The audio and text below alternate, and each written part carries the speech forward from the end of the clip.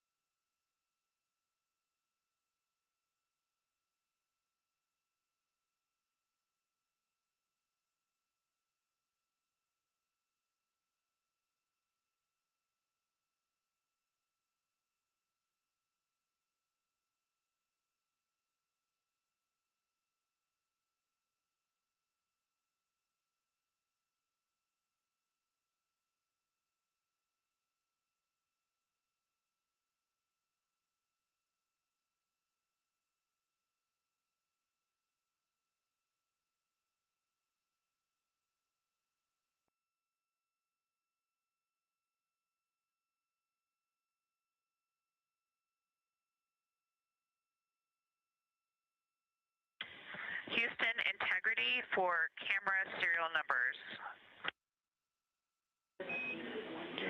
Ready to copy.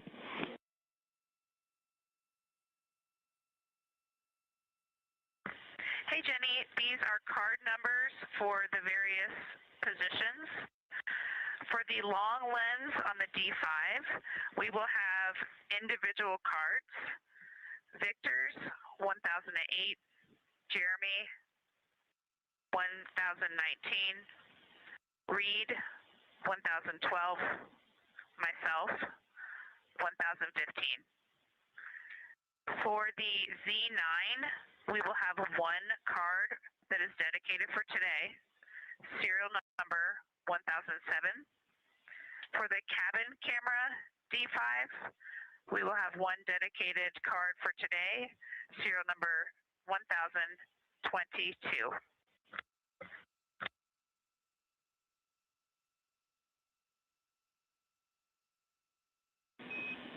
All right, Christina, we copy all. Thank you.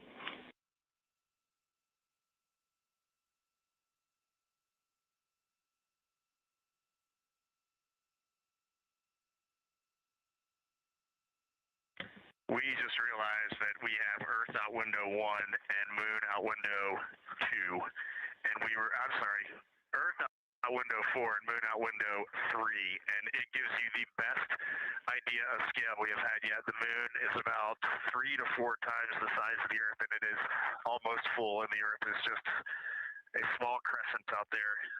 It's magnificent. I got a picture of it with the wide lens. Such a majestic view out here. Amaze, amaze, amaze. Thank you, Reed.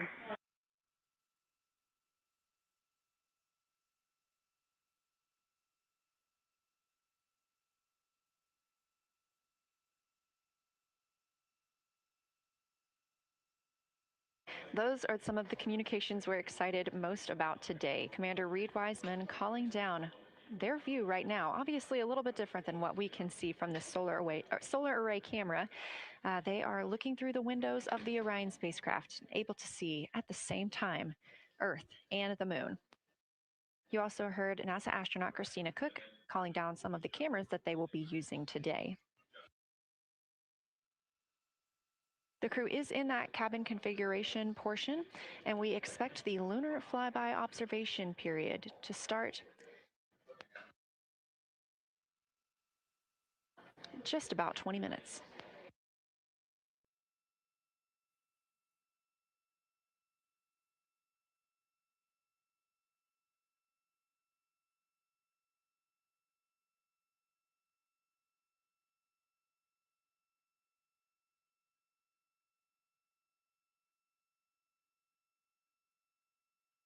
Checking in on Orion's distance and speed, they are currently traveling 1,071 miles per hour, 249,159 miles away from Earth, 11,293 miles away from the Moon, and continuing to grow closer. At closest approach to the Moon today, the spacecraft will be just about 4,070 miles away from the lunar surface. This will be during our loss of signal with the crew as they travel behind the Moon, and we will await their return to get the official number for you for how close they come to our lunar neighbor.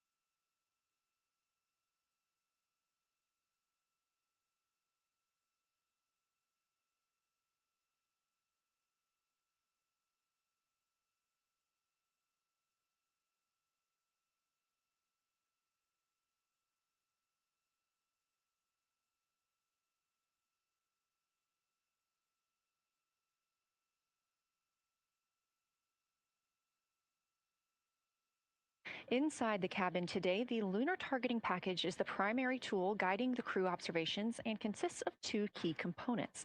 The lunar geography review helped the astronauts study major lunar features in advance and help learn how to orient themselves during the flyby. Because, of course, the moon is not actually labeled like it appears here when we look at this map.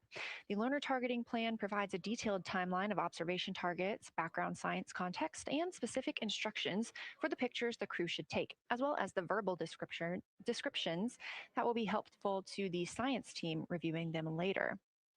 This is a screenshot from their lunar targeting package and a screenshot specifically of that lunar. Integrity for attitude.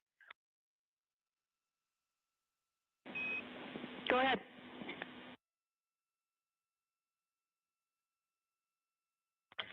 Hey, Jenny. Understanding we are in final attitude now for the lunar flyby, would it be possible to pitch the vehicle down 5 degrees? That would allow us to get the D5 long lens flush and have the least amount of window distortion.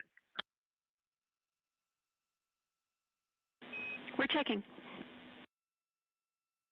That call from Christina Cook, NASA astronaut and mission specialist on Artemis II.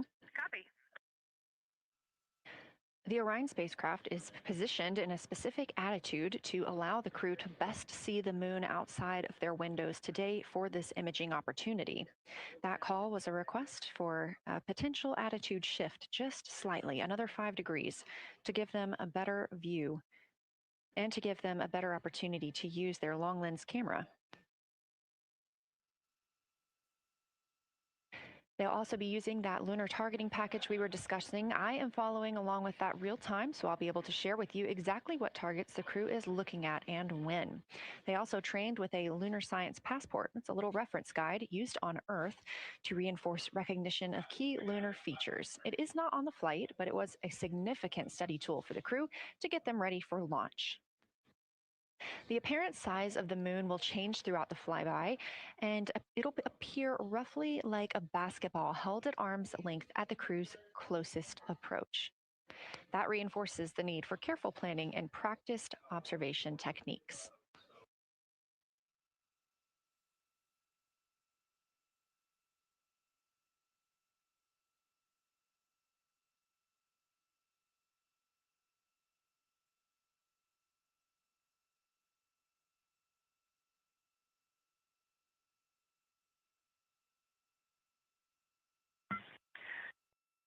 Houston, integrity for timeline. Go ahead.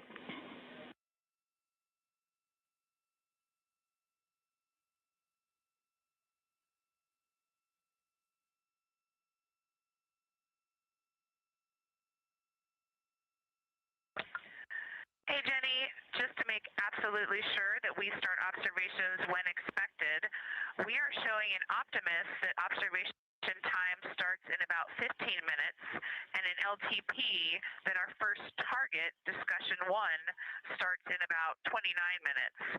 Can you confirm you'd like us to start discussion 1 in 29 minutes at 1900 GMT?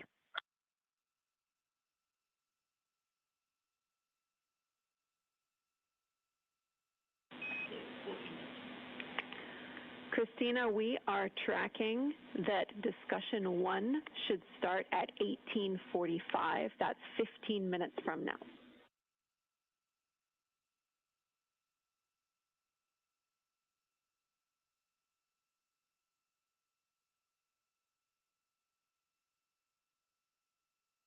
Okay, copy all. It may be a granularity issue with LTP, but understand that we start that observation in 15 minutes, and I bet when we get there, the green line in LTP will match the start of the white band for discussion 1.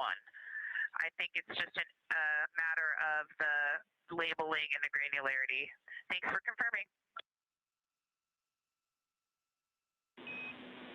Copy, and we'll look into that a little bit more on our side as well.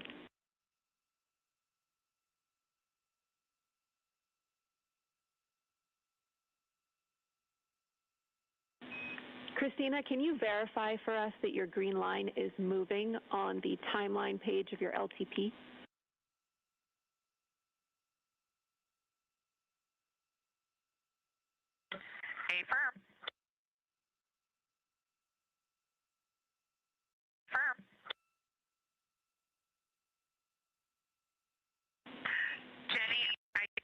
we're good. Looking closer, I see the labels are just not aligned with start or end times of the white visible bands. It fully makes sense now, so I think we are all set. We'll look forward to starting some observations in about 13 minutes. Copy. Thanks, Christina.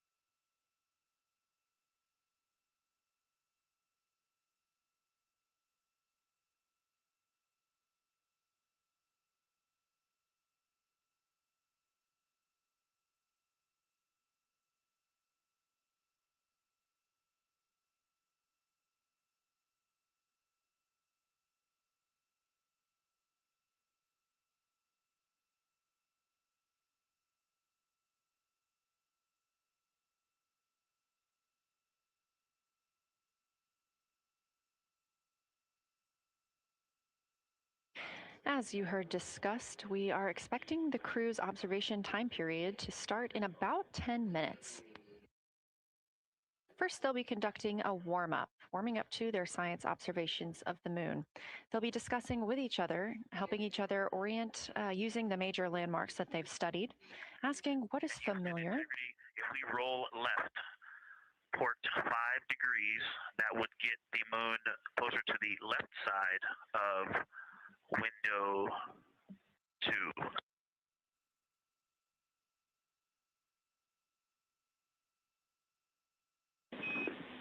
Copy, Victor. We'd like to know if it's pitch and roll or one or the other.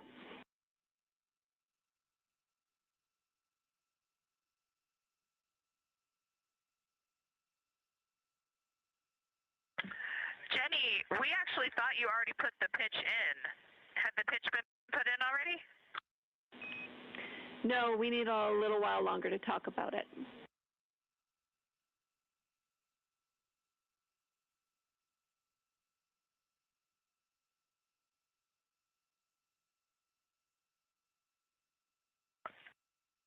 So, Jenny, I guess what's happening is just as our orbit's changing, where it is in the window is changing, so maybe these fancy little adjustments aren't worth it. It's going to continue to move in the window. Or is the spacecraft going to keep the moon at the same point of the window if we adjust the attitude? I assume the previous.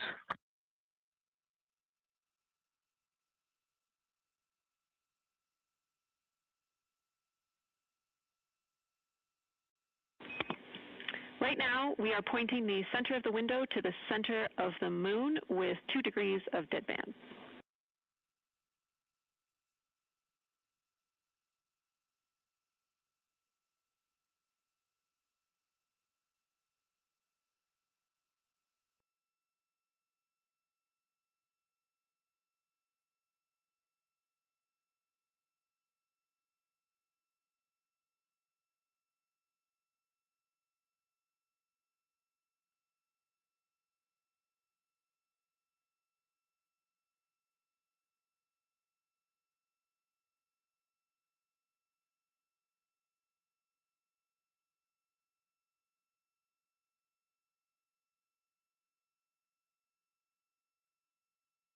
The conversation you hear happening now between the astronauts aboard Orion and Artemis Mission Control here at Johnson Space Center in Houston, Texas. They are in the center of your screen, seated at the CAPCOM, or Capsule Communicator Console.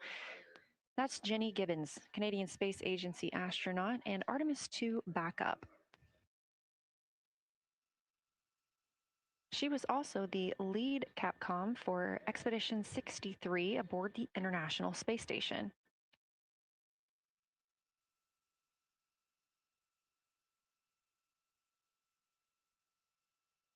The crew is requesting some attitude changes to the spacecraft to allow them to better image the moon, our priority for today. Of course, those have to be discussed on the ground before they are put into work aboard the spacecraft, so the team is taking some time to do so.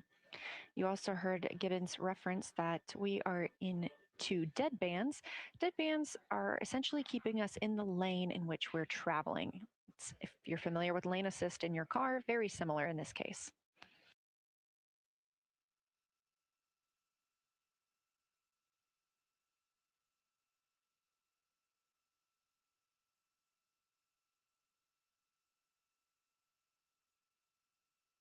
We are now 10,870 miles away from the moon, traveling 1,066 miles per hour and 249,390 miles away from Earth. Again, we recently surpassed the Apollo 13 distance record of farthest humans have ever traveled. And upon calling down some words during that milestone, Canadian Space Agency astronaut Jeremy Hansen noting that he hopes that this record that they are setting today is soon broken by future explorers.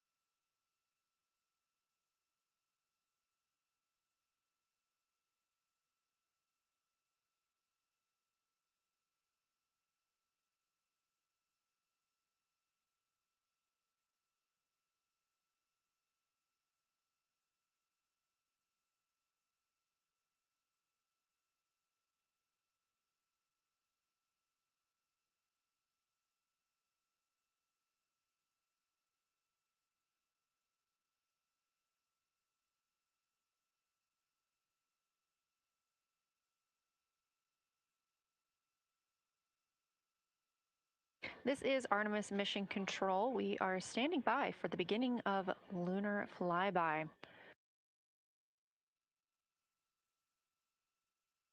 Expecting that to start in just a few minutes when the crew will begin a warm-up discussion, preparing for the day.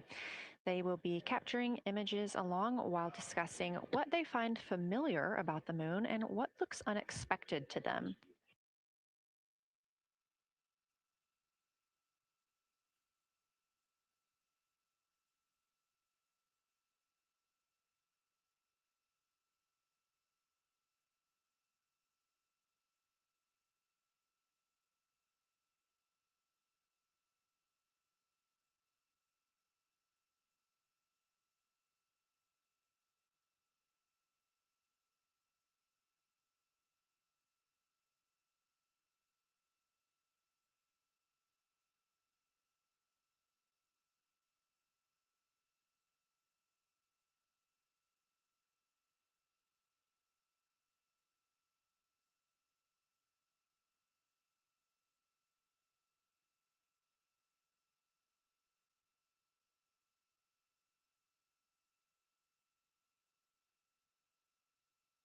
Again, just minutes away from the official start of lunar flyby, or when it is timelined for the crew. We are currently 10,726 miles away from the moon. This view on the left side of your screen coming from the camera on one of Orion's solar arrays.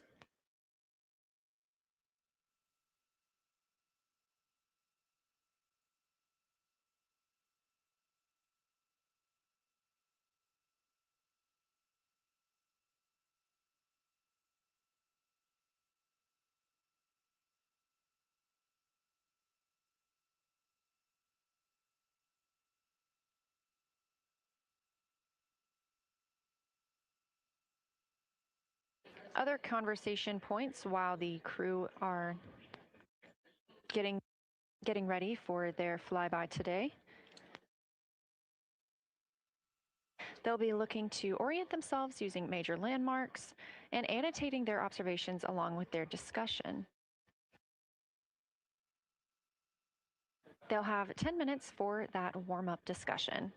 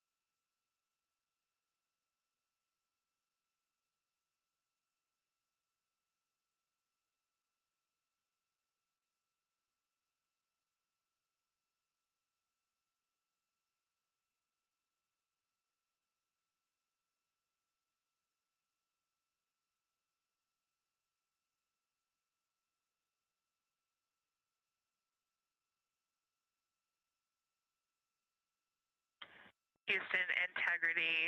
We have two folks at the window deep in discussion talking about all of the awesome features that they're seeing. We just had a huge moment realizing that Hertzsprung is about the same size as our incredible Oriental. We're really excited about this target that's kind of new to us. We're orienting on things like how we talk about albedo, finding some of the prevalent things that we're used to from all of our training, and just overall taking in this view. We also are noticing that the moon is still getting noticeably bigger as we go, even when you're watching it continuously. It's great to see these two guys get warmed up.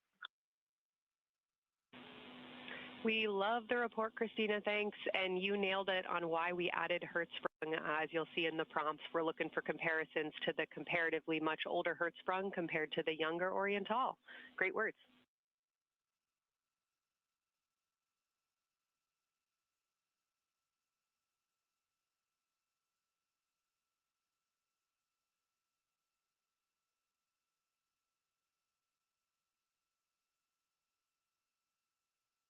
This is Artemis Mission Control. That was the voice of Dr. Kelsey Young speaking with the astronauts aboard Orion as they begin their observation period and lunar flyby. NASA astronaut Christina Cook reporting their view of Hertzsprung Basin. The team here is looking for centered images of the basin at a full zoom, and they're hoping that the astronauts can image and describe the inner and outer rings. This is considered a degraded basin with a floor, rings, and ejecta compared to a younger Oriental basin.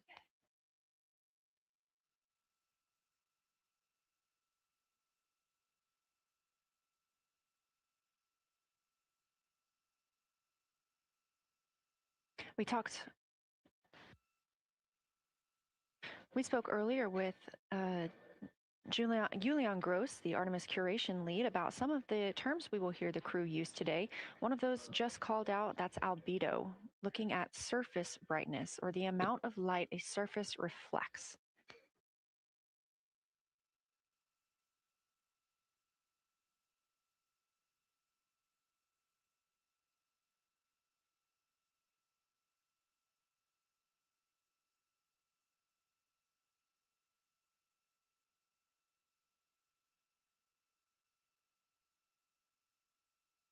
A few more terms that we hope to hear today during the crew's sit-reps or situation reports include embaying. This refers to one feature that surrounds another. That usually is a higher relief feature. Houston Integrity, one report from the crew at the windows. We can actually see the moon and Earth at the same time right now. It's interesting because the Earth looks way brighter, so the Earth itself seems to have a much higher albedo than the moon. We think this is independent of our eyes focusing because, of course, the Earth is much smaller than the moon in our view. So you could think that your eyes focus for the darker sky, and that it means that it only has apparent brightness more than the moon. But since we're seeing both in the same view, we do think that this can be inferred as the Earth as a whole has a higher albedo.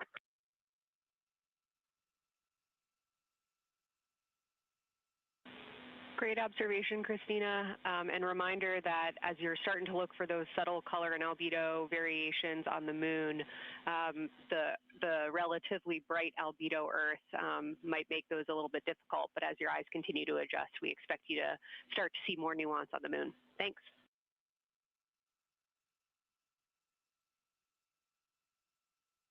Great call. Thanks for the reminder. We're all going to be experts in lunar terminology by the end of the day. Another one we expect to hear is mare. These are dark regions paved or filled by volcanic deposits. You also can hear them called seas, oceans, lakes, or marshes, or other bodies of water.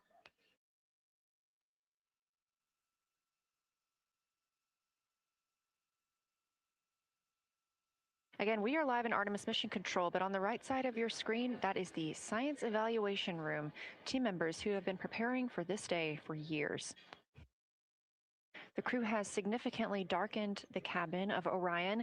This allows them better views outside the windows and fewer reflections from inside.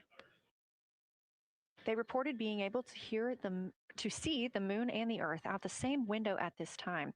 We are really hopeful to get those photos. Right now, this view on the left side of your screen coming from a camera mounted on one of the solar array wings on Orion outside the spacecraft. The crew is equipped with 80 to 400 millimeter zoom lenses.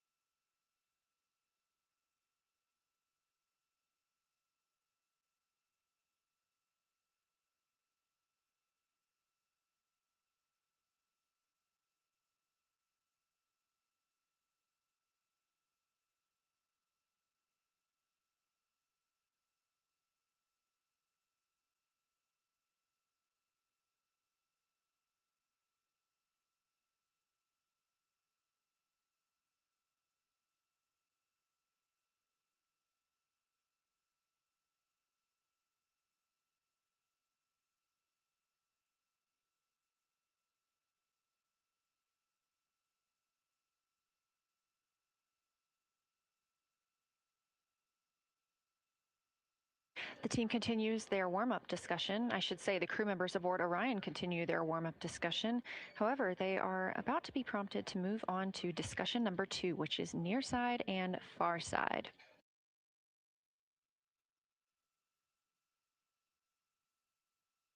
some of the things that they are looking to capture, the ground has prompted them to photograph anything that stands out to them and to compare the near side versus the far side mare in color, albedo, topography, and texture. They also want the crew to compare the appearance of rayed craters in the near side mare versus in the far side highlands. Of course, a reminder that some of the items that the crew, or some of the landmarks the crew are seeing today, is the first time that humans have ever laid eyes on those portions of the moon.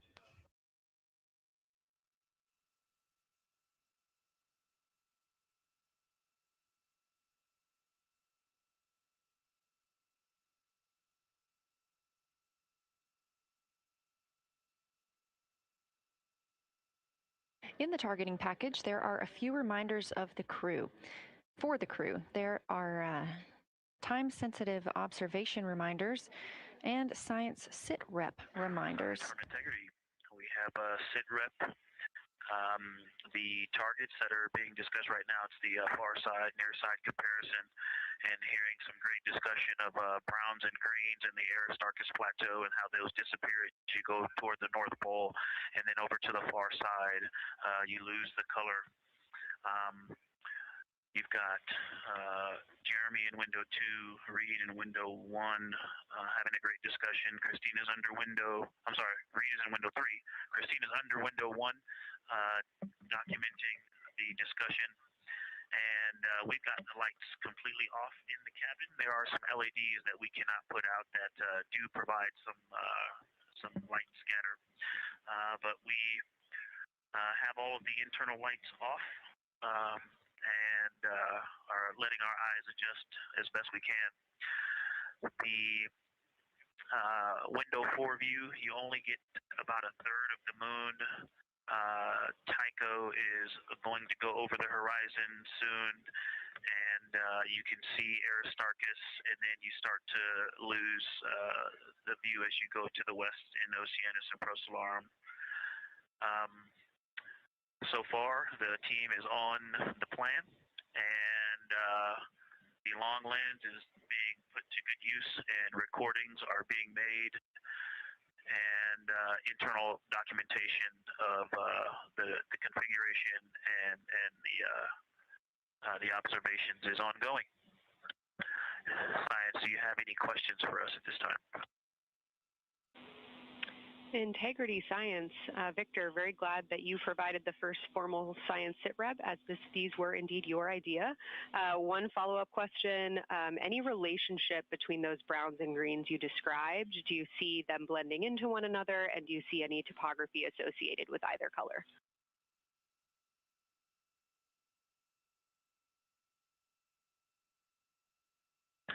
I don't want to bother the window team. I just heard that, overheard that, and so I'm sorry I don't have that detail yet. I will eavesdrop and see if I can pick that up. I will try to answer that at some point. I also heard a comparison of the albedo in Aristarchus, that crater, the very high albedo spot. You can see it on the near side. There is a feature called, I believe,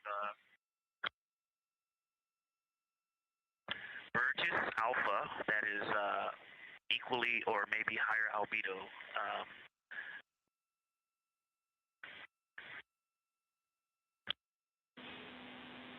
I apologize for the gaps. I'm trying to listen and talk at the same time, but I will try to get some more information to correlate those colors from Aristarchus for you. Understood, Victor, and good call to not bug the window team. Really like the brightness comparisons to Burgess A. Really helpful for the science team. Keep them coming. Thanks.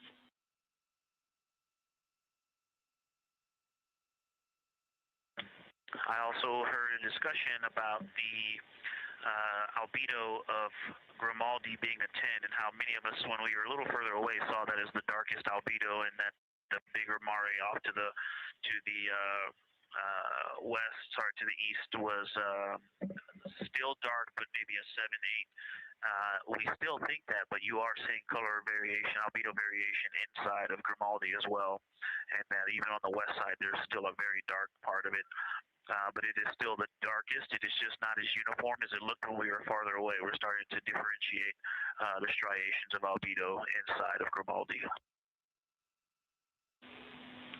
Copy all, Victor, and you read our mind. Superlatives like darkest, biggest are really, really helpful for us, so keep those coming.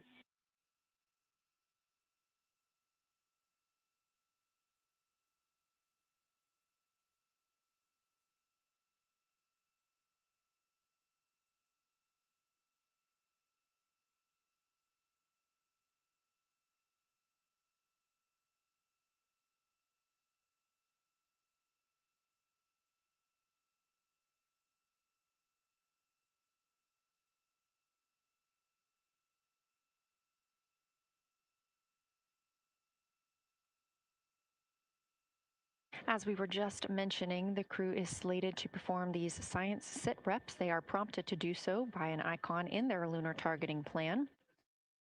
That one coming down from NASA astronaut and pilot of Artemis II, Victor Glover.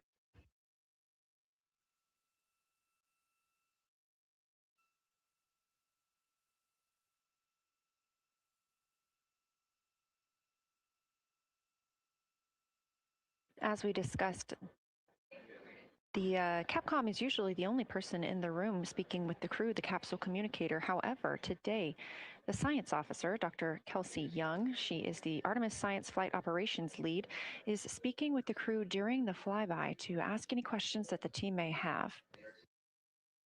To her right is Trevor Graff. He is one of 3 science officers. Those would be Kelsey Young, Trevor Graff, and Angela Garcia, who will also join us later for an interview.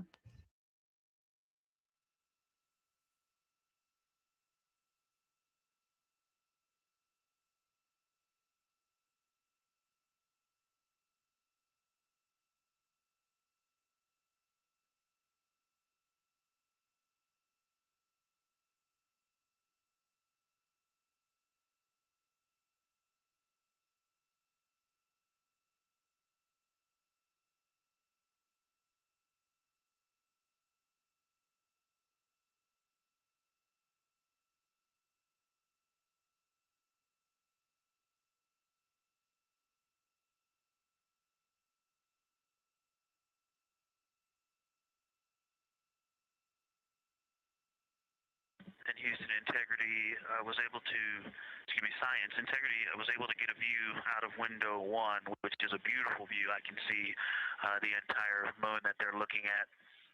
We left the T-shirt up there, so I was kind of peeking through the opening in the makeshift shroud there.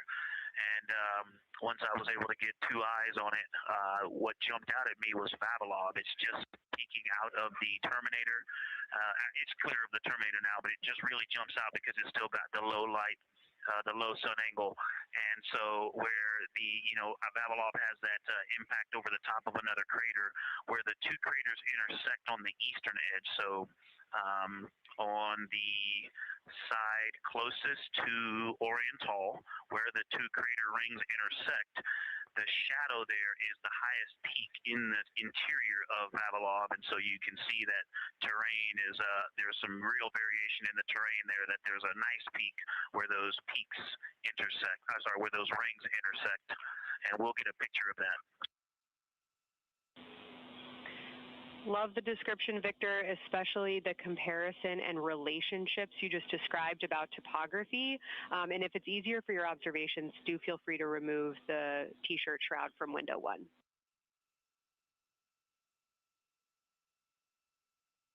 Yeah, absolutely. We will do. Thank you.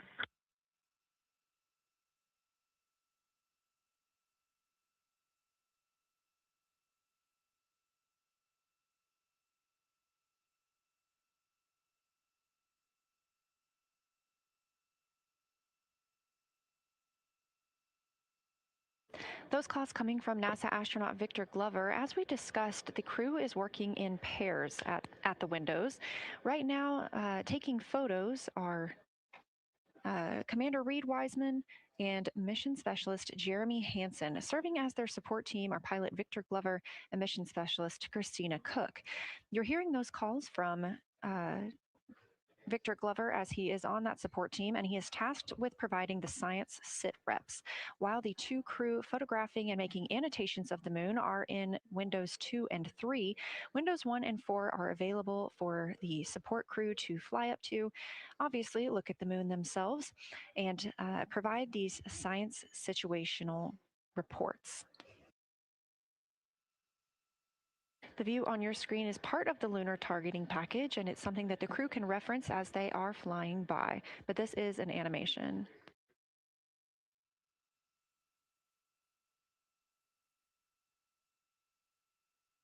You also heard Glover mention Orion. Orion is a major feature that the team is interested in today, and it's known as the Grand Canyon of the Moon. Until this mission, the Orion Basin had never been seen in sunlight by human eyes. Orion Basin and its surrounding ejecta could fit within a straight line distance from NASA's Johnson Space Center, where we are at today, to a Kennedy Space Center.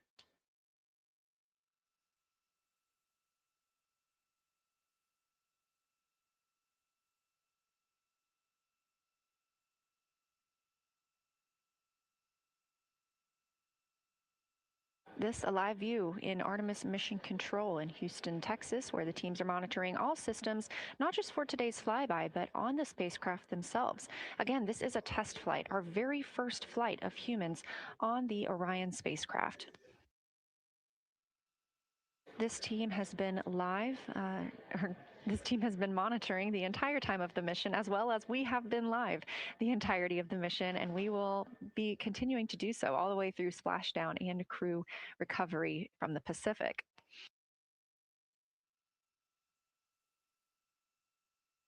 This is a visualization from ARROW, the Artemis Real-Time Orbit website that you can also access at any time by visiting nasa.gov/trackartemis, showing us that we are now under 10,000 miles from the moon, 9,948 to be specific, and continuing to count down.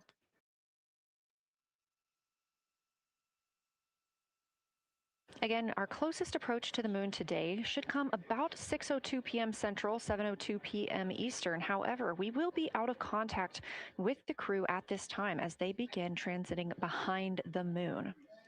At that time of closest approach, the distance from Orion to the lunar surface will be about 4,070 miles.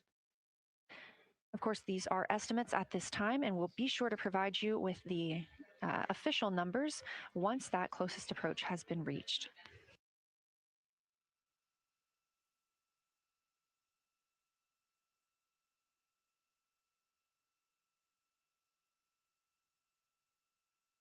This shot live inside the Orion spacecraft, where our 4 crew members are continuing with their lunar flyby activities. They have just begun those activities really about 20 minutes ago, so we've got several hours of moon view opportunities. This is still a live view inside that capsule. However, you can see just how dark they have turned down the lights. Actually, they've turned them all the way off. There are a few LEDs that they cannot power off, but turning down these lights gives them better views outside of the spacecraft's windows while they photograph the moon. This also prevents any reflections from inside the spacecraft bouncing up on the windows and interfering with their photography.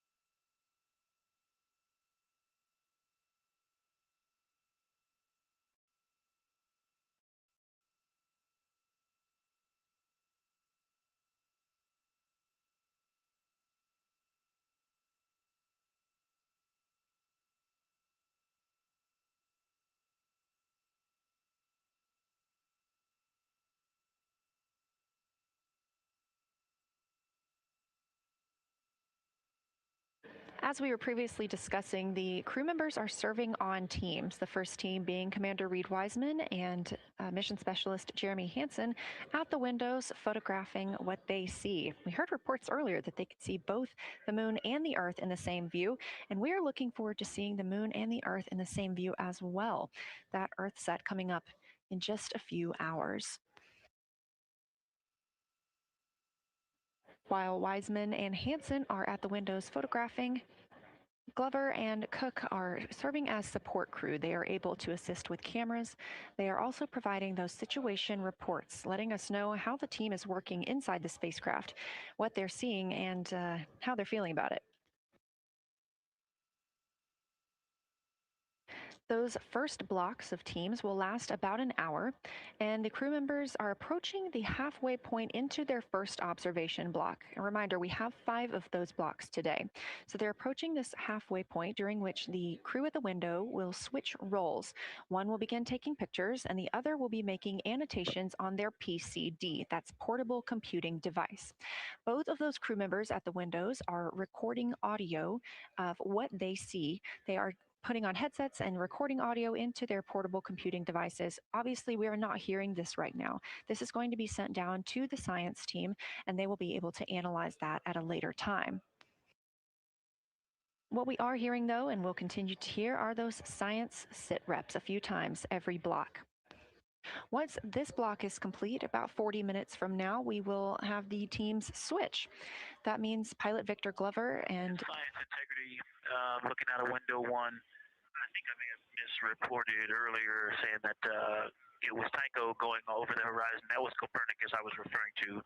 Apologies. It was Copernicus is what is farthest bounding to the east, and that is now like on the horizon or just past it. And Korolev is now a few degrees from going over the horizon. And then, next it'll be Aristarchus Plateau. And so on the west, we are getting a much better view of the Terminator. Looks like we have about 80% illumination of the moon. And Vavilov and 1 Vavilov diameter to the west is where the Terminator is right now. And so other features are starting to peek out there. The center of the illuminated part of the moon is to the lower part is Oriental, and just around Oriental, a lot of light structure is starting to show up. A lot of high albedo, similar to the feature I cannot remember, just alpha. And Aristarchus type high albedo in the ring. So when you look at the interior ring and the external ring, it's almost as if the edges are starting to dry up and turn white. If it was something that was wet and got dry, the edges would be the part to dry first. You just kind of outline all the topography in the interior of that wall is like it was dusted with chalk or started to dry, or maybe dusted with snow. If this was the Earth, I would say there was snow dumped on some of the ridges on the interior of the rings of Oriental.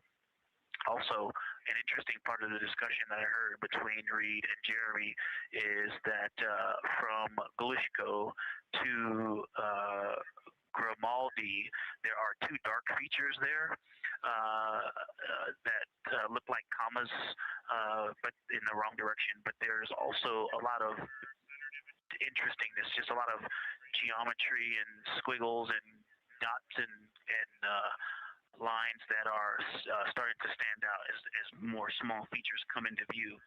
And there also is a lot of variation in albedo. In some of those, the 2 dark features, for example, have on the southern edge of the larger one, the one that's further to the south, there's a very dark, the 1 albedo, like the southern and western part of Grimaldi. And the one to the north, closer to Glishko, is also that same dark albedo. And then around them, there are some very high albedo spots just to the north of the southern one, and just to the west of the smaller one to the north. Very high albedo, almost approaching the 10, a 9 or a 10, like Aristarchus. and lots of little bright spots are just starting to pop up on in this view. To the north, as you look up at the North Pole, there is a very distinct crater with a lot of very defined central peak that is also 3 in albedo, and all of that area past it, going to the horizon, gets lighter and lighter, and is very, very high albedo. And I will go look and find the name of that feature if I can look that up. And then to the south, really getting some interesting geography and topography in the South Pole Aitken Basin. And the view of the South Pole is quite amazing. We've got some Terminator there, as well as the limb view, and there is a very distinct crater right at the South Pole. And I'm going to go look up, I don't believe that is Aiken, but I'm going to go look up the name of that one because it's also giving a lot of good topography due to the shadows that I'm seeing. But that's, I was trying to bound the view that I'm seeing for it and got distracted by all of these interesting albedo variations that are popping up in the interior. But that's the view that we see just a Vavilov diameter to the west beyond is where the Terminator is. Just beyond, I think Copernicus is the easternmost feature that we can see.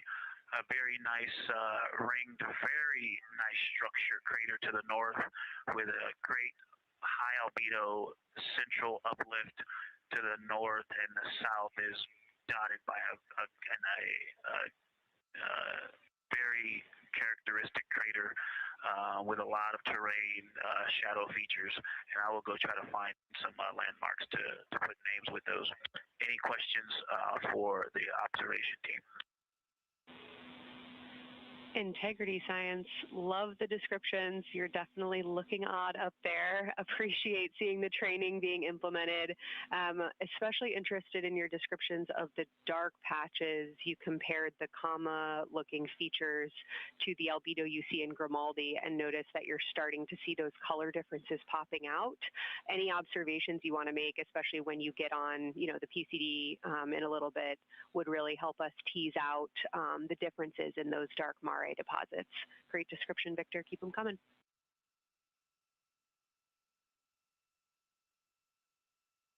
Absolutely will do, and I know you've got descriptions on both of the window observers right now as well.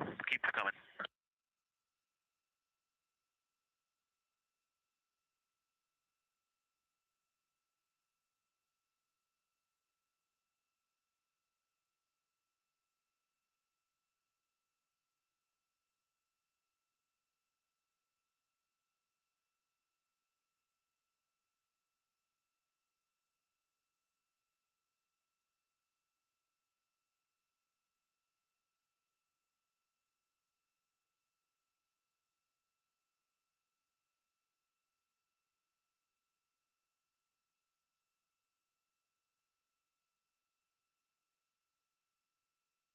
Great evidence of how well trained this crew is by the science team. NASA astronaut and pilot of the Artemis II mission, Victor Glover, calling down a situation report, noting several different features on the moon and such descriptions, even saying that it looks like snow on some of the peaks. Obviously, we do not expect that to be snow, but referencing that as some of the lighting on how it looks to the Artemis II crew from their current position.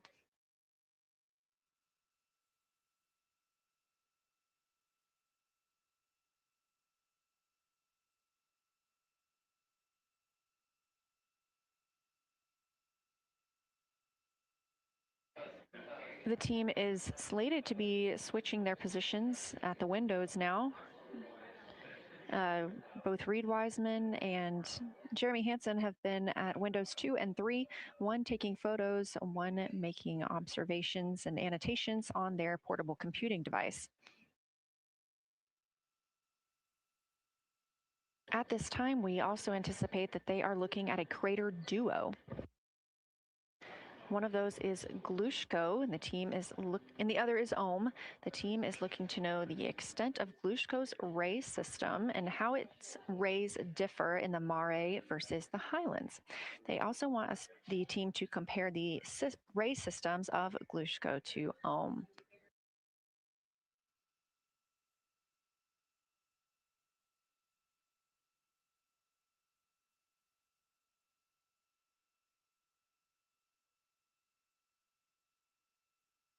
Ohm is considered a young crater.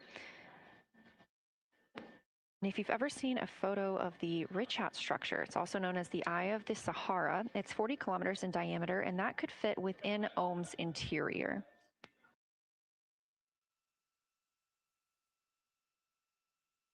The team is specifically interested in descriptions of that ray visibility, including the color, albedo. Remember, albedo is the brightness or the surface reflection, and the reach.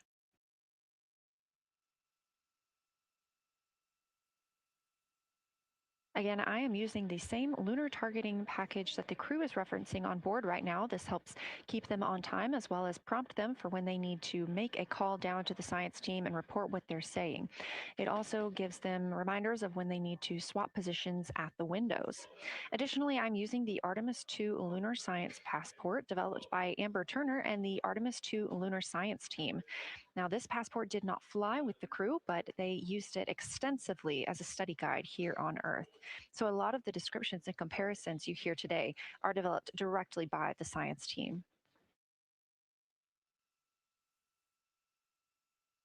We are now 4 days, 20 hours, and 43 minutes. Science, integrity, that crater to the north, that is, it's like we've got one in the north that looks like just a textbook crater, and one on the South Pole as well. The one on the north, I think, is Pythagoras. And what I wanted to highlight about that is it is either a very distinct central uplift or just a very defined area of high albedo.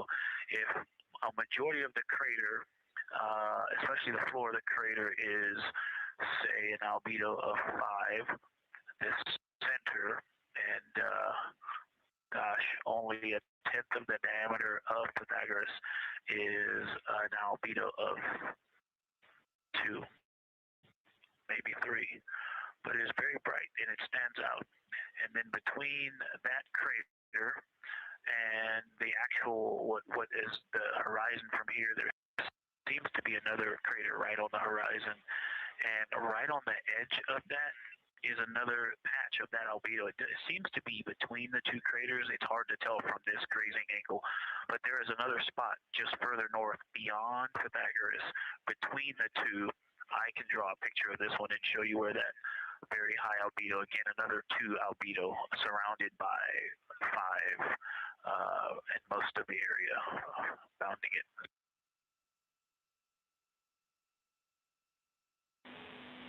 Integrity science, thanks for that. We agree with the Pythagoras assessment. And as a follow-up to your previous report, the SIR had questions about topography comparisons between the North Pole and the South Pole of the Moon, if you're willing to provide words on that.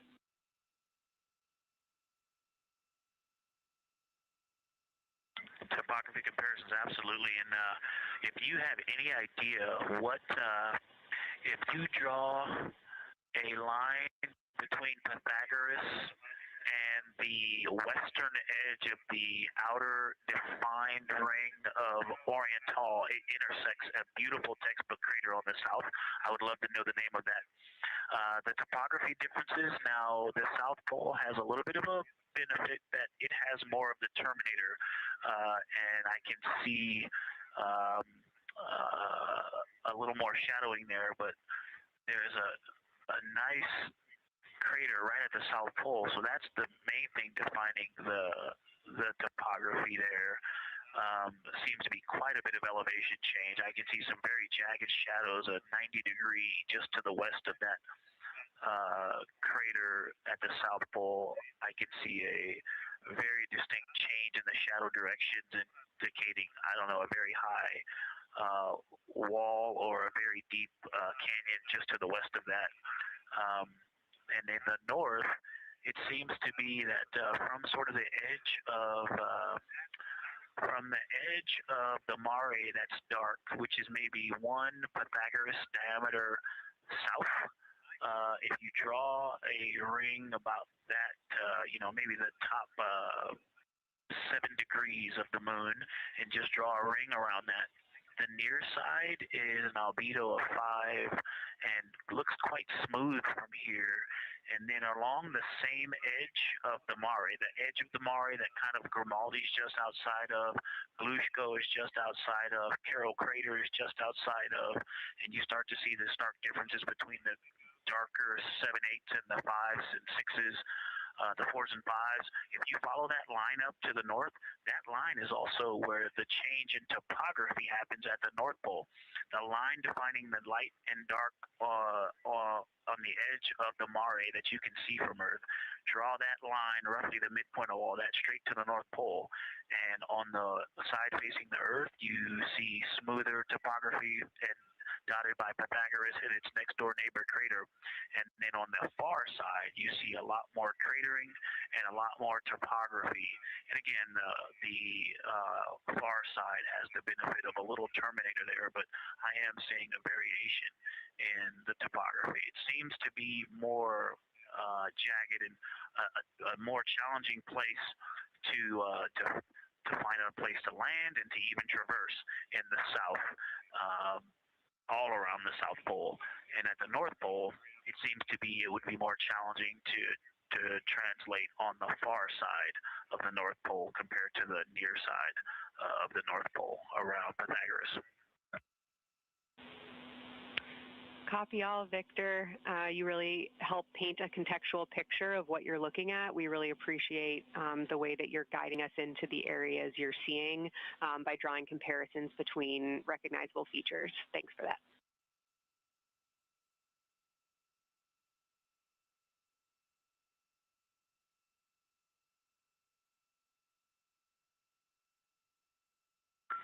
And Kelsey, another little science sit rep moment, something I just heard from the window team is the more I look at the moon, the browner and browner it looks. I thought that was an interesting observation.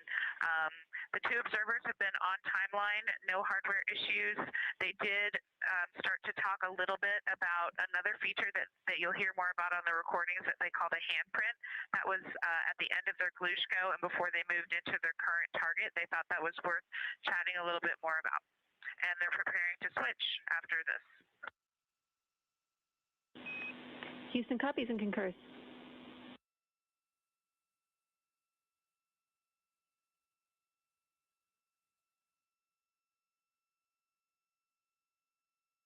Hey, Houston and Science Integrity, another just observation from the human.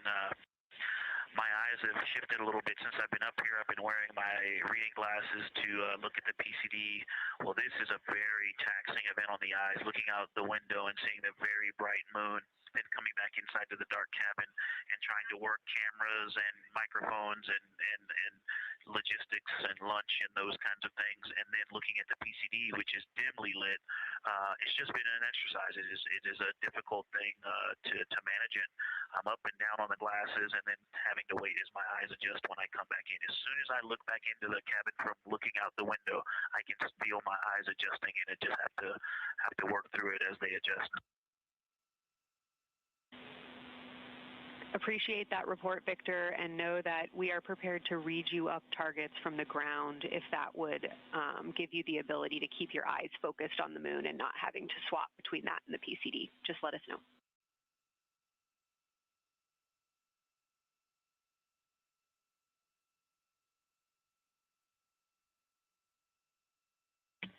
Yeah, we appreciate that, Science, and we will also do that for the window teams, and we'll back each other up that way as well. But we appreciate that. We may take you up on that. Thanks.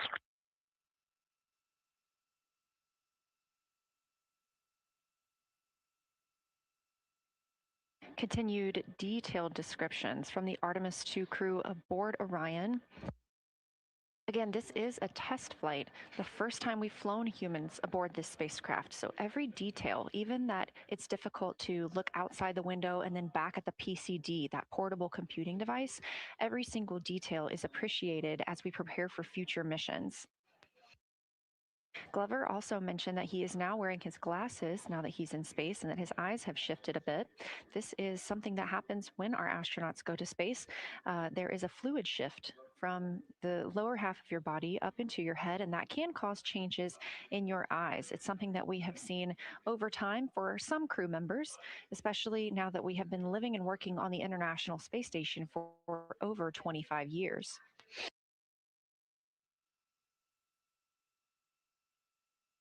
Again, it's clear that these Artemis II astronauts have undergone extensive lunar science training, including classroom instruction, fieldwork, and high-fidelity simulations.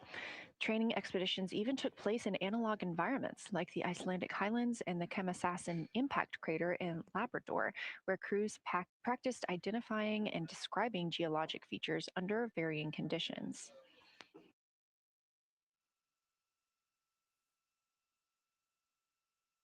Additionally, here at Johnson Space Center, Orion mock-ups were used to rehearse crew choreography, including three-dimensional space management with an inflatable moon globe to simulate the flyby.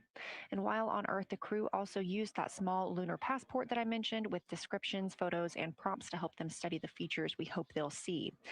Now, this is a view from their lunar targeting package at this time, helping them determine what they're seeing on the moon, as well as on the left, keep up with what their next target will be. As you can see, we have got a long list and an exciting day ahead of us.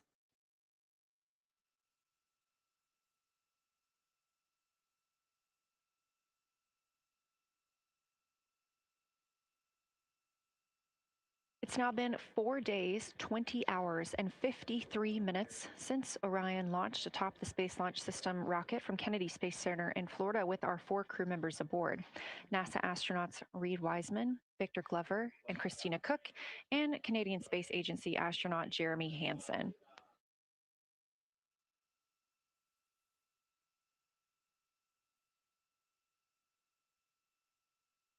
The Artemis II crew passed a major milestone today when they passed the Apollo 13 distance record at 12:57 p.m. Central, 1:57 p.m. Eastern. That Apollo 13 distance record was 248,655 statute miles from Earth. And Houston, another observation, whole moon. When you look at the moon, something I've never seen in photographs before, but is very apparent, all the really bright new craters. Some of them are super tiny. Most of them are pretty small. There's a couple that really stand out, obviously. And what it really looks like is like a lampshade with tiny pinprick holes and the light shining through. They are so bright compared to the rest of the moon. We copy, Christina. Thank you. Looks like you guys might be doing it, but remind you to swap positions at the window and take your SD cards with you. We're loving everything that you're calling down, so keep it up.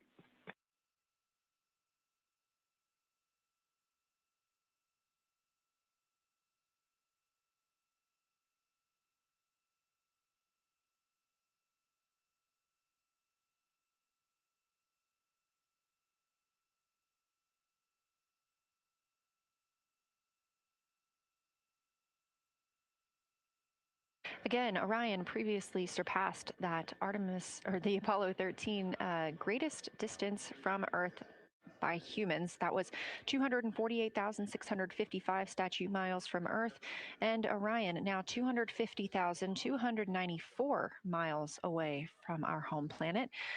The spacecraft is 9,033 miles away from the moon and growing ever closer. At its closest approach, it'll be about 4,070 miles away, and we will make sure we confirm what that distance ends up being. This is an approximation and an estimate ahead of that moment. We're anticipating them to make that closest approach at 6:02 p.m. Central, 7:02 Eastern, when they are in a loss of signal, transiting behind the moon. They will be the first humans in over 50 years to fly behind the moon and lose contact with Earth. We will regain that contact about 40 minutes later as they reconnect to the deep space network, emerging from behind the moon, and we will look forward to seeing an Earthrise.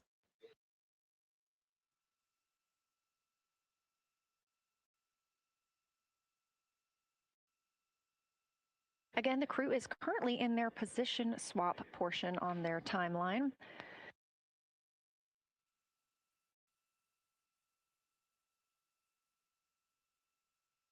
This allows crew members the opportunity and the experience of all roles necessary during today's flyby.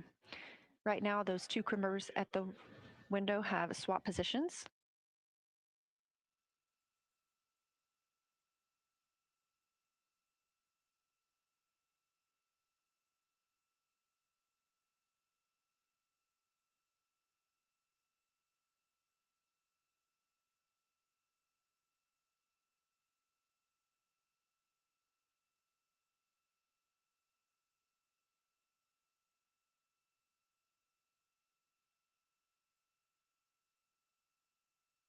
Again, the crew at the windows swapping positions.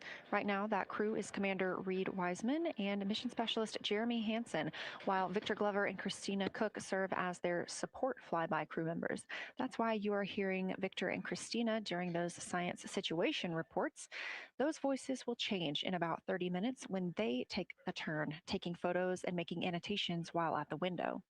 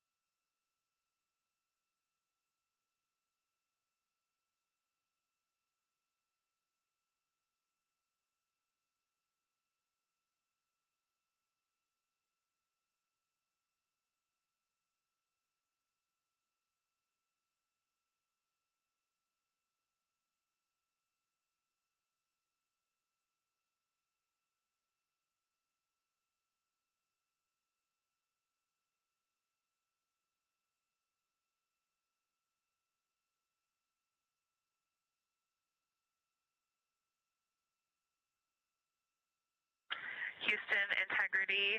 I wanted to provide an observation or a little bit of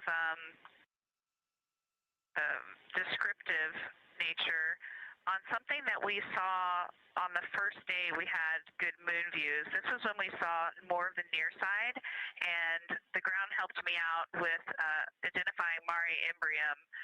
Mare Imbrium, when you have the western limb also in view, looks completely different than the normal view we have of the near side. It is the most striking feature of the western limb view that we had.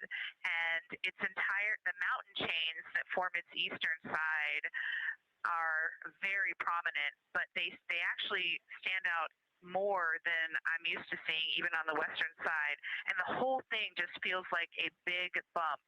It actually looks like a large healing wound with a high albedo forming the mountain chain around the impact basin.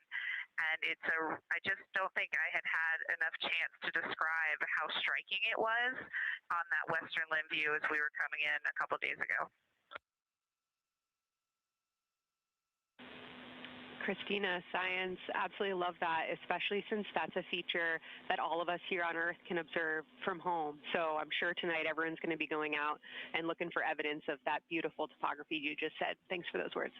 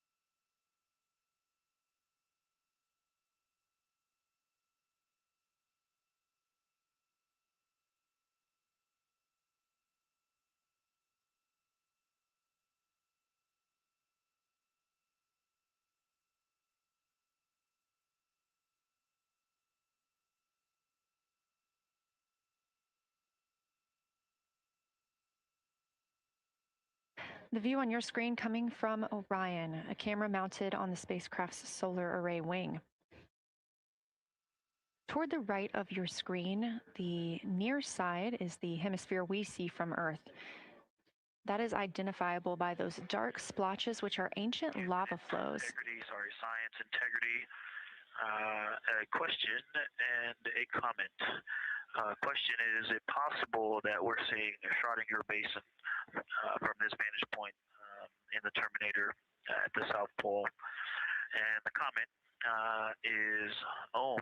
The rays coming out of Ohm are less distinct. We are not seeing the bright rays coming out of it, but the sort of 9 o'clock wedge that is formed by the change in albedo from the interior portion that is to the northeast to the surrounding lighter mare that's 270 degrees to the west. That 90 is very distinct and interior. You got some great descriptions from the two at the window about the colors in there, but in that darker part, in that wedge, you've got some really interesting color, even though the rays, the distinct difference in the albedo almost look like rays, but it's not the rays coming out. It's the just change in that albedo. Integrity science, that is very intriguing. Those color rays coming out of Ohm rather than sort of albedo. And as answer to your question, we do not think you can see Schrodinger. It's in darkness as of now. But thanks for that Ohm description. And it sounds like the pair at the window's got great descriptions that we're definitely going to dive into tonight.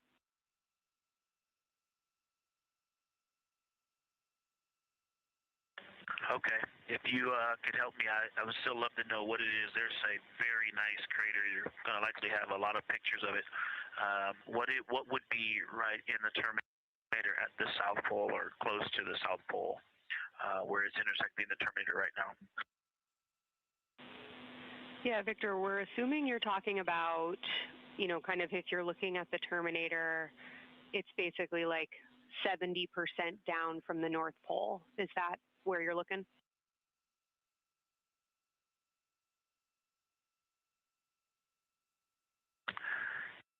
Contact, yes, that is where I'm looking.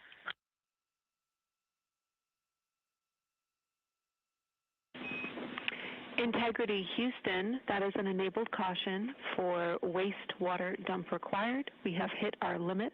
As expected, no crew action.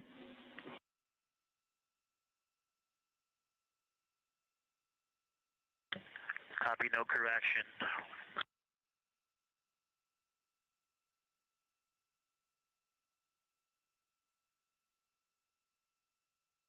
You are. And integrity science, we're trying to figure out what you're looking at there. Is it like right on the Terminator, or is it in the eliminated portion next to the Terminator?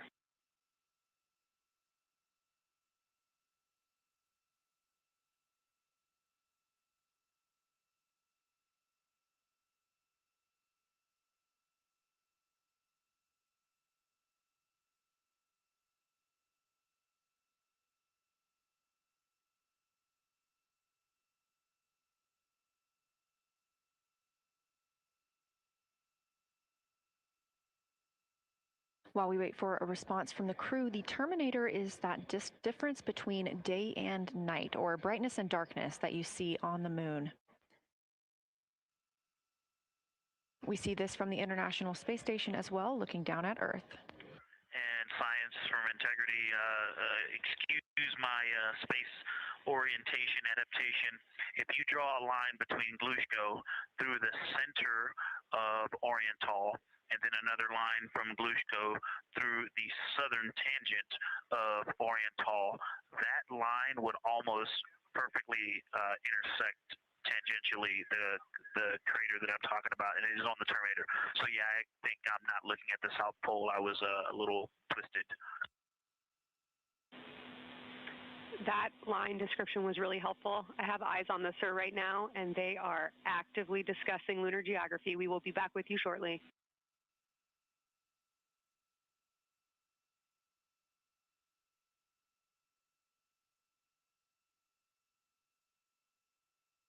You're hearing a couple of voices today in Mission Control Houston. One of those is Dr. Kelsey Young. Integrity science, we believe that's Zeeman crater.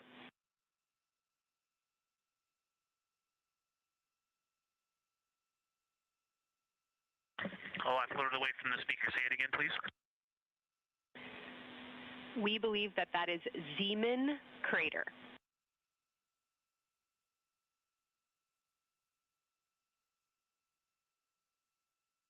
Zeeman. Okay, and can you say the first letter? I may be pronouncing that wrong. What's the first letter of that word? Zulu. It's Z-E-E-M-A-N.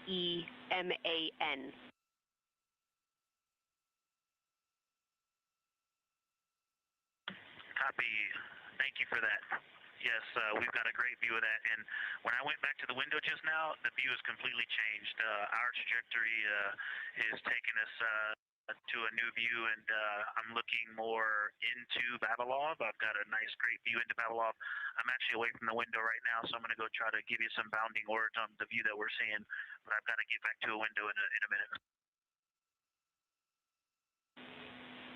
Understood, Victor. You're defining new views of the moon in more ways than one.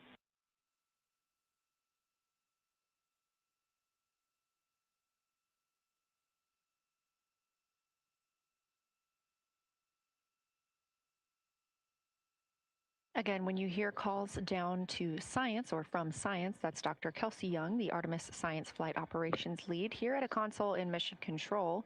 You also hear communications with the crew from Canadian Space Agency astronaut Jenny Gibbons. She is the Capcom for today. She is a backup Artemis II crew member. Those calls from pilot Victor Glover asking about a feature he was seeing, specifically a crater on the moon. Meanwhile, the team here in the science evaluation room was actively working together to determine which feature he was describing.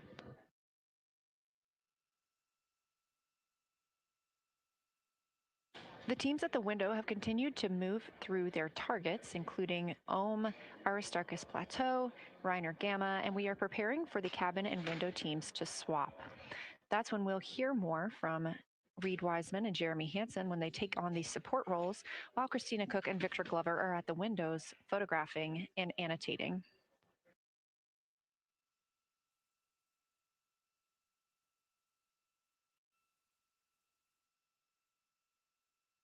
As we briefly mentioned, if you look towards the right side of the moon, essentially,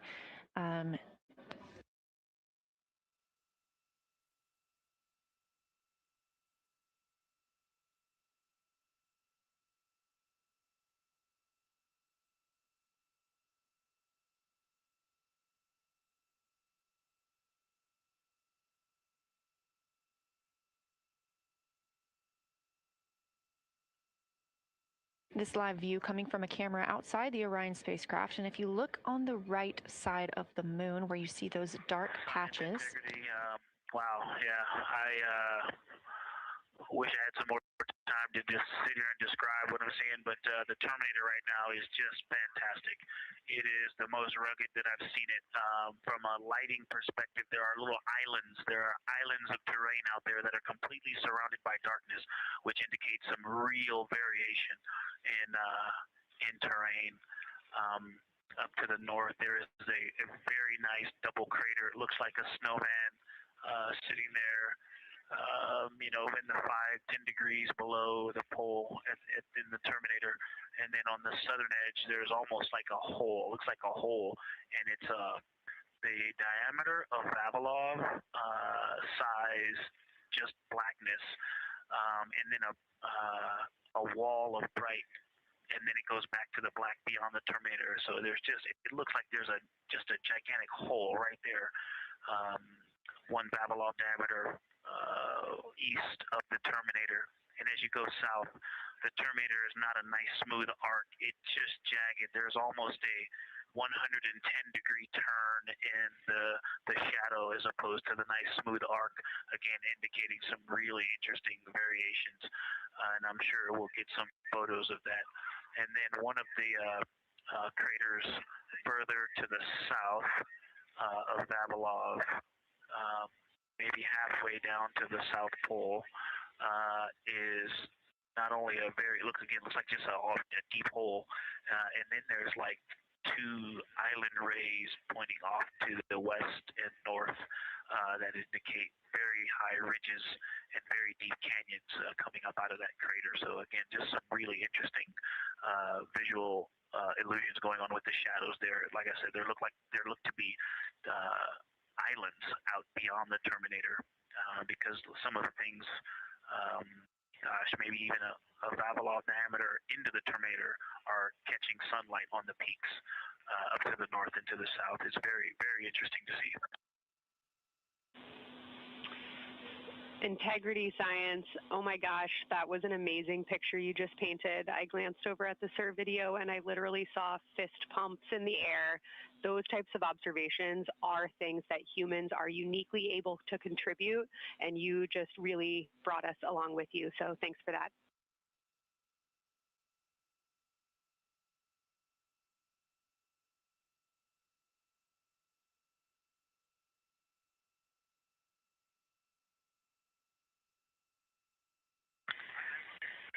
That's awesome, Kelsey. Did you get a sit rep updating you on a slight change in logistics for PCD use? Christina, this is Houston. We did not, but we will take it now.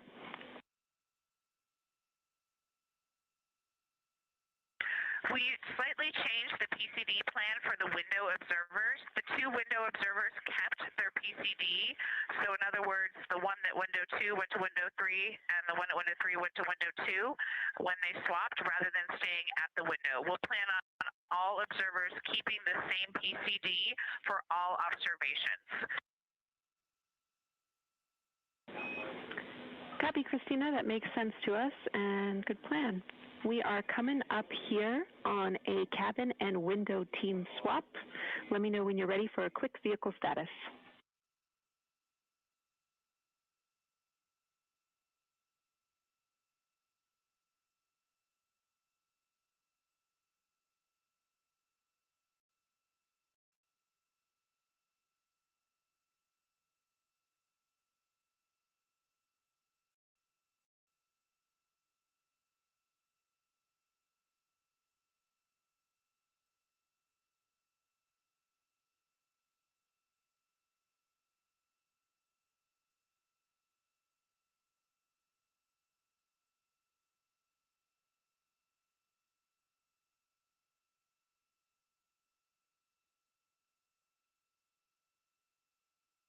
As you heard, science. Go for the vehicle system update. Howdy, Reed. We don't have much for you. We just wanted to let you know that toilet right now is no-go for use as we stick with the predetermined limit for now. All crew members, please use CCUs. Otherwise, Orion is looking very good. And you have 15 minutes in this handover time where we expect Victor and Christina to switch to the windows and you and Jeremy to be in the cabin assisting. Let us know if you have any questions.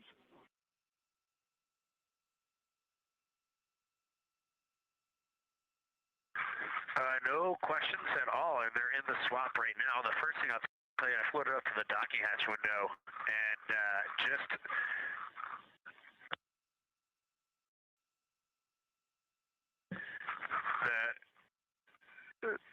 what I'm going to call the Mari around Orion just looks so different out the docking hatch right now. It's quite a bit darker. It's the same darkness, if not a little darker than Grimaldi, but it's cool after just being in the 400 mil for the last half hour, looking up close. I got pictures of everything Ike was just describing on the Terminator. It really is a fascinating Terminator. And then Orion just looks so dynamic right now. It's very three-dimensional out the docking hatch compared to what I was just looking at through the 400 mil. We love it. We are getting a sneak preview from one of our SAW cameras at what you're looking at, and we see some of what you're describing. We cannot wait to see your photos. Thanks.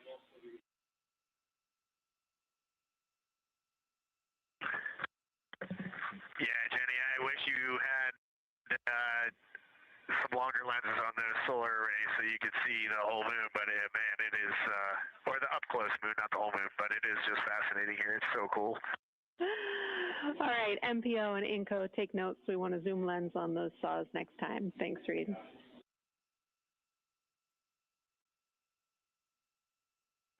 affirmative.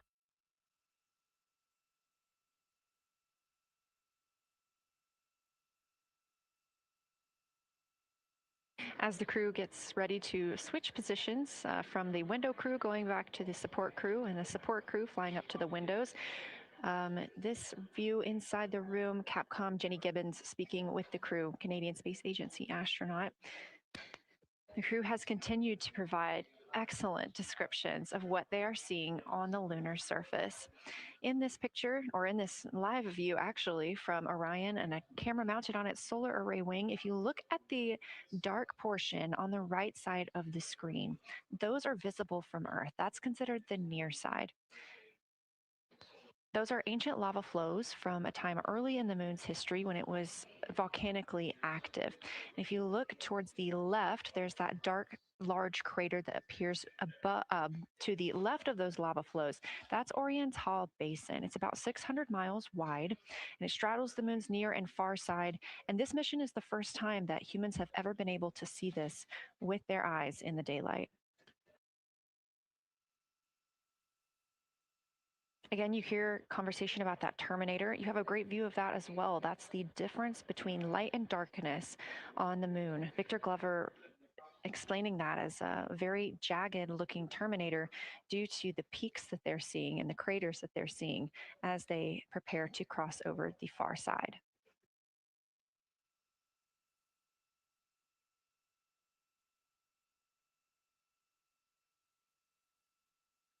You also heard science officer, the Dr. Kelsey Young, Artemis Science Flight Operations Lead, sharing with Victor Glover that his responses are truly something that only human eyes can discern or provide. So we've previously discussed how having humans observing the moon on this mission is being combined with lunar robotic data to help us maximize what we know about the moon. So part of that data comes from the Lunar Reconnaissance Orbiter, or LRO. This orbiter provides the robotic foundation that makes Artemis II lunar science possible. LRO has been orbiting the moon for 17 years, which makes it the longest operated lunar orbiter in history. And it's also the only American spacecraft dedicated specifically to lunar science and exploration. Artemis II lunar observations are designed to complement data like the detailed surface images from LRO. So while LRO provides those detailed high-resolution maps of the moon's surface, the Artemis II crew adds human observations that focus on regional context and relationships between features, giving scientists a larger geologic picture. Now, this combination of robotic and human observations strengthens lunar science. LRO delivers precise and repeatable measurements over long periods of time, while the Artemis II crew contributes real-time visual descriptions and context that robotic instruments alone cannot provide. The best description I've heard while preparing for this mission is to compare the difference in looking at the moon with your own eyes on Earth and trying to take a picture with a camera. The camera truly never does it justice, and it's much easier to describe and perceive what you're seeing with your own eyes than to take a photo.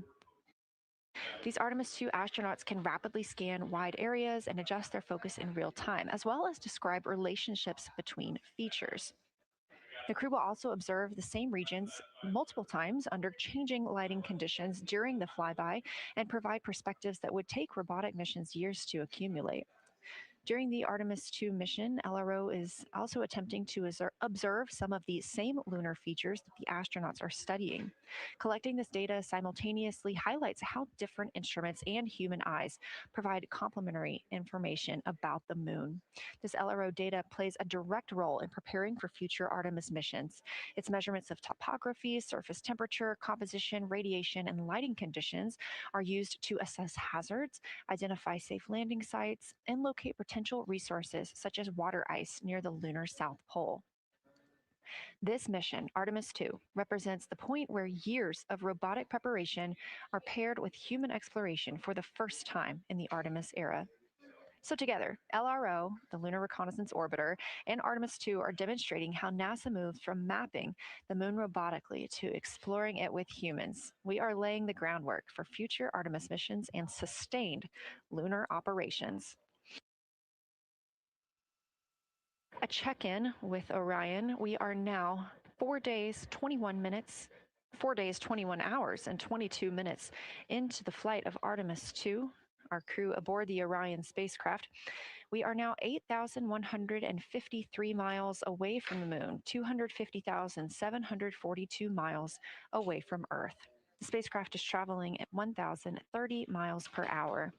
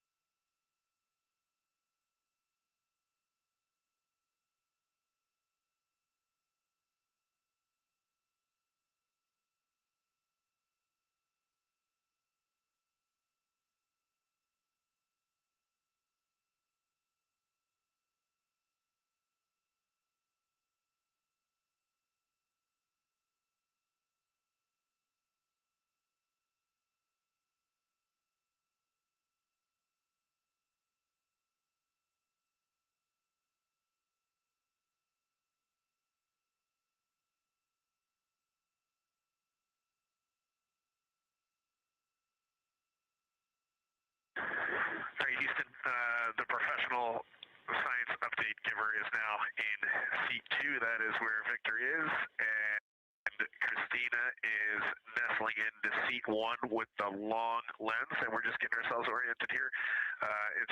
It's a cool view in the cabin. It's actually a cool view to be off the camera now and looking at my crewmates getting up to their observation post and looking in. It's super fun.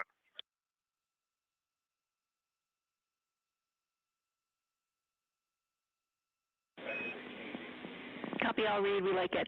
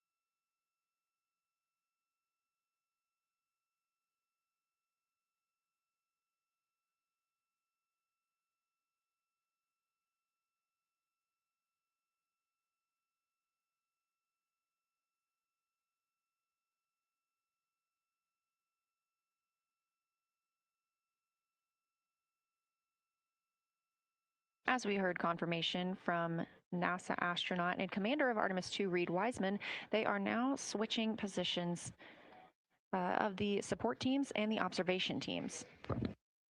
So initially, Reed Wiseman and Jeremy Hansen were at windows 2 and 3 in the Orion spacecraft, taking photos and making annotations in their PCDs, portable computing devices.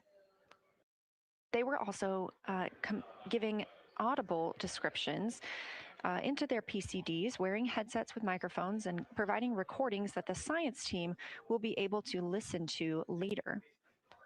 We were hearing from NASA astronauts Christina Cook and Victor Glover as they made observations as part of the support team.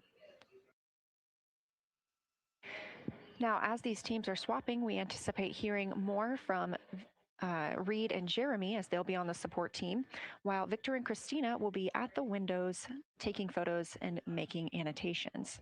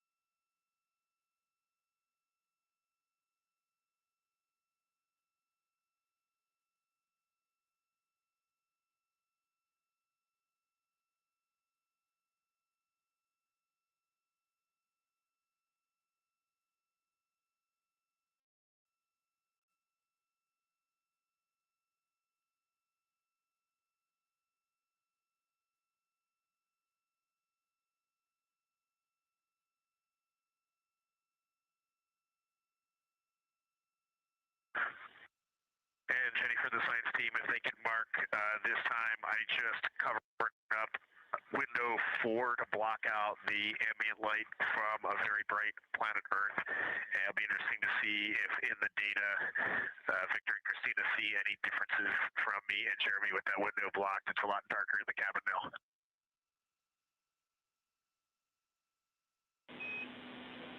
Copy, Reed. We're taking note, and we'd be curious too.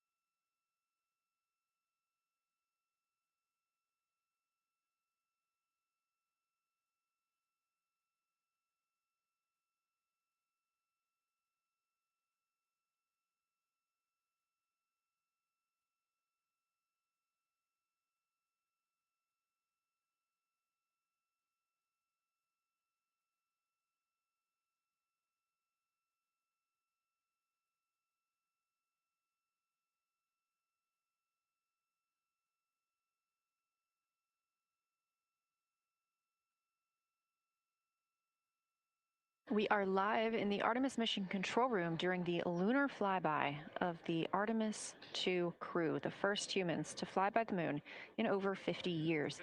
Orion launched 4 days, 21 hours, and 30 minutes ago atop the SLS rocket, Space Launch System rocket from Kennedy Space Center in Florida.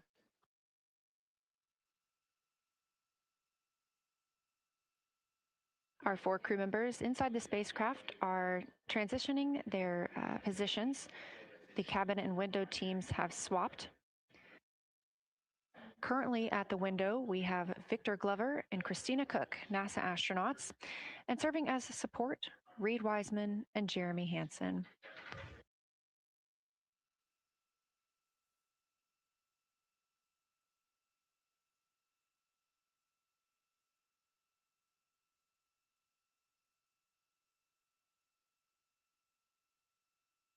For our crews at the window, they are using handheld Nikons with an 80 to 400 millimeter zoom lens. There are also GoPros on each of the solar arrays on Orion, and that's where this view is coming from right now. We have an interior camera of the crew as well, but they have dimmed the cabin lights. They've actually turned off the cabin lights to allow them to better see outside of the spacecraft. This also helps prevent any reflections from lights inside the spacecraft reflecting onto the windows while they are photographing the moon.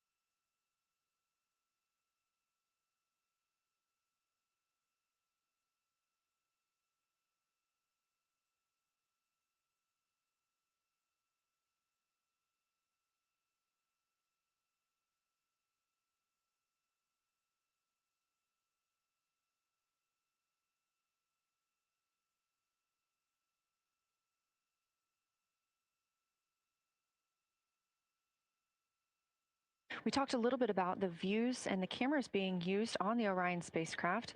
And again, we do have GoPros on the tip of each solar array wing. Now, the bandwidth is a little bit limited because having a crew on board, we do have to downlink a lot more data. That includes their environmental control and life support system. We are not the only data, this view that you see, coming down from the spacecraft. And so we do rely on sharing some of that with the other flight controllers in mission control. This helps the team monitor all systems aboard the spacecraft and ensure the safety of our astronauts.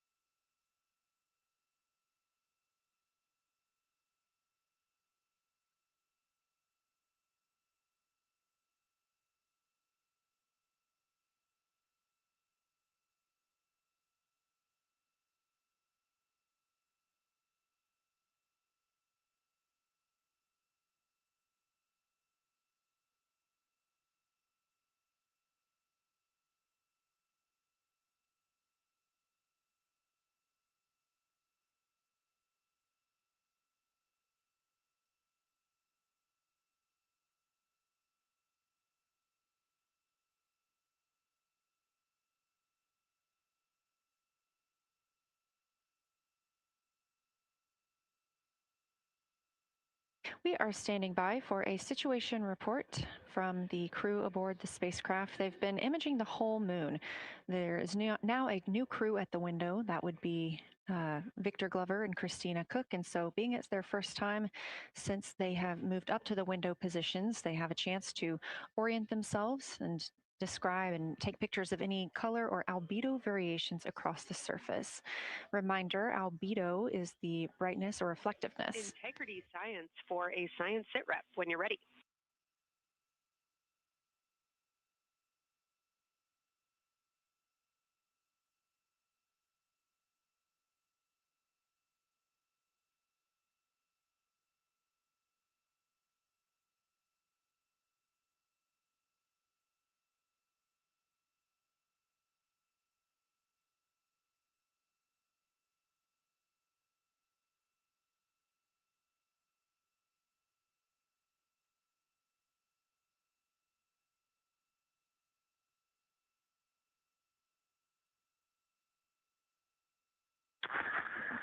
Houston Integrity, we have no external view of the moon right now for the floating crew members, so my only science sit rep is that we have Victor in window 3 doing observations and Christina in window 2 with the long lens.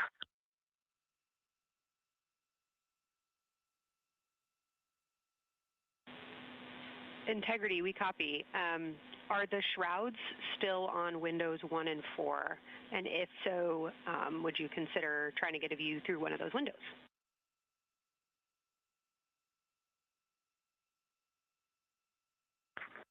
We cannot take the shroud off of 4 because the Earth is too bright and it's impacting Ike's peripheral vision. And then I can get a grazing glimpse out the docking hatch window. I can see Oriental south down to the South Pole. And the primary thing that I see from Oriental right now is just the long trenches that come out. And, you know, when you come out the north side of Oriental, the ejecta kind of boulders across the northern half of the far side. But coming out the southern half of Oriental, I just see those large, here they look like gorges. They're almost like rain when it comes down the Grand Canyon and fingers off into the desert, kind of what it looks like. Also, Burgess Alpha is extremely bright. It's the brightest thing that I can see. Even brighter now than Aristarchus, which is heading off to the Terminator. It's almost impossible now to see Aristarchus, the thing that Jeremy and I looked so much at. I can just barely see the crater rays from Ohm, and I would say for albedo right now, I would Ciao ragazzi.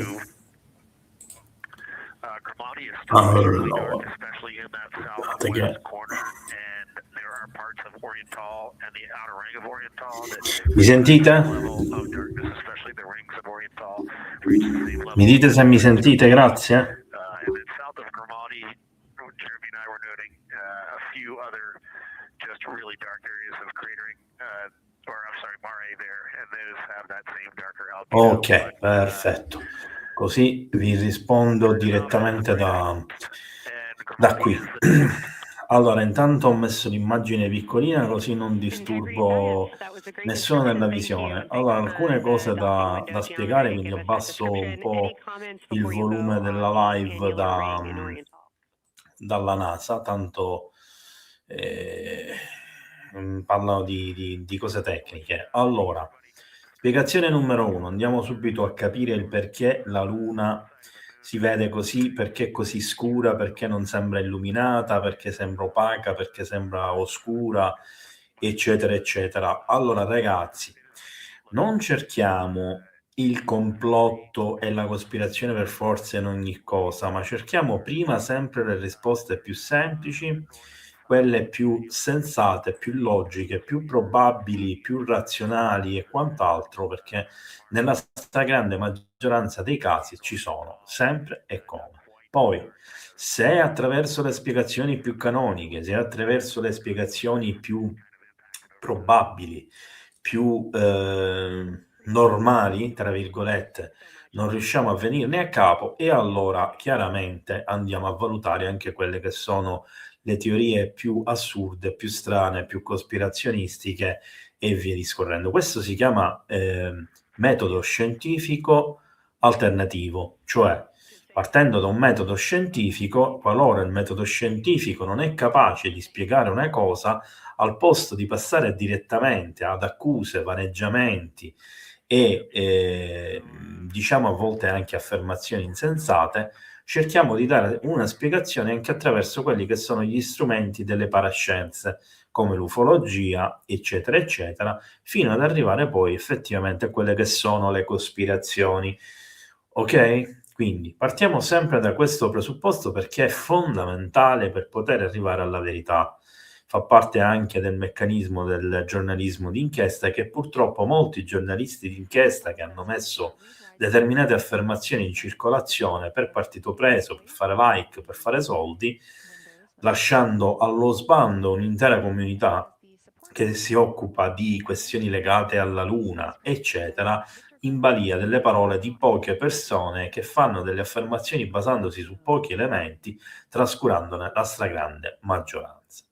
Torneremo chiaramente a parlare della Luna anche dopo che si sarà conclusa la missione Artemis in altre forme. In alcuni casi andremo a vedere alcuni dei misteri della Luna, in altri casi andremo a parlare della questione nuovamente degli allunaggi, eccetera, ma attraverso chi è realmente documentato, chi ci ha scritto libri, chi ha intervistato i personaggi della storia e chi ha avuto modo di vedere tutte quelle che sono le prove a favore e contro, valutando appunto quelle che sono realmente le cose plausibili da quelle che sono invece quelle improbabili, quelle che sono vere da quelle che sono magari farlocchie, perché ce ne sono sicuramente alcune che lo sono. Ma andiamo alla questione Luna.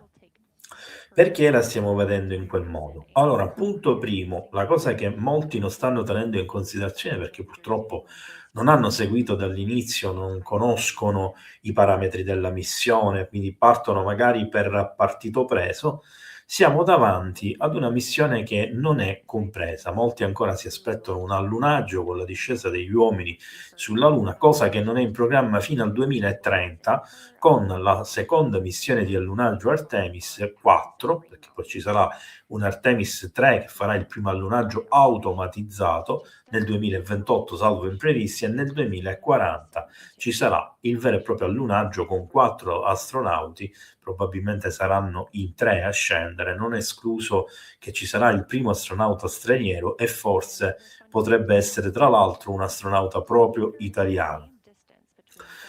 Ed è probabile anche che possa essere un'astronauta donna tra i primi astronauti che metteranno piede nuovamente sulla Luna. Quindi questo è un sunto necessario per capire che stiamo parlando di una missione, quella attuale, che è una missione di test, è una missione che serve a valutare i rischi, gli imprevisti, i pericoli, i corridoi di volo, i corridoi di ascesa e discesa e naturalmente tutte le variabili importanti, come se si stesse ripartendo da zero. E qualcuno qui chiaramente dirà sì, perché stiamo partendo da zero, ma non mi interessa entrare in questo meccanismo di botta e risposta assolutamente inutile, non costruttivo e assolutamente polemico.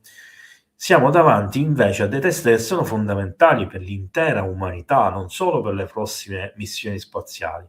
Per esempio, nella fase di rientro tra tra l'8° e il 9° giorno, gli astronauti testeranno tutti quelli che sono i meccanismi di protezione, incluso lo scudo antiradiazioni, che non è mai stato testato proprio nell'attraverso delle fasce di Van Allen, che secondo molti non sarebbero attraversabili, ma anche questo è opinabile e lo affronteremo prossimamente in una live, proprio in concomitanza di questo evento, e sono a rischio di vita, ma non passando nella zona, diciamo, quella più pericolosa, che ovviamente è stata evitata dalle missioni Apollo e verrà evitata anche da questa, seppur in questa missione passeranno in una zona più spessa delle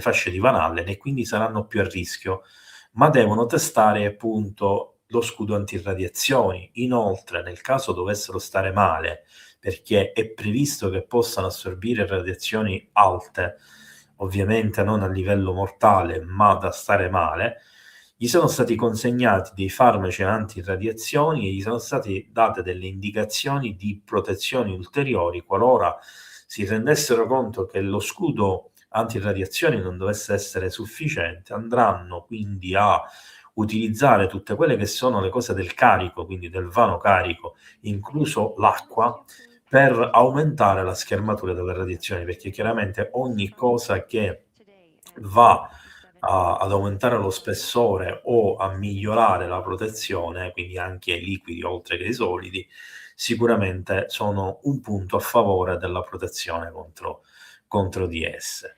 Andiamo quindi alla questione delle tute spaziali di ieri. Non voglio entrare in merito a questioni di spessore delle tute, modello, eccetera. Sono delle tute nuove che sono state consegnate, sono molto simili a tute vecchie, somigliano anche alle tute dei piloti che fanno voli suborbitali come quelli dell'U2, del Blackbeard e altri, ma non sono la stessa tipologia di tute, sono tute che sono predisposte per far sopravvivere gli astronauti, almeno per un certo periodo di tempo, nelle condizioni più estreme, qualora ci fossero dei danni all'interno del modulo comando. Non si parla di uscite, perché non sono previste EVA, cioè missioni al di fuori della navetta spaziale. Questo di conseguenza significa che non ci sono a bordo, almeno da quello che mi risulta, tute spaziali per esterna, cioè quelle che devono proteggere dalle bassissime temperature, dagli sbalzi termici, in pratica in parte anche dalle radiazioni cosmiche, devono mantenere quindi una certa temperatura e una certa elasticità e tutta una serie di altri fattori che chiaramente in questa missione non sono previste, ma che vedremo nella missione Artemis 4, quando gli esseri umani torneranno nuovamente sul suolo lunare nel 2030, sempre salvo imprevisti, sempre che non ci arrivino prima i cinesi e quindi si inneschi una accelerazione, una corsa allo spazio incredibilmente più rapida, come si teme, soprattutto se dovesse scoppiare una guerra. E qui non voglio entrare in tema di geopolitica, ma era necessario dirlo, che potrebbe coinvolgere da una parte gli Stati Uniti e dall'altra la Cina e la Russia, che hanno già preannunciato che se gli Stati Uniti dovessero utilizzare un'arma nucleare contro l'Iran, entrerebbero in guerra contro gli Stati Uniti, e molti altri paesi stanno facendo lo stesso. Anche la Turchia e altri paesi hanno avvertito gli Stati Uniti di non usare l'atomica, quindi potremmo trovarci davanti a una corsa allo spazio che diventerebbe a quel punto militare, e chi arriva prima sulla Luna a creare la famosa base permanente avrebbe il dominio nello spazio e il dominio praticamente sulla Terra. Ritorniamo quindi al discorso principale. Mi sono dilungato un attimo, ma era necessario andare a toccare determinate questioni, perché la Luna si vede così. Avete mai provato a guardare la Luna a occhio nudo in un telescopio o con un teleobiettivo? Penso di no, perché se l'avreste fatto vi accorgereste subito che questa Luna ha avuto possiamo dire, una declassazione della sua luminosità pressoché del 99%, cioè è stata oscurata deliberatamente, ma non perché devono nascondere qualcosa, perché non la potremmo guardare, perché essendo il lato colpito dalla luce solare, il riflesso sulla Luna sarebbe talmente forte, talmente accecante, che nell'arco di 15 secondi, osservandolo, cominceremmo ad avere seri problemi di vista, fino a perdere temporaneamente la vista dopo il primo minuto di osservazione. Fatelo, provate se volete a farlo con un telescopio e avrete la verifica di quello che vi sto dicendo. Tant'è vero che quando si fanno osservazioni con i telescopi della Luna esistono i filtri lunari che servono a diminuire tra il 30 e il 70% la luminosità acquisita dal Sole della Luna, proprio per evitare di avere problemi di vista, anche perché quando voi guardate nello spazio attraverso un telescopio, gli occhi si abituano all'oscurità perché siete circondati dal buio totale, altrimenti le osservazioni non sono nitide. Questo significa che qualunque forma di luce intensa che vi arriva, anche lateralmente, eccetera, penetra all'interno delle camere oculari in maniera violenta, e quindi perdete la vista immediatamente con quel famoso abbaglio notturno, come se vi avessero acceso i fari di una macchina davanti agli occhi. Lo stesso avviene con la Luna. In più poi ci sono chiaramente anche altri fattori che vanno valutati, come l'amplificazione della luce da parte dell'atmosfera, eccetera, ma non voglio entrare in merito a quello, perché basta comunque sapere questo per capire che non siamo davanti ad un'immagine che è a bassa qualità perché le telecamere non possono riprendere, eccetera. Se andate a guardare, ieri notte qualche fotografia l'ho fatta vedere nella scorsa live, le fotografie che sono state scattate ad alta definizione direttamente dagli astronauti dall'interno in momenti particolari, per quanto ce ne siano un paio che siano diventati oggetti di discussione, anzi siano state prese di mira letteralmente da persone che sostengono la teoria della terra piatta e altre cose, come che i razzi precipitano tutti al suolo, eccetera, eccetera, che gli astronauti non sono mai andati nello spazio perché non si può uscire dall'atmosfera terrestre, non per le fasce di Van Allen, ma per il famoso, come lo chiamano, la cupola d'acqua che non si può superare, eccetera, eccetera. Tutte queste teorie abbastanza bislacche, che fanno un po' sorridere. Non voglio entrare in merito a discorsi sono stupidaggini o non sono stupidaggini, semplicemente non sono probabili e sono quasi impossibili. Quindi attenendoci a quella che è la conoscenza della scienza ufficiale, ma attraverso occhi di una mentalità più aperta, naturalmente, quindi andiamo a capire che la luce è stata praticamente spenta per renderci un favore, cioè avere la possibilità di osservare la Luna mentre loro si stanno avvicinando. Naturalmente, poi se volete vi faccio anche vedere qualche fotografia di quelle che sono state già caricate sia della Terra che della Luna. Tra l'altro, a scanso di equivoci, in alcune si vedono le stelle perché le impostazioni delle fotocamere sono state messe in un modo tale da poter permettere anche di fotografare le stelle intorno alla Terra, cosa che dovrebbe anzi far capire che sono realmente nello spazio, ma che siccome c'è sempre qualche cosa che si deve vedere distorto nel fare della NASA, o come molti la definiscono, l'agenzia dei nasoni, che quindi dicono solo bugie come a Pinocchio. In realtà, anche se io sono uno di quelli che sostiene che la NASA spesso dice delle bugie, nasconde delle cose, come per quanto riguarda il fenomeno UFO, non tutte sono bugie, non tutto va preso in considerazione di ciò che è cospirazionistico. Quindi andiamo a cercare di mantenere un atteggiamento costruttivo. Ecco, per esempio, questo cambio repentino di immagine che avete appena visto è la piena dimostrazione che la stessa telecamera sta inquadrando con due obiettivi diversi e che a secondo dell'obiettivo che si usa l'inquadratura cambia, cioè passa da un'inquadratura normale a quella di un teleobiettivo, di un grandangolare, scusate. Quindi la visione del grandangolare, che è più panoramica, più allargata, tende a schiacciare e quindi una forma geometrica circolare come quella della Luna diventa ovale e può ricordare un po' la figura di un piatto. La stessa cosa vale per la Terra, facendo nascere queste speculazioni sul fatto che la Terra sia piatta, eccetera, eccetera. Quindi mettiamo sempre i puntini su lei. Cerchiamo di fare dei termini di paragone concreti. Io vi ho spiegato e vi ho detto che potete farlo direttamente voi tranquillamente, di osservare la Luna con un telescopio e di provare cosa significa rimanere ciechi per un paio di minuti, quasi ciechi, per averlo guardato senza un filtro lunare che lo va ad oscurare.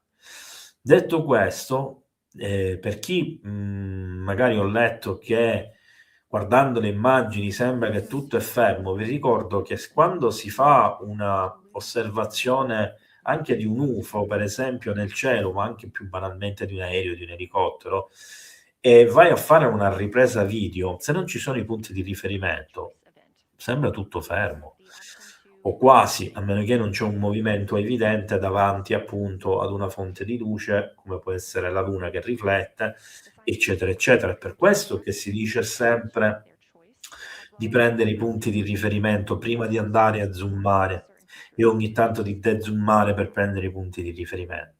Ma essendo nello spazio dove non ci sono punti di riferimento di nessun tipo e dove l'unico punto di riferimento, che tra l'altro non devono perdere mai per un istante perché altrimenti si perderebbero nello spazio, è proprio la Luna. E quindi significa che la Luna deve essere costantemente osservata e ripresa. Ora, è chiaro che ci saranno anche delle telecamere che stanno riprendendo il tutto senza i filtri, senza l'opacità e senza niente di tutto quello che magari stiamo notando noi. È chiaro che ci sono delle cose che non ci hanno voluto fare vedere, sono state oscurate nei momenti probabilmente in cui si dice che sia stato perso il segnale, o forse è stato semplicemente effettivamente perso il segnale e non è successo nulla. Possiamo solo ipotizzare, non abbiamo strumenti e modi per andare a verificare che sia realmente così. Sta di fatto che in alcuni momenti la stessa NASA ha mandato in onda alcuni video volontariamente, quindi stiamo parlando di video già registrati e alcuni di noi li hanno potuti registrare di conseguenza, alcuni li abbiamo messi anche qui nel canale come shorts e altri li sto visionando praticamente, li stavo visionando prima di entrare nella diretta. Quindi non mi risulta neanche che la NASA in questo momento stia oscurando più di tanto i fenomeni presunti ufologici, seppur quelli almeno più blandi.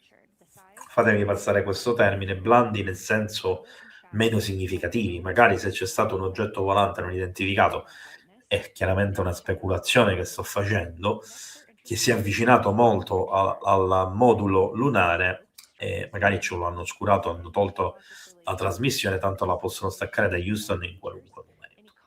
Detto questo, quindi alcuni ce li fanno vedere. E a proposito di questo, poco fa ho avuto modo di vedere alcuni video, quindi vediamo se riesco a farveli vedere, se naturalmente chiedo il permesso sia a Federico che a Libera e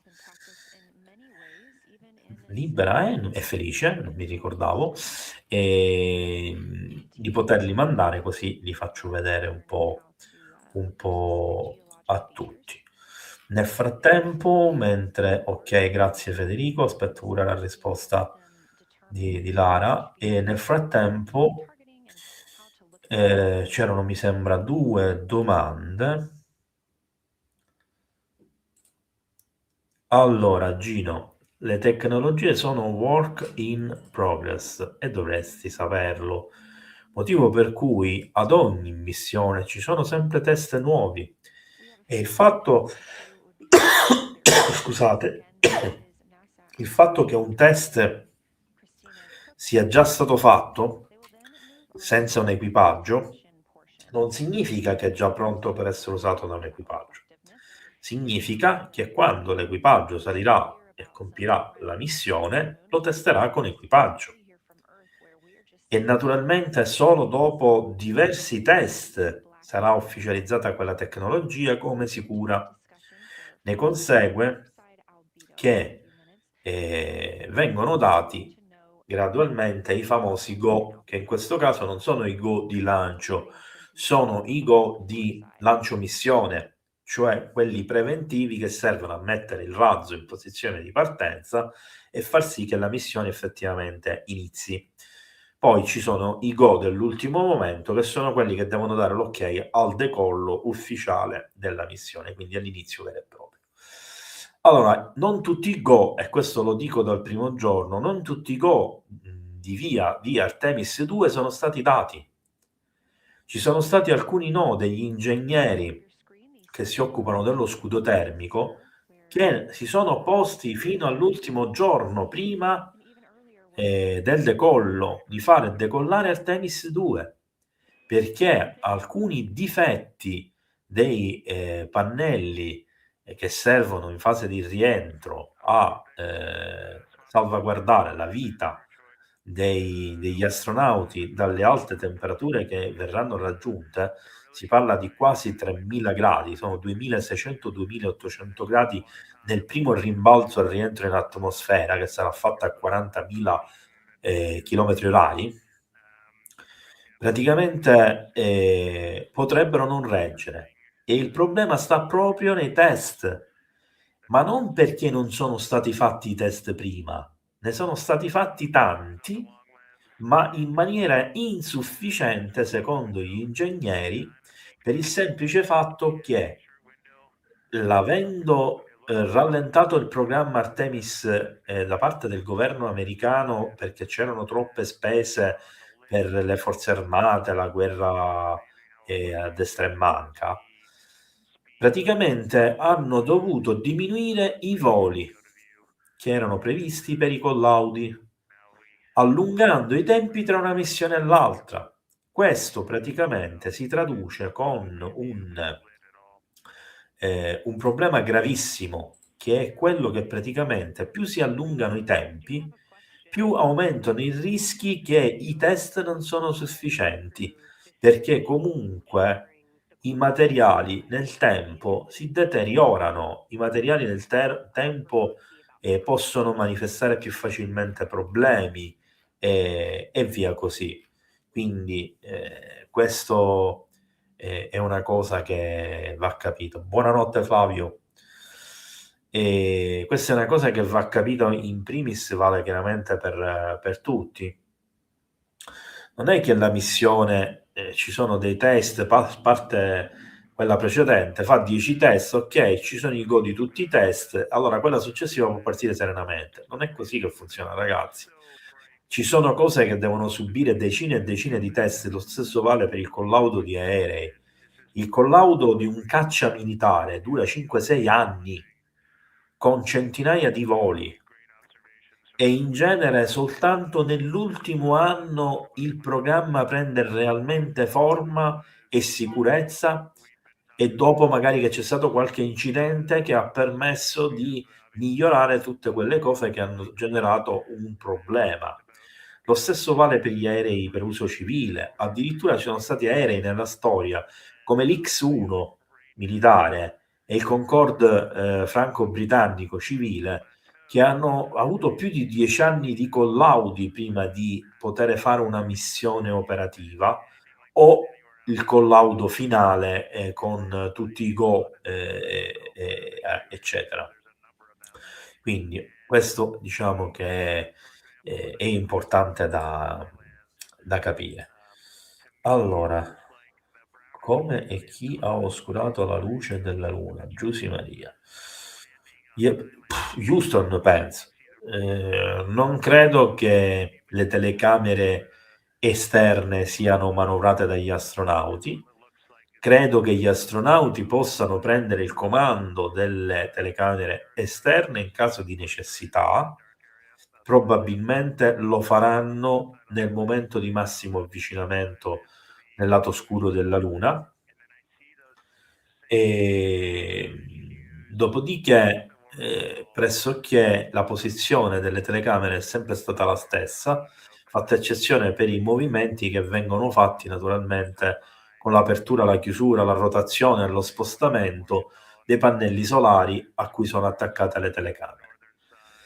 Detto questo, allora è importante capire anche un'altra cosa, che le telecamere non stanno lavorando in un ambiente come quello terrestre, in un ambiente atmosferico, dove magari c'è un fenomeno di ossidazione molto più alto, molto preponderante, ma non ci sono sbalzi termici di 150 gradi meno 220.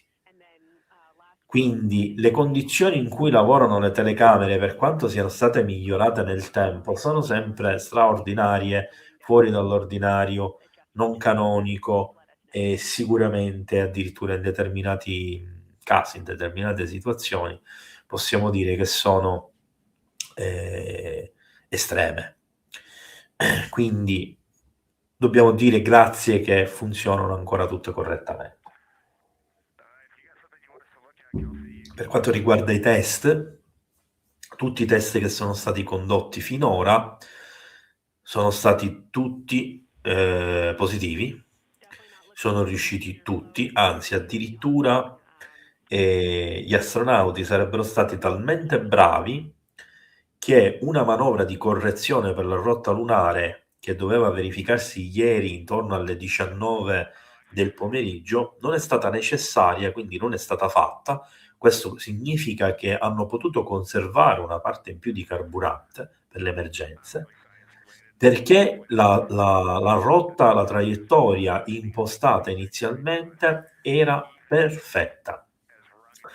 Un'altra cosa importante che vi voglio dire. Allora, dicevo che poco fa leggevo anche in chat che qualcuno diceva: ma perché sembra sempre ferma la Luna? In realtà già nell'ultima ora, praticamente mezzo o 2, l'abbiamo vista raddoppiare per dimensioni, quindi non è assolutamente vero che non si muove.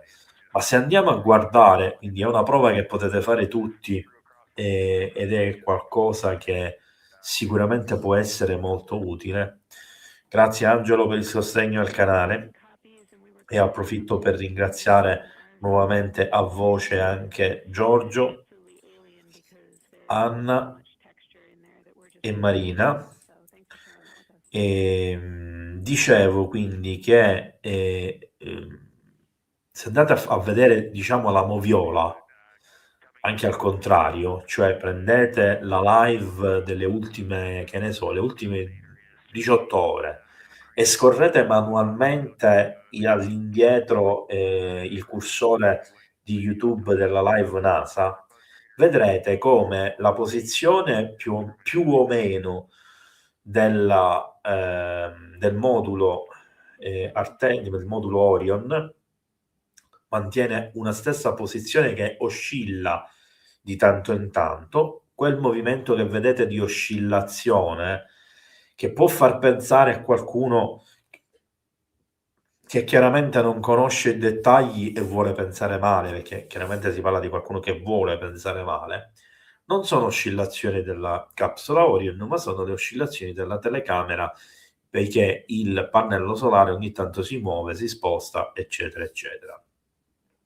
Secondo punto importante da capire. Se fate appunto quindi questa questa operazione di portare il cursore all'indietro piano piano piano, vedete che la Luna si sposta dentro al video, quindi non è ferma, ma quel movimento che vedete non è la Luna che si muove, è sempre la telecamera che si muove, che si sposta continuamente.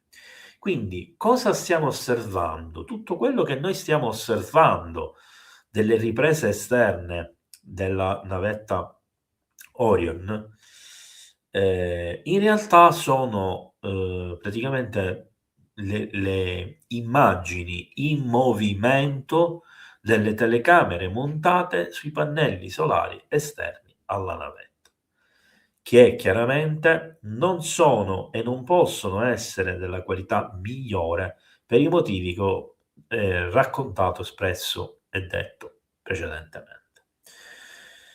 Chiusa questa parentesi,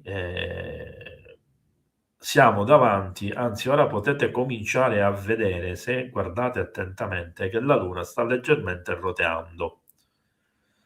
Io non so se riuscite a farci caso a occhio nudo, ma se siete da un computer ci potreste riuscire a vedere che la Luna in realtà si sta muovendo, sta roteando. Magari non quando mettono l'immagine appunto col vabbè, con l'immagine di questo tipo, ecco. Scusate, ma ho la testa stasera confusissima per stanchezza e sole preso in testa. E quindi, se osservate gradualmente c'è uno spostamento microscopico, prendete magari come punto di riferimento i crateri luminosi, quando l'immagine è leggermente più pulita, e vedrete che fanno uno scatto leggero laterale, così, o leggerissimo. In realtà qui è chiaro che la Luna si muove, così come è chiaro, e non dovete dimenticare, che siamo davanti ad una rotazione della navetta Orion dietro la Luna, e quindi, essendo che le due velocità, quella di rotazione della navetta intorno alla Luna e quella di rotazione della Luna, non sono sincronizzate, questo sfasamento porta alla navetta, che è più rapida della rotazione lunare, a poter osservare gradualmente, man mano ci gira attorno, tutta la superficie lunare. Quindi quella che è la rotazione dietro, che porterà allo storico viaggio più lungo della storia umana, cioè 400.000 chilometri di distanza dalla Terra, sono 70, no, 60 e rotti mila chilometri in più rispetto alle missioni Apollo, e alla maggiore distanza alle spalle della Luna. Questi sono dei nuovi record. Ci siamo persi l'immagine della Luna, non si è capito bene, insomma, che cosa è successo.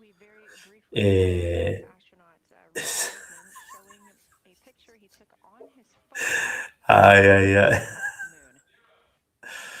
E quindi che cosa possiamo dire? Che ad un certo punto raggiungeranno questo massimo punto di distanza dalla Terra e dietro la Luna, e comincerà l'operazione di flyby. Il flyby, per chi non sa cosa è l'operazione di lancio, letteralmente, di accelerazione gravitazionale dovuta alla Luna per il viaggio di ritorno. E questa accelerazione dovrebbe cominciare più o meno alle 2 di mattina, ora italiana, di stanotte, mentre dalle 2 alle 3, in particolar modo alle 3, ci sarà un momento che potrebbe durare circa un'ora, in cui ci sarà il miglior punto di osservazione dalla navetta Orion della Luna.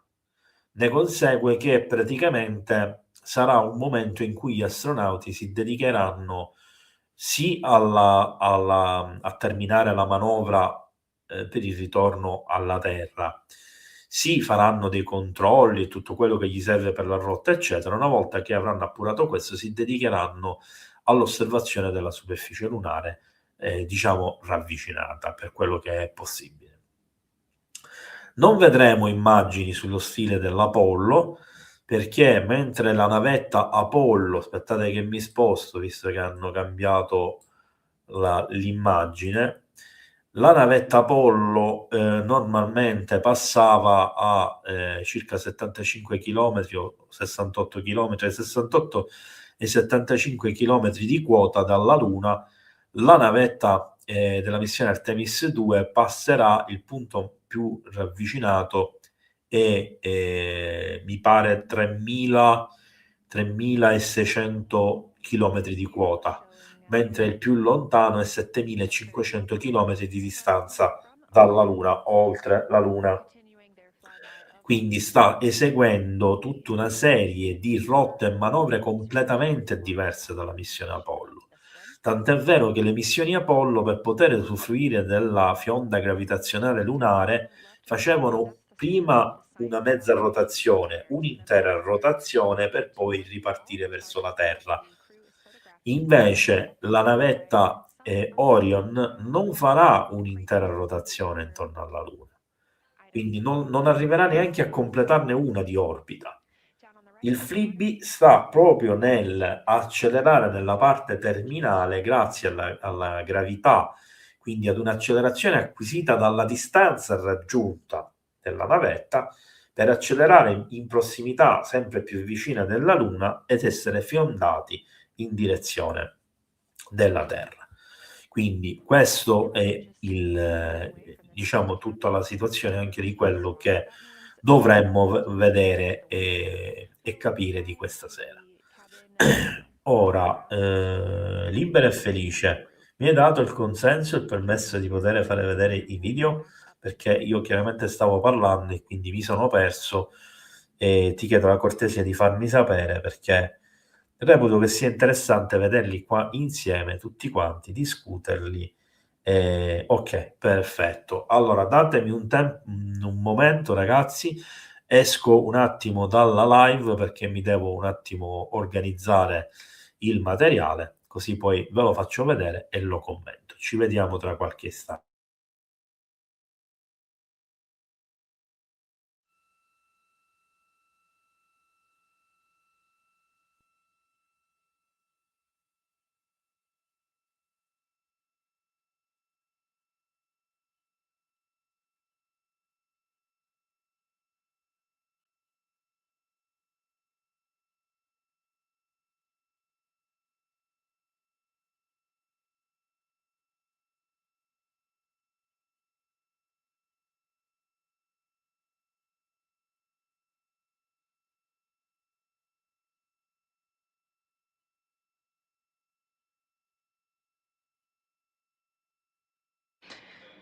The crew is continuing their discussion portion of the flyby in the lunar targeting package, where it says far side albedo / color. They are looking, the science team is looking to get a good understanding of what the crew can see on the far side at this point, and its brightness as well as any colors. We did hear earlier Canadian Space Agency astronaut Jeremy Hansen reporting that they could even see browns and even greens on the moon. I'm really looking forward to seeing those photos.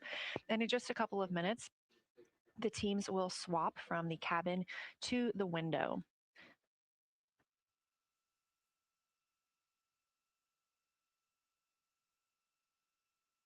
Another rundown of just how this flyby is choreographed inside the spacecraft today. So these activities have been timelined, and there are these 5 blocks of time during which the crew is going to be observing the moon from Orion's windows.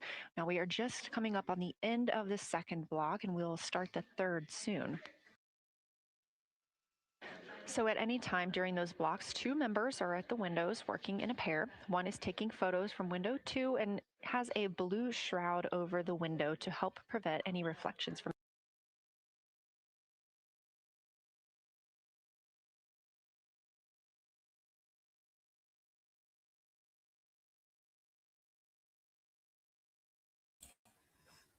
Rieccoci. Allora, vediamo di sistemare un attimo il video.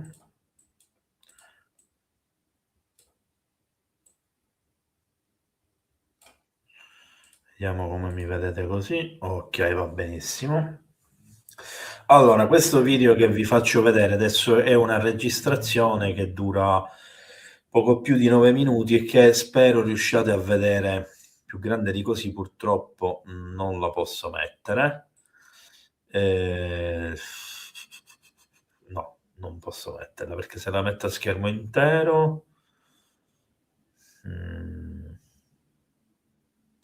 Vabbè, spero che riuscite a vederla per bene. Insomma, è una registrazione che ha fatto Federico. Di Federico era di ieri notte, no, l'altro ieri notte, se non ricordo male. E correggimi se sbaglio. Allora, ci sono diversi oggetti puntiforme, apparentemente brillanti di luce propria, che diciamo arrivano da dietro la navetta, gli passano così, oppure gli passano così. Ce n'è uno ad un certo punto che, l'altro ieri, ok, che passa da dietro la navetta direttamente verso noi della telecamera. Si tratta appunto di oggetti puntiforme, chiaramente dobbiamo considerare la grandezza della capsula Orion, quindi probabilmente per noi sono puntiforme, ma in realtà sono 2-3 centimetri di dimensione, quindi immaginiamo quanto una pallina da biliardino, da ping pong, insomma, fate voi, quella più o meno è la dimensione. Quindi avviamo il video. Spacecraft that burn up upon re-entry into Earth's atmosphere. So everything being properly tracked and Chiaramente si stowed, tratta di they were registrazione providing della the NASA. crew exactly where they Dovete should put guardare any bene trash that perché i puntini accumulates sono during the molto, mission. molto piccoli.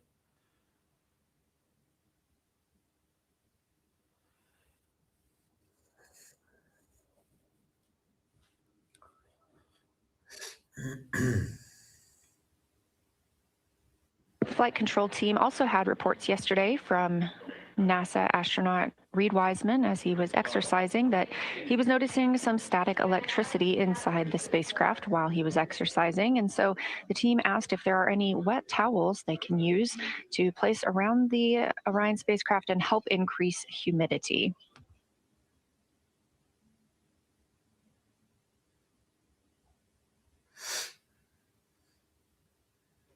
Gina, ti piacerebbe il Rima Maya, ma ora è un po' grande di età, a dire il vero.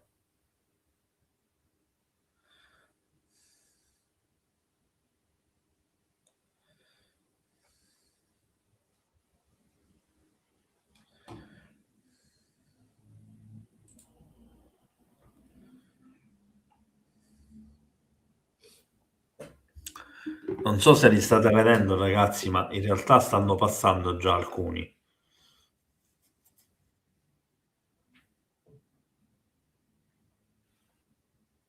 Ora ne è passato un altro di qua.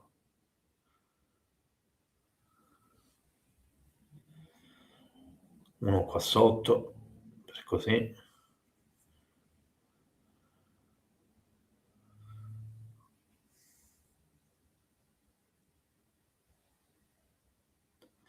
Mentre che, ecco, l'avete visto quello che è passato in direzione della telecamera?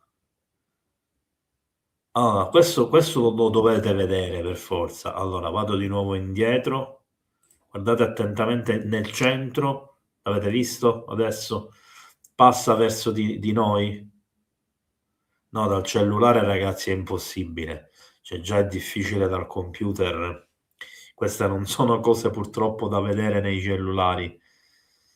E ci sono questi puntini bianchi, ma se guardate attentamente, questo anche dal cellulare lo dovete vedere, ragazzi. Dura un attimo, è velocissimo, passa proprio, lo vedete, questo qua che ho fermato l'immagine adesso. Lo riuscite a vedere? Questo viene da dietro la navetta. Ha fatto un arco così intorno alla navetta, venendo a velocità mostruosa davanti alla telecamera per passarci sotto la telecamera. E come potete vedere sembra un oggetto allungato. In realtà però nei movimenti che invece sono visibili a distanza sembrano piccolissime sfere luminose. Non si capisce qual è la distanza, ragazzi, potrebbero essere a 10 centimetri dietro lo scafo o a 10 chilometri, non lo possiamo sapere, quindi essere anche di diverse dimensioni. Questo che passa così vicino invece si può capire e vedere. Non stiamo parlando di una cosa normale. Allora, io poco fa mi fermo un attimo qui, perché probabilmente tutti gli altri non li riuscite a vedere nel video. Allora, questo mi sembra che l'ho preso. Ah, l'hai messo nel gruppo Telegram tu adesso, Fede?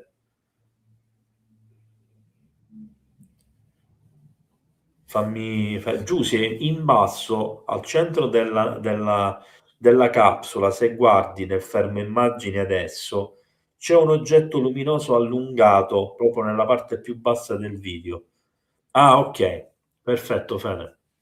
Allora, dicevo, poco fa, parlando in chat, ancora molti di voi non c'erano, spiegavo a Federico che facendo le giuste osservazioni ho potuto stabilire semplicemente le dimensioni, come vi ho detto prima, 2-3 centimetri. Cosa sono? Non ne ho la più pallida idea, quindi li possiamo definire UFO in qualità di oggetti sconosciuti, non ufficialmente dichiarati. Attenendoci a quelle che sono le impressioni da un punto di vista tecnico, da un punto di vista scientifico, è chiaro che qualcuno potrebbe cominciare con la solita stupidaggine dei blocchettini di ghiaccio, del pulviscolo spaziale che si sgancia magari dalla navetta, che giustamente dopo che la navetta ha raggiunto i 56.000 i 35.000 chilometri orari per alcune ore, attraversando zone dove praticamente non c'è attrito né niente, giustamente la polvere che è sopravvissuta, secondo qualcuno, alla partenza, quindi a un'accelerazione in atmosfera dove si brucia tra l'altro tutto, e un'accelerazione nello spazio dopo un viaggio di 250.000 chilometri, la polvere si stacca improvvisamente dallo scafo facendo questi strani effetti. Ovviamente è una stupidaggine. Grazie Lina per il sostegno al canale. Naturalmente siamo davanti al non probabile nemmeno che si tratti di cristalli di ghiaccio, perché chiaramente la scusa più utilizzata è quella che si tratta di cristalli di ghiaccio, ma i cristalli di ghiaccio si staccano e vanno all'indietro, perché l'astronave va in una determinata direzione ad una determinata velocità. Non è che i cristalli di ghiaccio che si staccano da una navetta che viaggia a 3.000 km orari improvvisamente accendono i booster, superano la navetta, accelerano ulteriormente per farsi vedere dalle telecamere e scompaiono nella linea di orizzonte verso la Luna. Capite che molte delle cose che vengono dette da questo punto di vista per giustificare, che molte persone utilizzano come scuse, non sono plausibili in questo caso. Quindi qual è l'unica possibilità, se vogliamo dare una spiegazione razionale alla cosa e andare oltre la scienza e sfociare sul complottismo? Con questo non sto, attenzione, lo ribadisco subito, non sto dicendo che quello che sto per dire è così, quindi non sto gridando al complotto o al complotto come molti a sfottimento dicono, sto semplicemente dicendo che la possibilità, visto che non possono essere cristalli di ghiaccio o polvere, che niente che si stacca dalla navetta può accelerare più veloce della navetta e passargli davanti, ma che le cose vanno per inerzia all'indietro, anche se continuano ad andare avanti, perdono energia, quindi rimangono indietro alla navetta. Facciamo quindi finta, facciamo solo finta che sia tutta una finzione. Facciamo finta che sia tutta una finzione, che tutta la missione sia all'interno di uno studio cinematografico e che tutto sia fatto davanti a un green screen, come molti vogliono che sia per quanto riguarda la questione, per esempio, della ISS, eccetera, eccetera. Allora, se fosse così, queste luci potrebbero essere effettivamente insetti che all'interno della struttura svolazzano, perché alla NASA si sono dimenticati di mettere le piastrelle antizanzare, di spruzzare il DDT e di creare un ambiente dove non ci sono insetti, e a quel punto, essendo illuminati, appaiono e scompaiono misteriosamente, magari dando anche un effetto di intermittenza tipico del volo delle ali. E ribadisco, non sto dicendo che è così, sto dicendo che volendo fare il complottista, e allora si potrebbe ipotizzare questa cosa. Ma prima di poter stabilire, brava Eleana, le lucciole, prima di poter stabilire cosa sono, cosa non sono, è chiaro che è necessario vedere altre immagini, altre scene.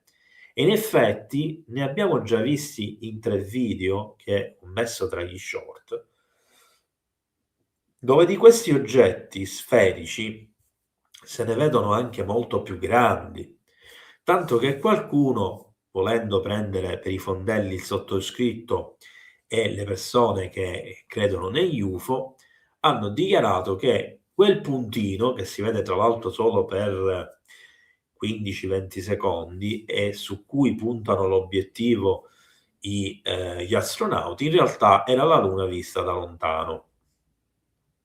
Ora, a parte il fatto che in quel momento la Luna si vedeva circa 6-7 volte più grande di quanto non si vede questo punto, tra l'altro prima di fermarsi si era mosso, passando, superando la navetta, cosa che mi sembra molto improbabile che possa fare la Luna.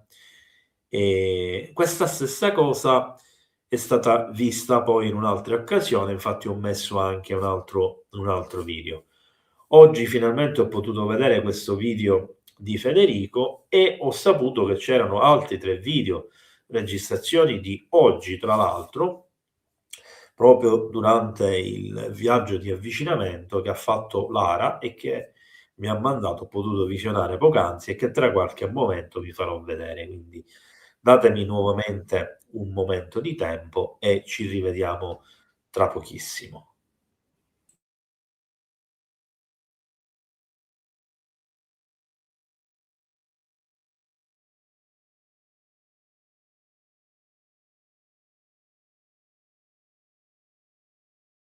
Towards the bottom of the moon is Orion, and this is a crater that was previously never seen before by human eyes until this mission.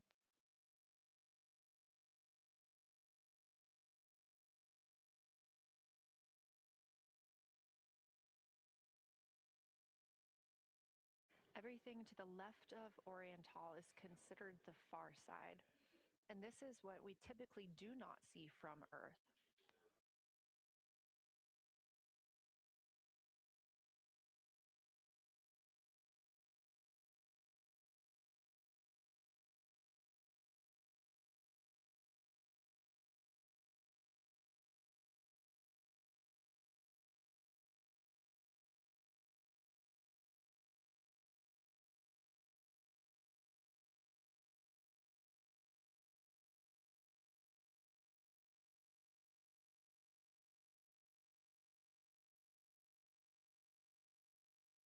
And just a reminder about this view, this is coming from a GoPro camera mounted on the tip of one of Orion's 4 solar arrays. Each solar array has a camera mounted on it, and the bandwidth is limited due to we have a crew on board, and this is our first flight of crew aboard the Orion spacecraft. So having a crew means we have to have an environmental control. Allora, ragazzi, Tolgo, vabbè, no, non l'avevo messo l'audio. Allora, per farvi vedere gli altri video devo mettere lo schermo perché non mi permette il software di caricarli, probabilmente per il tipo di formato. Quindi devo fare un attimo un'operazione e per farla devo togliere naturalmente la schermata in live. Allora, spegni schermo, condividi schermo, condividi finestra, eccola qua. Vediamo se la vedete, ok. Divido nuovamente qua, diminuisco questo, ok, va bene, il punto non ci fa niente. Allora, adesso vi faccio vedere questo video, il primo di 3, è il meno interessante, molto simile a quello di Federico. Forse se riuscite a fare attenzione, perché questo è un po' più grande come formato, dovreste riuscire a vedere qualche oggetto che passa da verso la Luna e sotto la Luna.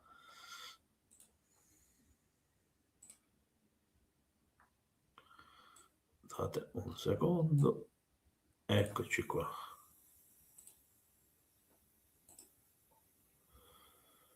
Avete visto? Il primo oggetto che è uscito e si muove, chiaramente è troppo lento, quindi sfatiamo subito l'ipotesi complottistica a cui avevo fatto riferimento prima, cioè non possono essere insetti in uno studio, quindi non siamo in uno studio, sono oggetti che si muovono molto lentamente nello spazio, in tutto lo spazio, e se ne possono vedere diversi. Ora ne è passato uno sotto la Luna, non so se l'avete visto.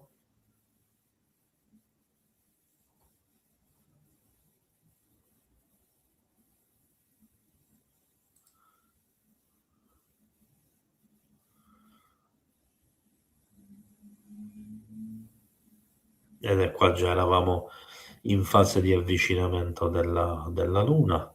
Qua sotto lo vedete, sotto la Luna che sta passando questo oggetto luminoso verso il basso.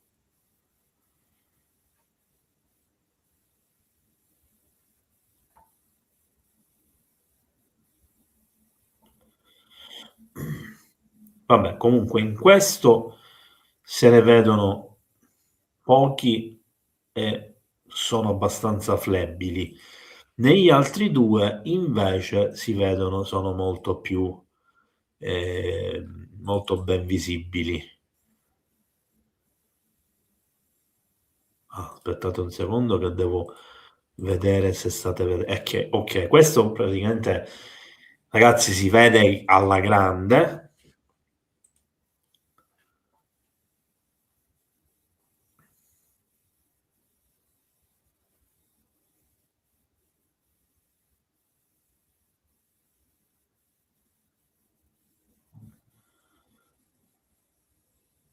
Ed effettivamente devo dire che sembra un oggetto perfettamente circolare che tende a roteare e che poi sparisce in direzione della Luna. Di questi oggetti se ne vedono diversi. Ora, nel terzo video la cosa si complica ulteriormente. E ringrazio Libera e Felice, oltre che a Federico, per averli inviati. Allora, guardate quest'altro. E stavolta guardate attentamente, ragazzi, perché intorno alla navetta se ne vedono a un certo punto decine che volano in tutte le direzioni e sotto la Luna ne appaiono altri. E vedete che escono a velocità tipo sciame e alcuni vanno invece più lenti e volano cambiando la traiettoria. Vedete? Ragazzi, non mi venite a dire che è una cosa normale. e non mi venite a dire che si tratti di pulviscolo o di cristalli di ghiaccio, perché è impossibile, perché non solo stanno andando in una direzione completamente diversa rispetto alla navetta, non solo sono più veloci della navetta, che in questo momento sta andando a quasi 3000 km/h, ma non hanno nessuna spiegazione, cioè non possiamo che definirli semplicemente oggetti volanti non identificati. Guardate là sopra quei due che si sono quasi incrociati, se ne sono superati e stanno volando sopra la Luna, un altro che è apparso dal niente sotto la Luna. Questo è un avvistamento UFO veramente interessante, guardate lì. Probabilmente, ecco, lì ne è apparso un altro, altri due più sotto, vicino alla Luna, un'altra ancora.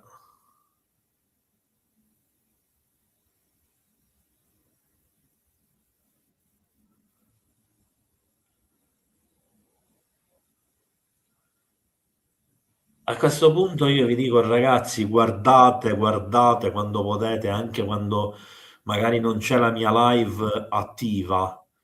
Vedete gli altri che sono usciti di nuovo da dietro la capsula, uno veloce e uno lento, in due direzioni diverse. Grazie Federico per il sostegno al canale, oltre naturalmente ribadisco anche per il tuo video. Quindi vedete ragazzi, quello lento che svolazza ancora vicino alla Luna, mentre l'altro è in accelerazione. Tenete gli occhi aperti quando avete 2 minuti di tempo, non scherzo, anche 2 minuti, passate a vedere le live, le cose, e se vedete qualcosa di strano registrate subito quel pezzo, anche con qualunque strumento vi viene disponibile, cellulare, registratore, col computer, e in qualunque modo registrate, inviate e li vediamo insieme. E per quello che è possibile magari cerchiamo anche di capirne qualche cosa, o almeno di capire cosa non sono, cosa non possono essere, eccetera. Allora, io non mi ricordo se il video ancora non ha finito, ancora ci sono pochi secondi, 15 secondi, mi pare che non succede nulla negli ultimi secondi, però lo lascio aperto.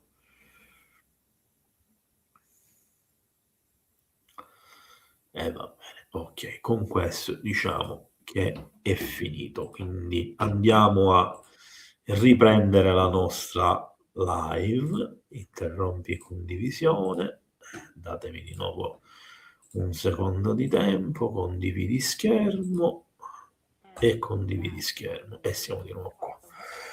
E la Luna si è avvicinata ancora, anche se qualcuno dice che è sempre alla stessa distanza, e come potete notare la rotazione si vede. Adesso si vedono più crateri perché stiamo andando sempre di più verso il lato scuro. Il mare a sud, quella macchia scura, e i 3 crateri bianchi. Vedete che hanno aumentato un poco pure la luminosità per farvi contenti. Niente, come non detto. Sono andati più verso destra, quindi la Luna sta ruotando verso destra. Cos'è che hai comprato, ragazzi? No, allora, micrometeoriti, poco fa spiegavo che c'è una differenza tra micrometeoriti e micrometeore. Allora, che possano essere micrometeore, alcuni è plausibile, non micrometeoriti, micrometeore. I micrometeoriti sono bolidi, quindi se arrivano a sciami così, beccano la capsula Orion, la forano. Temo che gli astronauti non rientrerebbero vivi sulla Terra se mai rientrassero.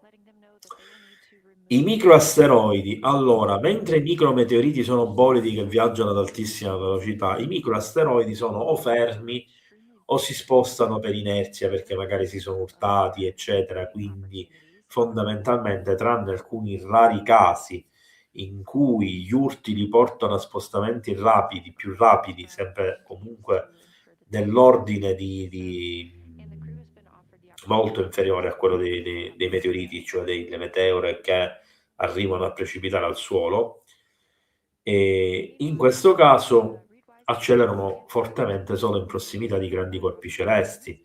Quindi ci potrebbe anche stare che questi micrometeoriti sono attratti questi micrometeore sono attratte dalla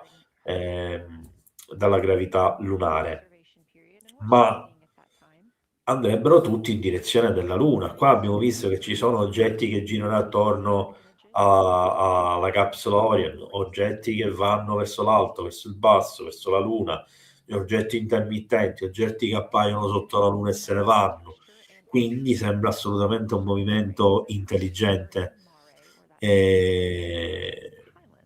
Steven, l'ho spiegato non so quante volte il motivo per cui la Luna, adesso si vede bene perché è una foto, non è la Luna ripresa dal video.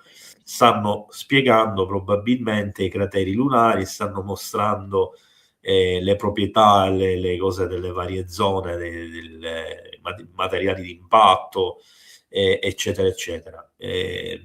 Mentre le variazioni di obiettivo che trasformano la Luna in schiacciata e ovale a rotonda è una questione di obiettivo, di cambio di obiettivo, mentre, come ho spiegato per 20 minuti di fila, la questione della oscurità lunare è dovuta ai filtri che usano per evitare di abbagliare chi la guarda, perché la Luna è talmente luminosa che più ti avvicini, più la guardi.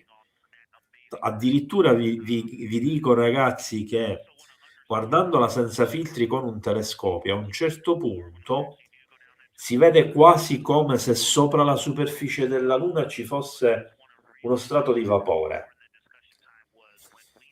E chiaramente questi sono effetti dovuti all'umidità, alla densità dell'atmosfera, eccetera, terrestre, non hanno a che fare con la Luna, e questi accentuano, quindi all'interno dell'atmosfera terrestre accentuano ancora di più la luce. Quindi cerchiamo sempre di tenere un po' sotto controllo, sotto osservazione tutte queste cose. Allora, c'era una domanda di Mauro. Il concordo fu così tanto? No, non è una domanda, quindi è un'affermazione. Mauro, non devi scrivere le affermazioni in maiuscolo. Allora, domanda di Gino. Noi dalla Terra la vediamo diversa la Luna, la parte scura a destra la vediamo più verso il centro e la posizione di Orione. Ma che volevi scrivere, Gino? Riformula questa domanda perché non si capisce niente. Allora, non vi offendete ragazzi, ma io sono stanco, se devo pure interpretare le domande. Queste tute sono le più avanzate di sempre, cioè sono più confortevoli e pratiche. È vero che hanno una specie di microclima, in sostanza cosa cambia dalle precedenti? Allora, premessa, Giorgio, ieri ci sono state parecchie discussioni durante la live in cui gli astronauti hanno testato le tute spaziali, e vi invito a vedere quella live. Tra l'altro dura soltanto un'ora e mezza, se non ricordo male, un'ora e 40, qualcosa del genere. Allora, le tute spaziali per interno, non per esterno, sono in assoluto le più evolute, le più moderne, sono state create apposta per le missioni Artemis, sono le migliori in assoluto finora prodotte, e la caratteristica che a quanto pare le rende le migliori non è dovuta a cose speciali come si possono immaginare della temperatura, del microclima e cose di questo genere, ma alla mobilità. Sono state studiate per migliorare fino al 70% in più la mobilità degli astronauti negli interni della capsula, in maniera tale che se devono indossare per emergenze la tuta, oppure come in fase di rientro o al decollo, la tuta non gli impedisce o non gli crea problemi nei movimenti che devono fare. Poi è chiaro, intanto ringrazio a Ileana per il sostegno al canale, è chiaro che per, come posso dire, per migliorare le possibilità di sopravvivenza degli astronauti, una delle cose che nei decenni sono state studiate fino ad arrivare alle attuali composizioni delle tute, di cui alcuni meccanismi non so se sono di dominio pubblico, perché fanno parte di quelle tecnologie in fase di sviluppo che non sempre vengono divulgate al 100%. Vi faccio un esempio pratico. Quando io andai alla Cosmos ed ebbi modo di vedere diverse tute spaziali sia dei cosmonauti sovietici e russi, sia di astronauti americani e dell'ESA, non c'erano tute spaziali dei tachionauti cinesi, c'era la possibilità praticamente di vedere nei minimi dettagli che è successo, è spostata qualcosa, nei minimi dettagli gli interni delle tute, e c'erano per esempio delle tute che all'interno avevano una sorta di cotta di maglia metallica, tipo quelle medievali, per intenderci, all'interno dei quali o addirittura erano composte da tubi dove circolava acqua calda, che servivano a mantenere la temperatura corporea entro certi limiti nelle esterne. Ora è chiaro che si è passati da tecnologie più rudimentali, più spartane, seppur efficienti, a tecnologie sempre più raffinate, quindi a sistemi microclimatici in questo caso, che non sono, magari hanno le stesse prestazioni o migliori di quelle passate, ma hanno l'obiettivo di essere sempre meno invasive. Quindi non devono occupare troppo spazio nelle tute, non devono impedire i movimenti, quindi tutto viene studiato sull'astronauta. E quindi ci sono diverse cose che questo è all'interno, ci sono gli astronauti all'interno, al buio.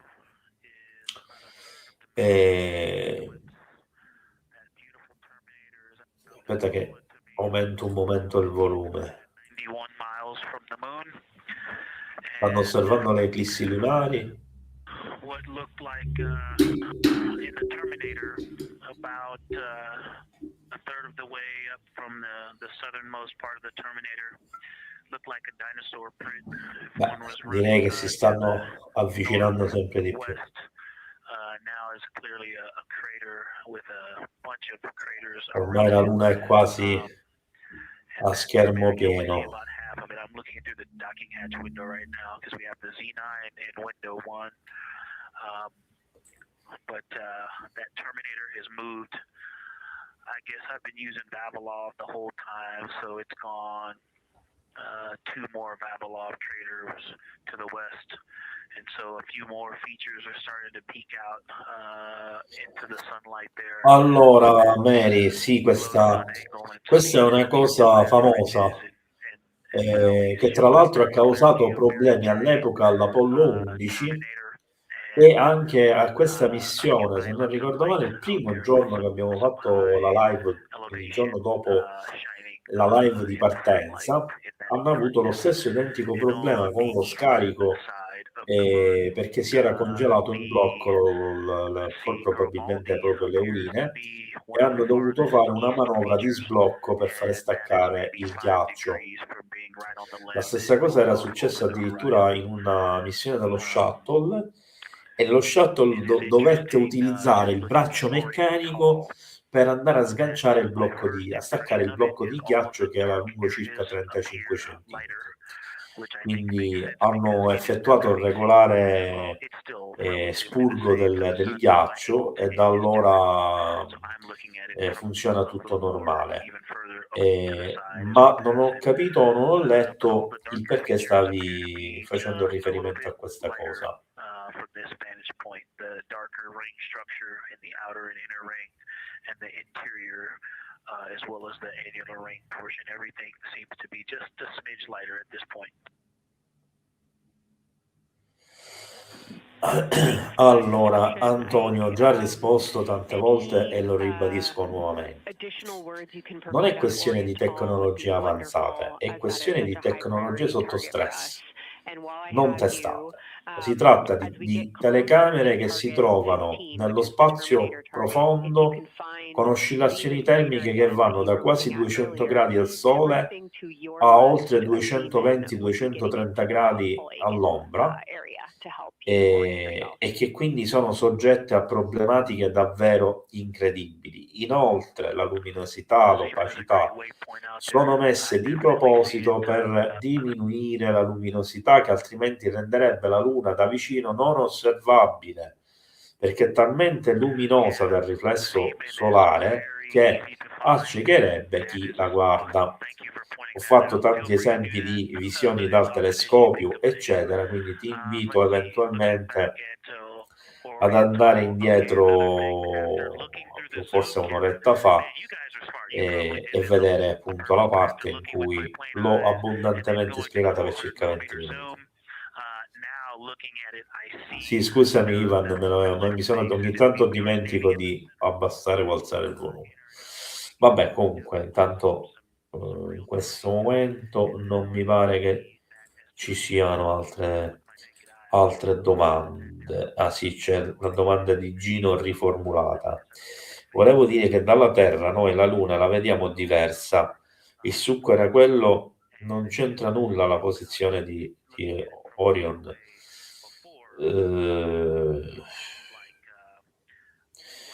Allora, ricordiamoci sempre, e dico sempre, che lo spazio non è statico.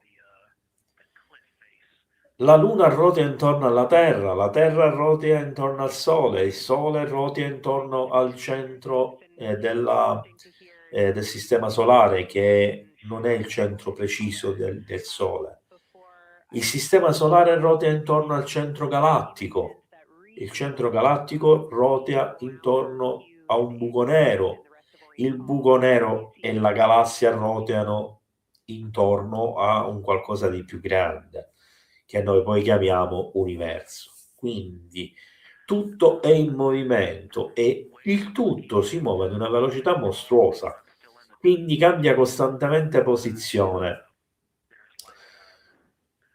Ora, il sistema binario Terra-Luna è così preciso, è appunto binario, quindi nonostante il tutto si muove all'interno di un tutto più grande, diciamo che loro seguono uno schema che rimane costante nel tempo, con la differenza che la Luna si allontana dalla Terra di circa 3 centimetri l'anno. Questa è l'unica reale differenza. Ne consegue che è chiaro che la visione dalla Terra è una cosa e infatti è sempre costante, sempre la stessa faccia, eccetera, perché ci sono dei meccanismi che noi scientificamente parlando conosciamo bene. Una cosa è se cambi il punto di riferimento e il punto di riferimento è in movimento esterno all'unione dell'orbita terrestre e lunare, le prospettive saranno diverse. Inoltre, mentre la Luna si muove, cioè cammina sulla sua orbita, Orion arriva da un'orbita molto più larga che deve anticipare la posizione della Luna, quindi ci deve andare incontro in diagonale, che poi non è neanche diagonale, ma segue una linea curva, per beccarla al volo, rotearci intorno e ritornare verso la Terra. in una via molto più stretta rispetto a quella di andata. Ora vediamo se faccio la prova a cercare un attimo uno schema su X, giusto per farvi vedere e tornare a ricordare un attimo alcune cose, così vado anche a demolire alcuni miti, a mio avviso stupidi, che circolano di proposito, che prendono campo in maniera incredibile con milioni di persone in tutto il mondo che ci credono e che lottano addirittura per queste cause, ma che in realtà sono tutte farlocche. Quindi vi farò anche un esempio su un'altra cosa. Vabbè, allora facciamo una bella cosa, ragazzi. Vi faccio vedere alcune immagini mentre le vado a recuperare. Intanto, così vi vedete le foto scattate da... Chiudo pure la domanda, scattate dagli astronauti. Allora, file, no, andiamoci così. Allora, queste che state osservando, dov'è? Eccola qua. Allora, questa che state osservando è una foto che è stata scattata praticamente dalla sonda Artemis, credo 1, quindi dalla precedente missione. E qui non solo potete vedere tutta la bellezza della Luna, ma potete vedere anche che non è in bianco e nero come molti sono convinti che sia la Luna. Ok, questo è un esempio. Vediamo, vi faccio vedere questa foto di Artemis 2.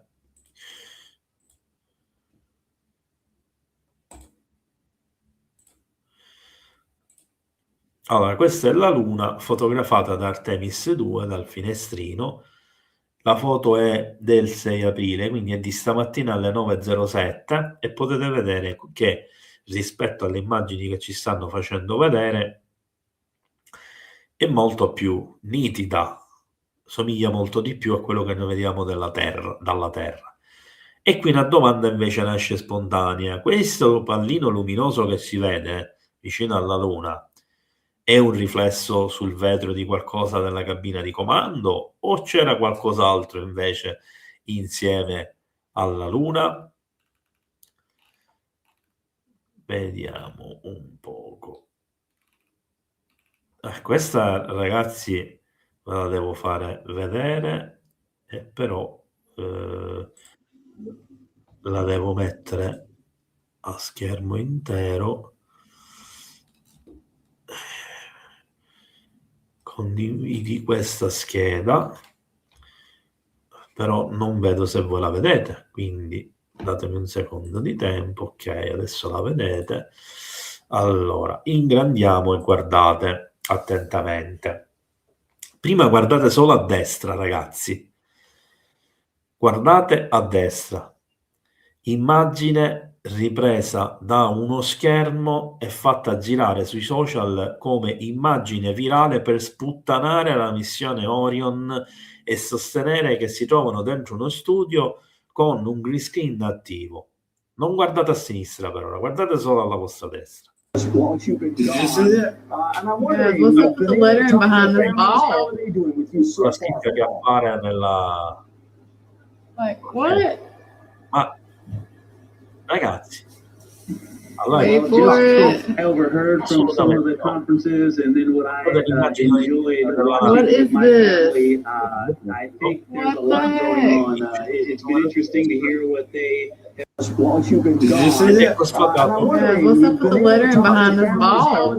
e sono fatte probabilmente da buontemponi che le spacciano le prove vengono messe in circolazione, perché se la prova è eclatante, guardate Wait for it. I overheard from some of the conferences, and then what I enjoyed watching What is with my this? family. I think there's a lot going on. It's been interesting to hear what they. Vediamo, adesso voglio vedere che cosa ne dite voi, ragazzi, di questa cosa. Cosa ne pensate? Allora, pensate che è tutta una messa in scena e che l'originale della NASA è taroccato, o forse invece è taroccato quello taroccato che non è originale e tra l'altro è ripreso pure da uno schermo? Voglio capire che cosa pensate.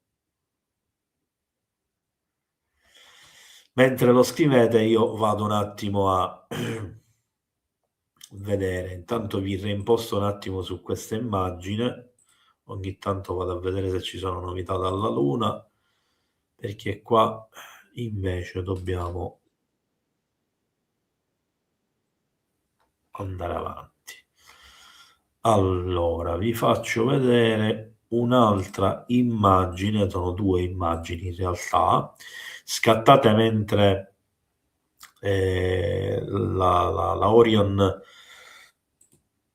la Orion 2 era in orbita intorno alla Terra prima di prendere il via per la missione lunare e ha fotografato la Luna sulla linea che appariva lontana, naturalmente si stava eclissando dietro la Luna di orizzonte atmosferico terrestre.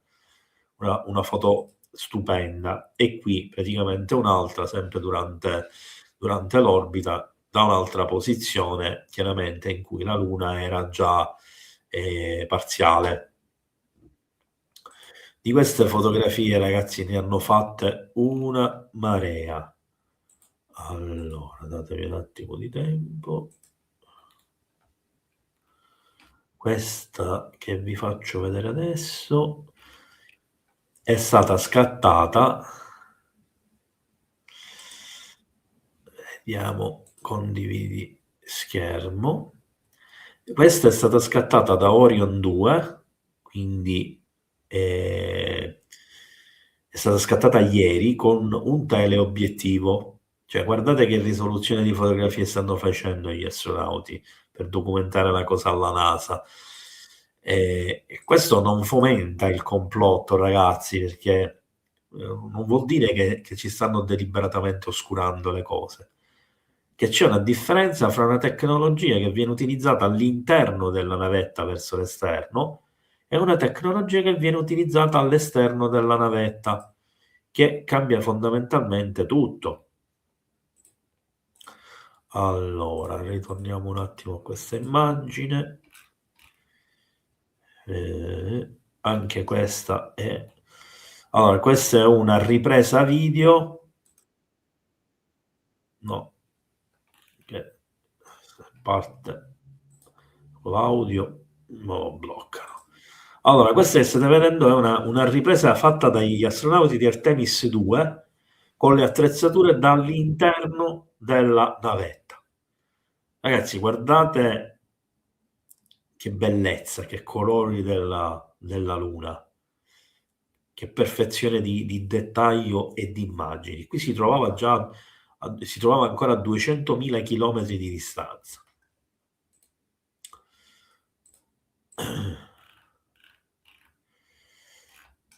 Allora,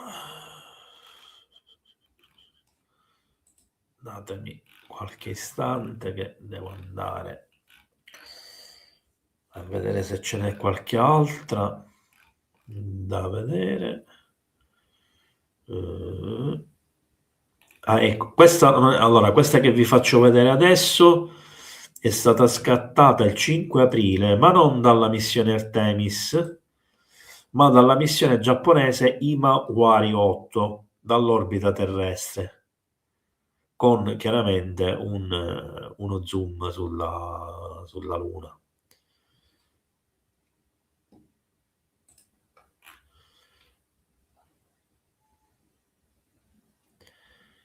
Faccio vedere, queste sono pure foto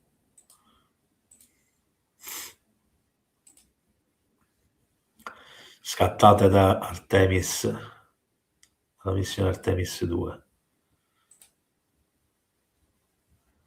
Qui si vede qualche stella intorno alla Terra, qua se ne vedono di più. C'è pure l'eclissi non l'eclissi, scusate, l'aurora boreale e l'aurora australe. E qua purtroppo telecamera esterna e vedete che la Terra è venuta che sembra la Luna praticamente, solo che anziché dare sul grigio è sull'azzurro fondamentalmente. Questo è carino, questo ve lo devo fare vedere ora, però voglio farvi vedere un'altra cosa. Vediamo se... No, ricordavo male. Va bene, allora vi faccio vedere quest'ultima cosa e ritorniamo poi in studio. Allora, guardate questo. Questa è la telecamera esterna di Orion che viene utilizzata per riprendere dall'astronauta che si riprende da solo mentre è nello spazio per fare vedere che sono nello spazio, anche se purtroppo non si vede, diciamo, il circondariato che vi ricordo l'immagine è tutta nera, e ci fa vedere lui praticamente si muove dentro la navetta Orion e che muove la telecamera per guardarsi, praticamente per riprendersi. Torniamo quindi in studio. Vediamo se c'è qualche novità qui in uscita nel frattempo. E gli astronauti si stanno... Guardate la luce che c'è fuori, ragazzi.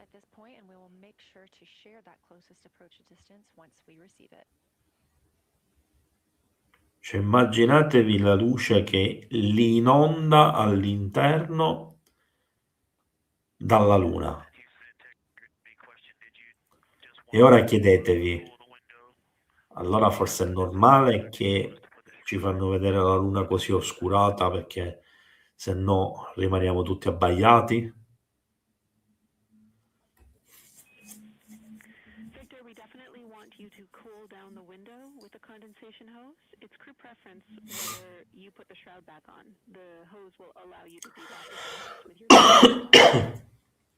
Faccio 5 minuti di pausa, ragazzi, mi riprendo un attimo, bevo e ritorno da voi.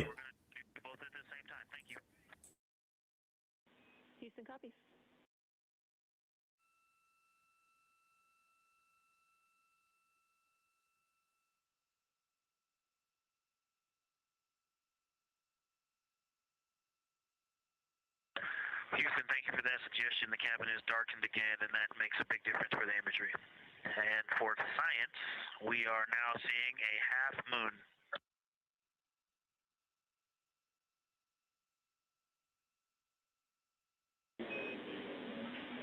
Thank you, Victor. We're happy to hear it, and we see half moon, full moon joy still.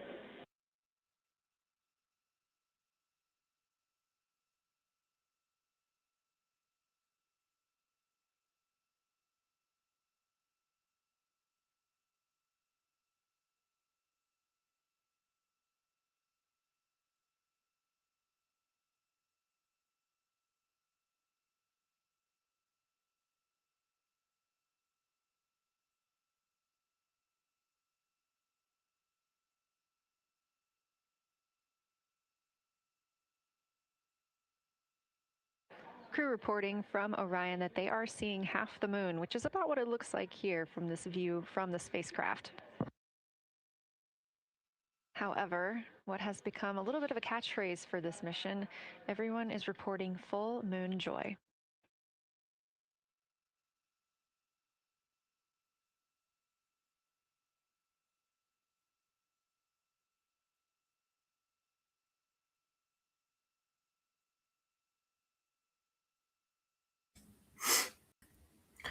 Rieccomi ragazzi, mi sono preso meno di 5 minuti e lo rifaccio dopo di allontanarmi un attimo perché stavo cercando se c'erano delle novità e ne ho beccata una abbastanza interessante. Guardate qua.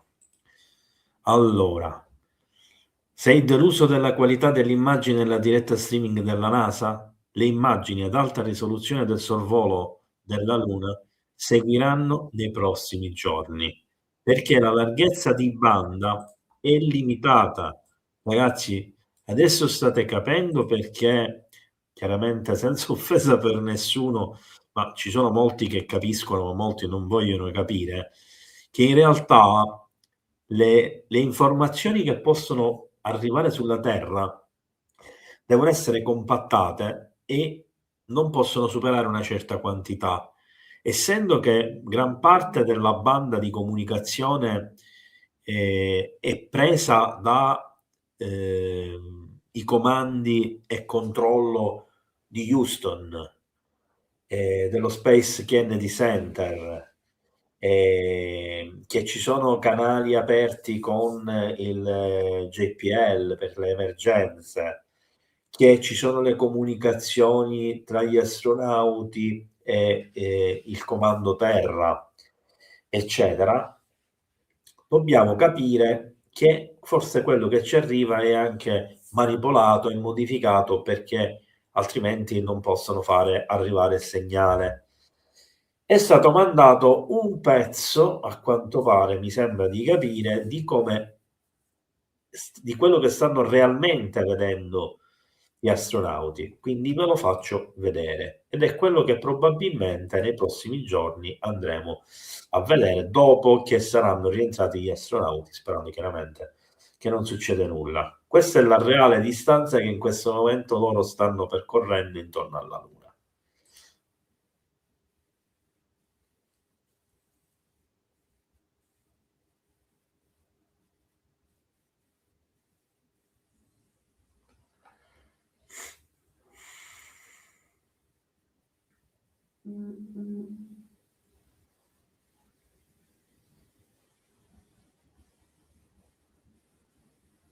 Ovviamente sono immagini accelerate.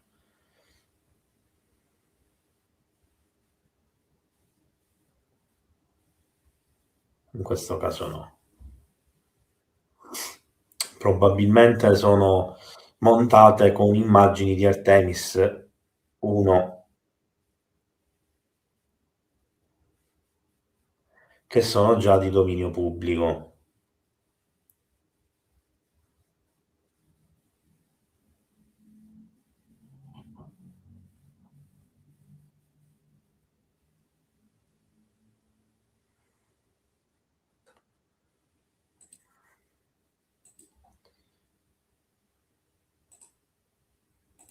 Ok.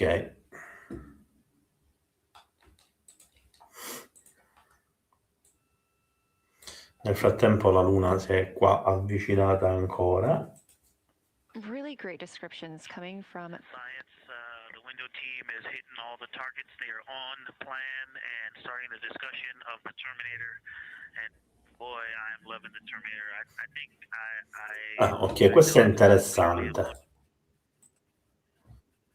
Allora ragazzi, qua datemi un attimo tempo che mi sposto, così non ingombro la scena. Qui c'è lo schema della navetta Orion con tutte le telecamere e tutte le attrezzature esterne. Vedete qua per esempio la CMA cam, la FB cam D, poi abbiamo la cab cam 1, la cab cam 3, la cab cam 2, poi ci sono le SAU cam 1, 2, 3, 4 negli angoli dei 4 pannelli solari, che sono quelle che ci permettono di vedere le immagini che stiamo osservando. Non so se le riuscite a vedere a schermo. E qui ci sono diciamo le telecamere come sono piazzate con le direzioni eccetera anche negli schemi laterali.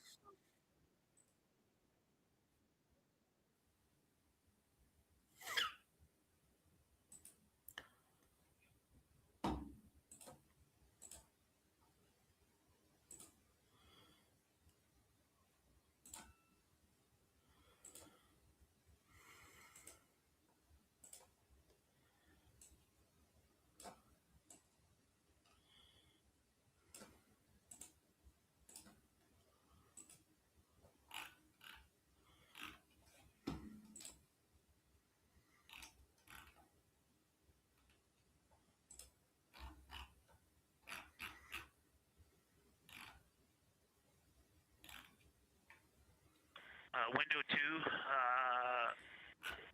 talked about Vavilov, look for suspended dust, and the Terminator. And window 3 about the experience and about the three-dimensionality of the moon this close.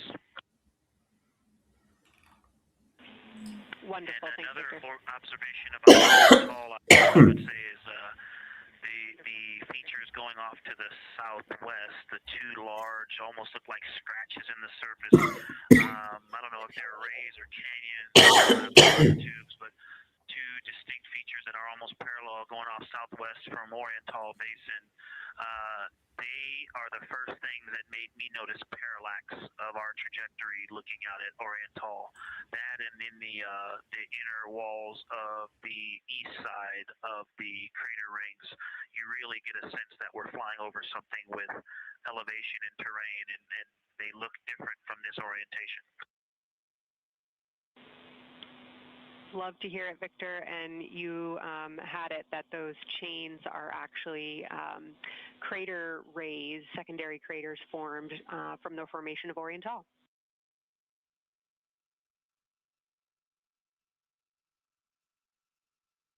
Yeah, speaking of crater rays, the crater rays that are going off to the northwest,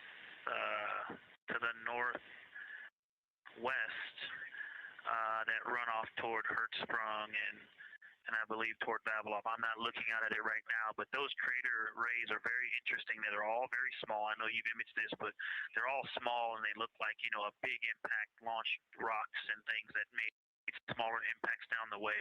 But something very interesting, and again, you can see this in imagery, but some of them are parallel, and then some of them converge toward the center of Oriental.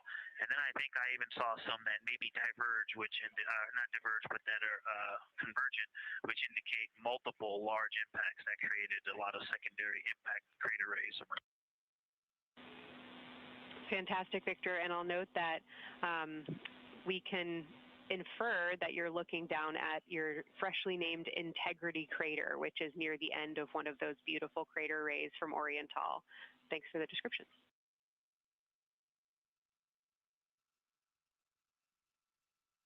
Yeah, you're welcome. And Integrity is easily identifiable with the naked eye from this point.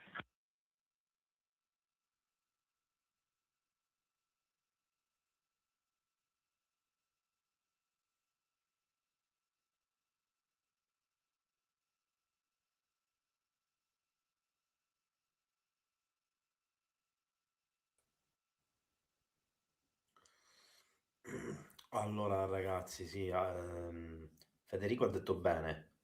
E si sa già che verranno interrotte le trasmissioni per circa 40 minuti e questo chiaramente, un po' più di 40 minuti in realtà, porterà ad un... essendo una fase critica, ad una maggiore preoccupazione da parte della NASA. Vi faccio vedere un video che sta girando su X sullo stile di quelli che abbiamo visto noi. Guardate qua.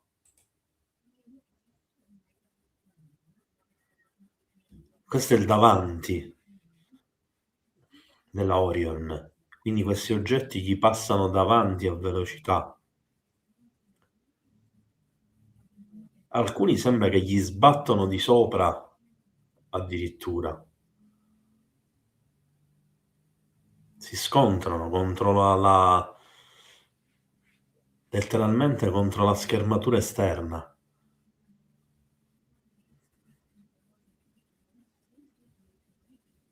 Vabbè, ovviamente è continuo, quindi 33 minutes. Again, the spacecraft will fly behind the moon, and during that time, we won't have communication with them.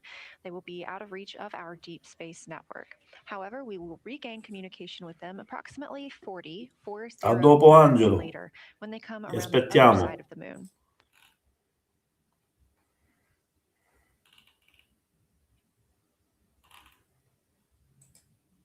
The crew aboard the spacecraft are currently discussing the Terminator, that difference between day and night. The science team is interested in learning about the topography and the color of the lunar surface, and it's already been very interesting to hear that they have seen colors like greens and browns while looking at the moon. Some of the questions that they are hoping the crew will discuss are: how do the quantities and sizes of craters and mountains vary along the terminator? And they are looking for the crew to describe the topography of features along or near the terminator. They're also looking for more information on any color or tone variations, and they're hoping that the crew will take images to illustrate their findings. Intanto We also ricordo a reported earlier that the tutti, crew has missed none a of tutte le their persone di targets when they passaggio, a are tutte le photographing out persone the che window. vengono magari ad apprezzare, The di art lasciare il based vostro conversations that like. the crew is having right now are being L'importanza di questo recorded to their like. personal computer devices, PCDs, and those will be sent down to the science team. The science team will have a conference with the crew tomorrow morning to discuss their findings and Mattia, experience io looking ho at the moon bisogno che me today. lo mandi il video per poter verificare quello che hai visto.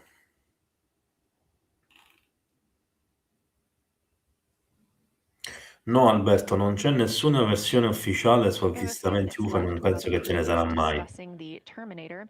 And if you're just joining us, you're looking at a live view of the moon, our moon, from the Orion spacecraft and a camera on its solar array. Inside that spacecraft, 4 astronauts, Reed Wiseman, Victor Glover, Christina Cook, and Jeremy Hansen, the first 4 people to fly around the moon in over 50 years.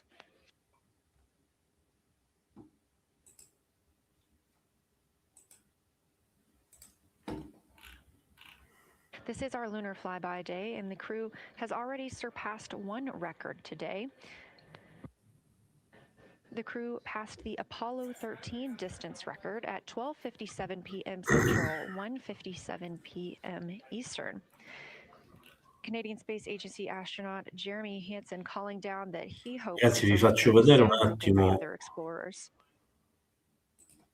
Allora, qui abbiamo l'Artemis II a sinistra e il modulo di comando dell'Apollo. Per chi dice, mamma mia, è troppo stretto, mamma mia, potevano progettare una navetta più grande, più spaziosa, eccetera. Guardate che differenza c'è con quella dell'Apollo. Cioè, erano là dentro, praticamente dovevano stare seduti per tutto il tempo, potevano muoversi pochissimo, si potevano sganciare, ma si dovevano muovere uno ad uno all'interno del modulo di comando. Qui invece, bene o male, possono stare in piedi, possono muoversi e fare piccole cose.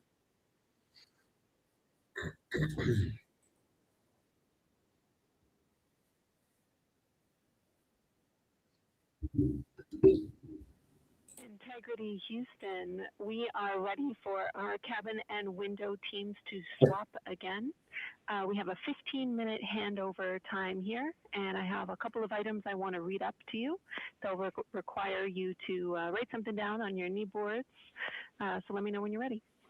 Marco, l'accelerazione gravitazionale la faranno durante il passaggio dietro e sarà tutto il momento del passaggio dall'altra parte della Luna nella fase di ritorno l'accelerazione.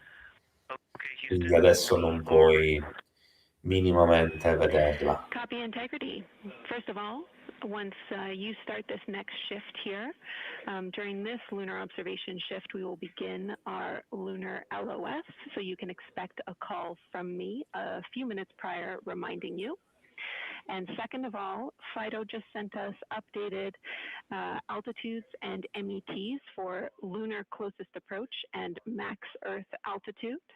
Let me know when you are ready to write those down. They differ slightly from Optimus.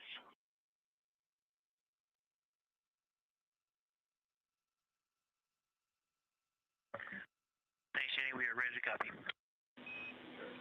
Lunar closest approach will be at MET 5 days, 0 hours, 25 minutes, 34 seconds. And the altitude will be 4,067 statute miles. Maximum Earth altitude will be at MET 5 days, 0 hours, 27 minutes, 39 seconds, with an altitude of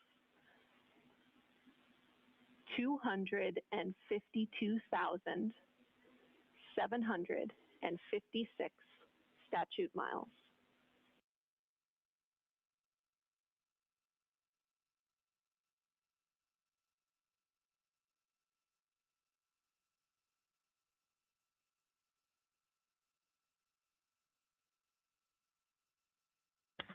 The crew really wants to ask for that in kilometers and in parsecs, but thank you for those. That is great. Thanks for that update. I'll send Fido to work, and I appreciate the metric. Other than that, I have no new vehicle statuses to pass to you. Enjoy your handover time, and we're looking forward to picking back up with you shortly.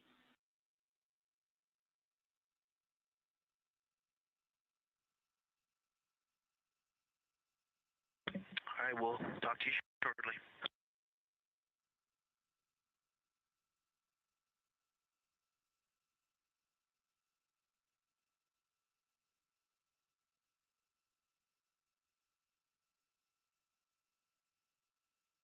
Those words called from Capcom Jenny Gibbons, CSA astronaut and Artemis II backup crew member, to the crew working aboard the Orion spacecraft.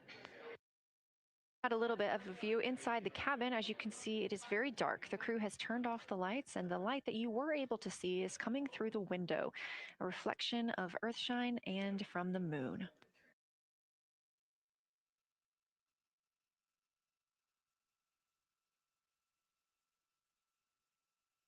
The crew is moving into their next observation block, meaning they are taking time to switch cabin and window teams. We've had Reed Wiseman and Jeremy Hansen at the windows taking pictures and making annotations and recording some audio files that will be downlinked later to the science team. Meanwhile, Victor Glover and Christina Cook were in the background serving as support. They were also timelined to enjoy a little bit of their midday meal. Now that we are swapping positions, the support team becomes Reed Wiseman and Jeremy Hansen. They will be in the background helping with SD card swaps, as well as providing those situational reports to the science team. Victor Glover and Christina Cook will be the astronauts at the window, photographing and speaking into those PCDs, portable computing devices, about what they're seeing on the moon. As you heard Capcom Jenny Gibbons call to the crew, this block is also when we will lose communications with the crew. That LOS, or loss of signal, scheduled to be less than 35 minutes from now. We anticipate to be out of signal with them for about 40 minutes, and we'll regain that communication once they've flown around the other side of the moon.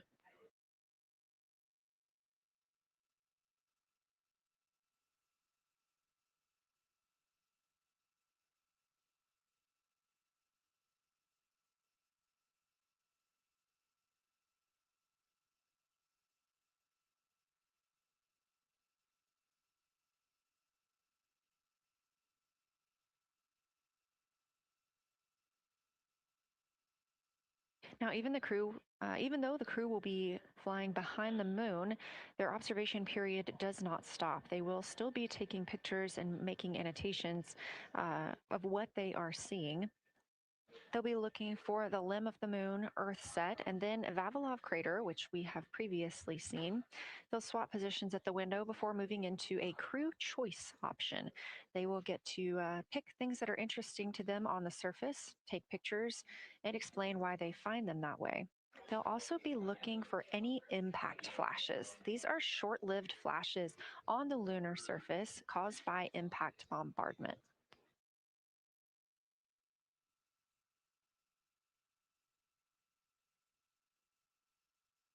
Just before Earthrise, the crew will be looking for lofted lunar dust.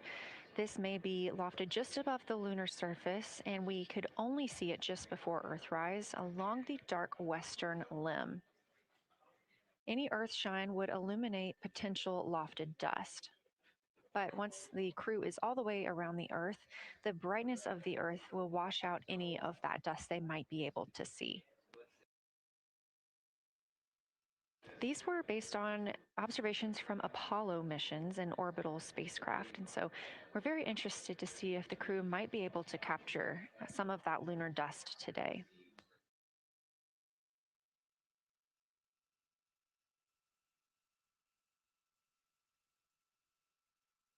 Following that lofted lunar dust target, the next will be Earthrise. We will regain communications with the crew shortly after Earthrise.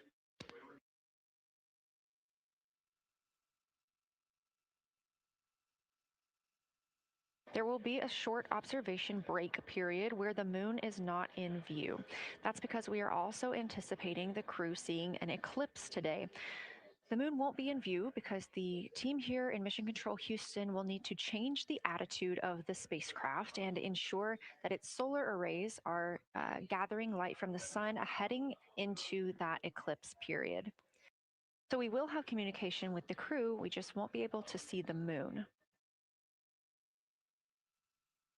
However, we will have views during that eclipse time frame. During that time, the science team is looking to know it will only be illuminated by Earthshine at that point. So they want to know what the whole moon looks like overall, but they also want the crew to look into deep space and potentially see if they can spot any planets.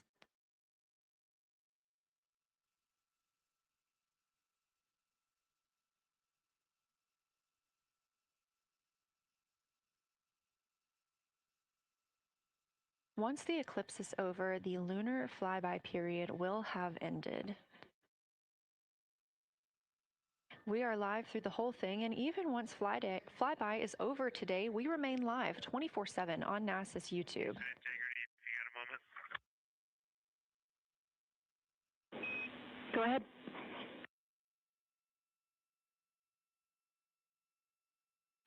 I don't know if Catherine and Devin are still there, but if they are, just wanted to just let them know how much fun we're having out here.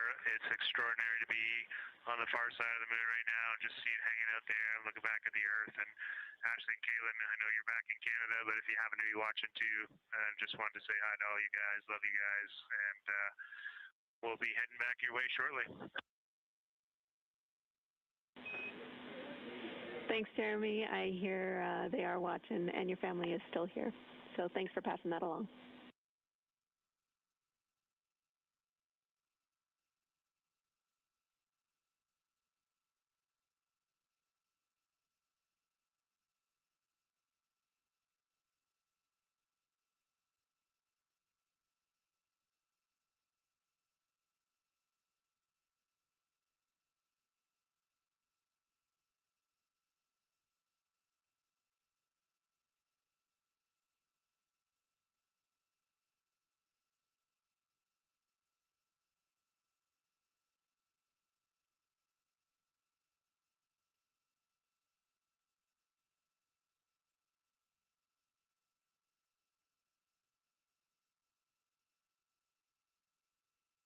This view inside the Orion spacecraft, and it's a little hard to make out, but on the left there, that is Jeremy Hansen just calling down some well wishes to his family, joining us in the viewing room and watching online.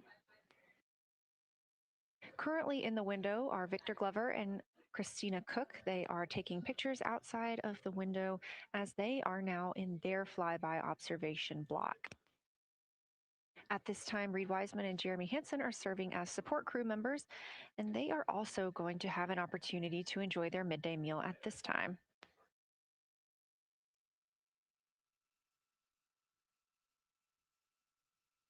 On the lunch menu today for Reed Wiseman and Jeremy Hansen, we have vegetarian chili, salmon croquettes, chicken with peanut sauce, sweet and savory kale, pickled beets, chocolate pudding, barbecued beef brisket, spaghetti and meat sauce, Italian vegetables, butternut squash, candy-coated chocolates, and maybe even a little bit of coffee.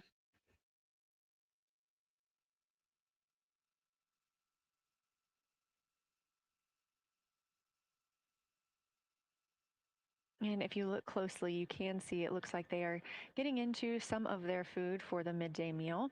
All of the food on the spacecraft is rehydratable. We don't have an option for fresh food as there's not a refrigerated section of the Orion spacecraft. So all of this food can either be rehydrated or eaten straight from the package, just depends on what the food actually is. And for food that needs to be rehydrated, there is information on each package of how much water needs to fill that bag and what temperature it needs to be.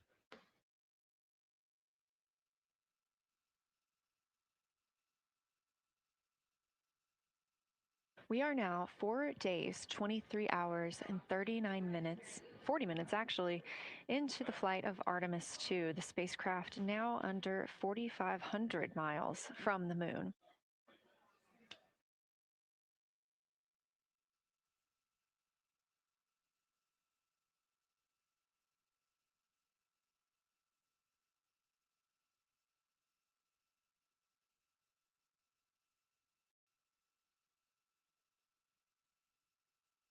We are now also under 30 minutes away from loss of signal with the astronauts. We will regain that communication about 40 minutes later.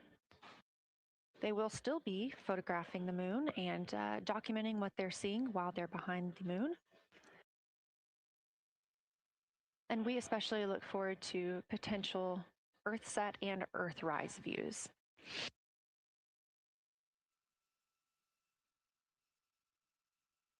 As you can see on the left side of your screen, we are streaming this solar array camera view throughout the flyby.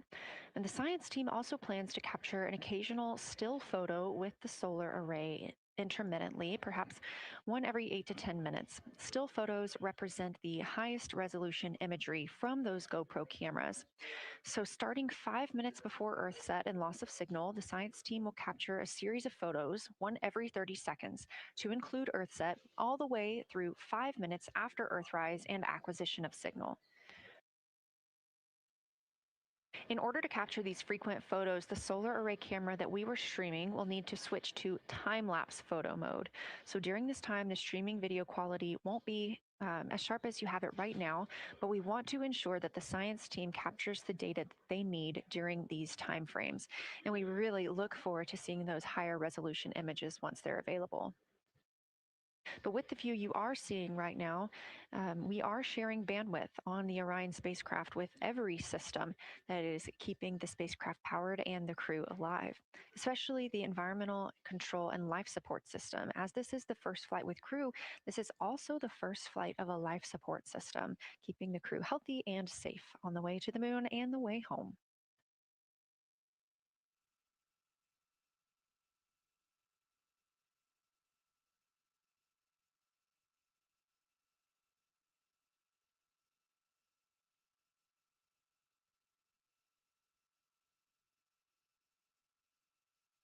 On the timeline, we're getting towards the end of the cabin and window team swap period, but it looks like our astronauts, Victor Glover and Christina Cook, are already photographing the moon outside of those windows.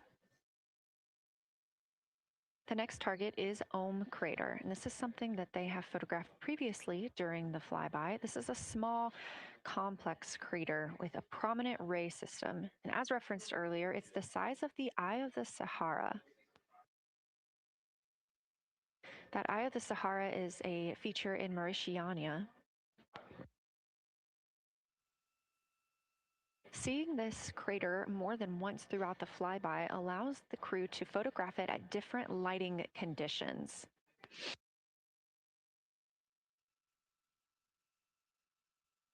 Those different lighting conditions help expose different portions of the target and can help the science team learn a little bit more about how it formed and what it is today.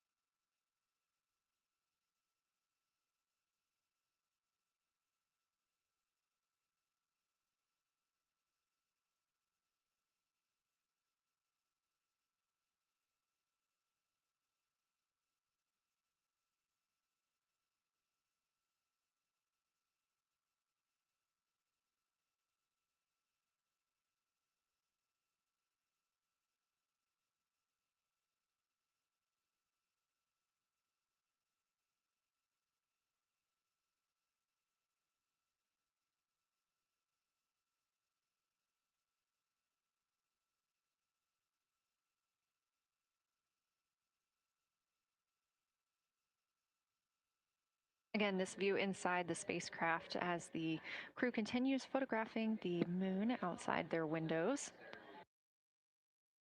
They have turned the lights off to allow them to better get photos of the moon, preventing any reflections from coming in from the spacecraft.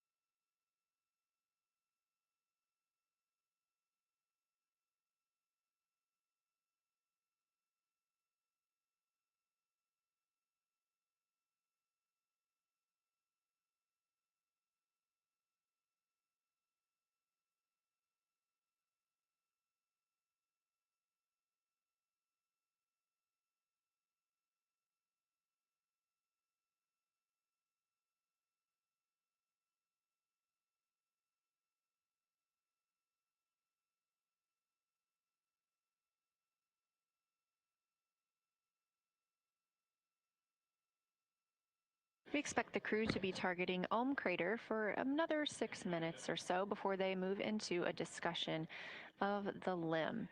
Now, the science team has asked for a science sit rep or situation report during that time, so we hope to hear calls from the crew on what they are observing.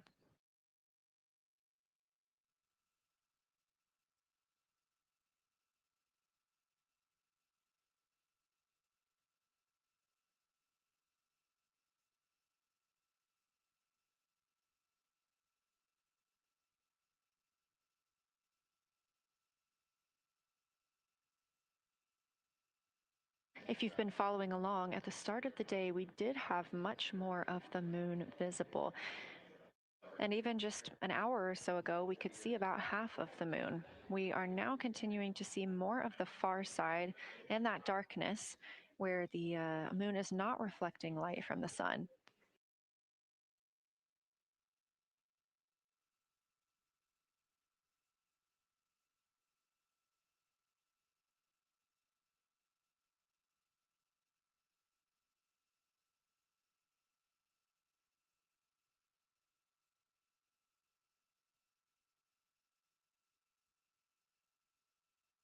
Earlier, we were also able to see some of those darker portions, that old lava flow that we often see on the near side of the moon and that we can all see from Earth. That has mostly gone away. We are now just seeing very little of Orion Tall. That's down to the bottom right of the moon. You can see just a small dark portion near the limb.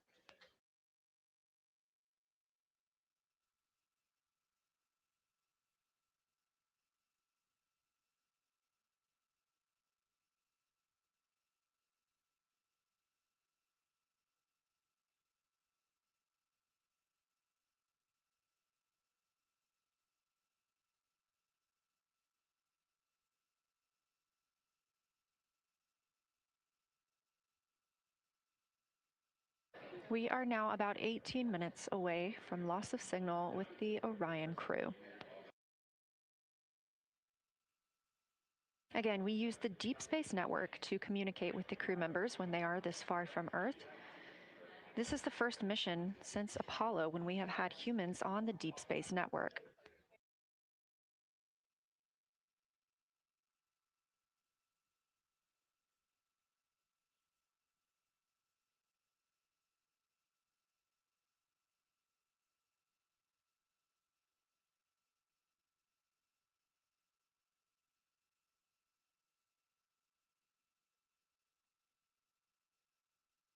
As you recently heard Capcom Jenny Gibbons call to the crew, We expect their closest approach to the moon to be at MET, or mission elapsed time, of 5 days, 25 minutes, and 34 seconds. At that time, their altitude would be 4,067 statute miles above the Earth's surface. Just over 2 minutes later, they will reach their maximum distance from Earth at mission elapsed time 5 minutes, 5 days, 27 minutes, and 39 seconds. The altitude at that time would be 252,756 statute miles. These are our latest numbers, and we'll make sure to verify and confirm those once those milestones have been achieved. Obviously, we will be without communication to the spacecraft at that time. So once we regain communication, we will make sure to find out those numbers and report those to you.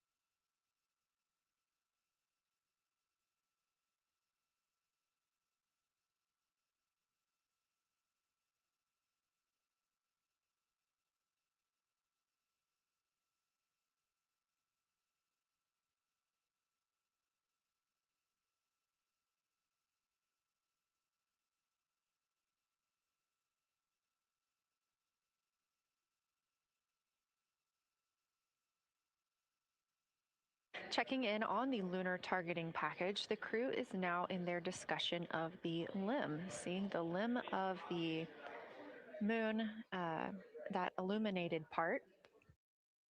Currently at the windows taking photos and making annotations are Victor Glover and Christina Cook. We are expecting loss of signal in about 13 minutes. We will regain that signal with the crew about 40 minutes later.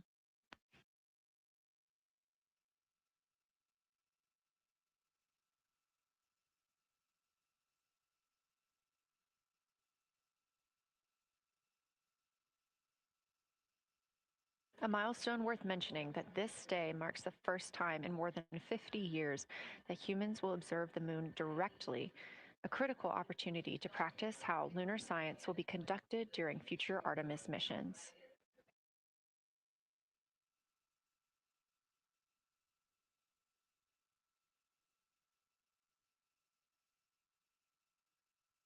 I've continued to reference the lunar targeting package throughout this broadcast, which is the primary tool guiding the crew observations, and that consists of two key components. The first of those is the Lunar Geography Review, which helped the astronauts study major lunar features in advance. That also helped them learn to orient themselves during the flyby. The Lunar Targeting Plan provides a detailed timeline of observation targets, background science context, and specific instructions for the picture the crew should take, and verbal descriptions of what will be helpful to the science team reviewing those pictures later. That's what we've been tracking real time and what the crew is using right now to keep up with their next milestones.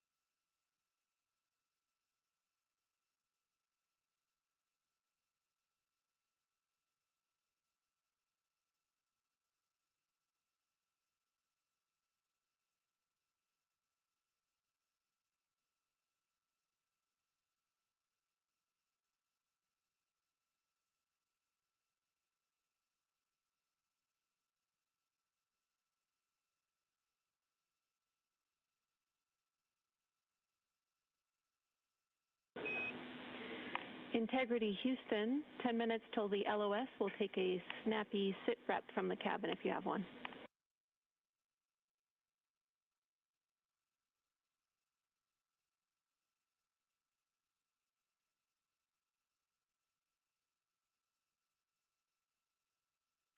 Okay, Jenny, that came, we missed most of that, but just a 10-minute warning, is that what you're saying? 10-minute warning for the LOS, and I'll take a quick sit rep from the cabin, please.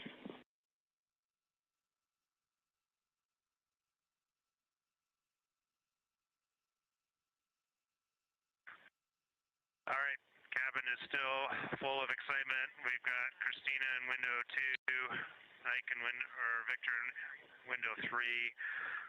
Reed's actually been trying to get some images out of the docking tunnel. We can see the Earth and the Moon and part of the Moon out of the docking tunnel, which is pretty good. And I'm just grabbing some footage right now with our interior cameras.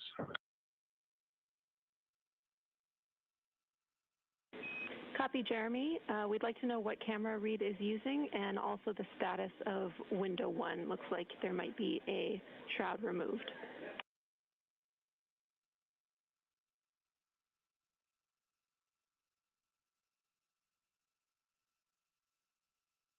Okay. Reed was using the Z9, and the T-shirt shroud is still on window 1, but we took the camera out of it. So maybe that's what you're noticing. But when I looked in there, I saw a lot of sunlight reflecting around. Copy. That makes a lot of sense to us, Jeremy. I want to remind you, coming up on this LOS, it will take sit reps in the blind. And as more and more of the moon is in darkness, we will take any report you have on impact flashes.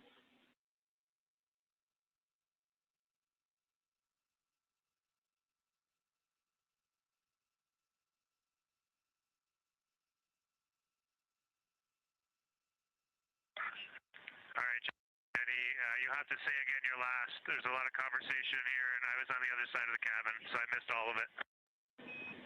Look out for impact flashes, and we'll take sit reps in the blind.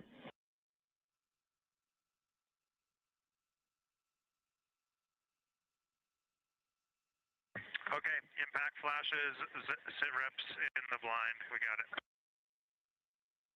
And yeah, just so you understand what's going on with window 1, there is light coming through the outer hull from window 2 into the inside of window one, if that makes sense. Like I can see the inside of the vehicle when I look between the two panes of glass. Copy.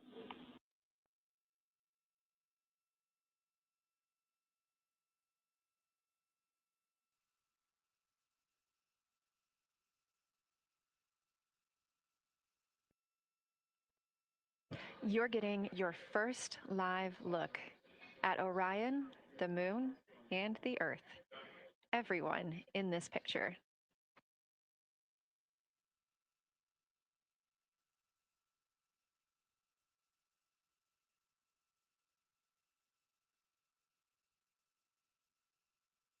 This is a live view from the Orion spacecraft.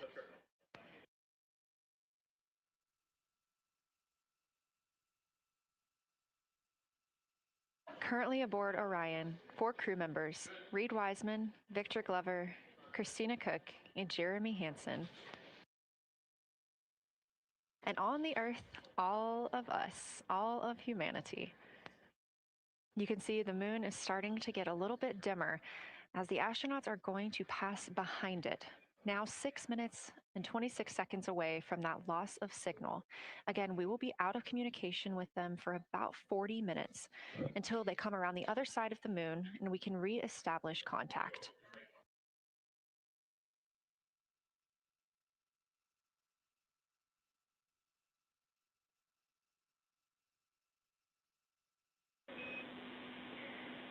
Integrity Houston, you are 6 minutes from your 40-minute lunar flyby LOS.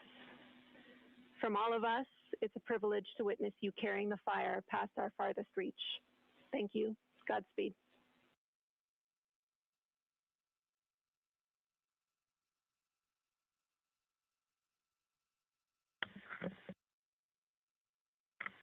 Thank you for that, Jenny. And thank you to all of you for allowing us the immense privilege to be on this journey together. It's quite amazing. And as we go on this journey, thinking about the NASA mission to explore the unknown in air and space, to innovate for the benefit of humanity, and to inspire the world through discovery. And as you've gone along on this journey with us, hopefully we're doing just those things. And as we get close to the nearest point to the moon and farthest point from Earth, as we continue to unlock the mysteries of the cosmos, I would like to remind you of one of the most important mysteries there on Earth, and that's love.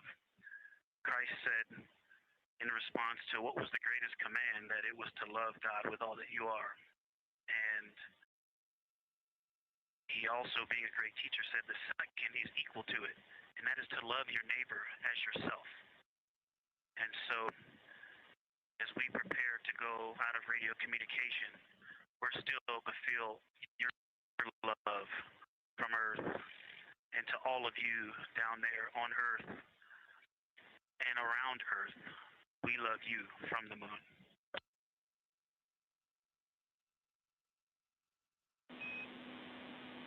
Houston copies. We'll see you on the other side.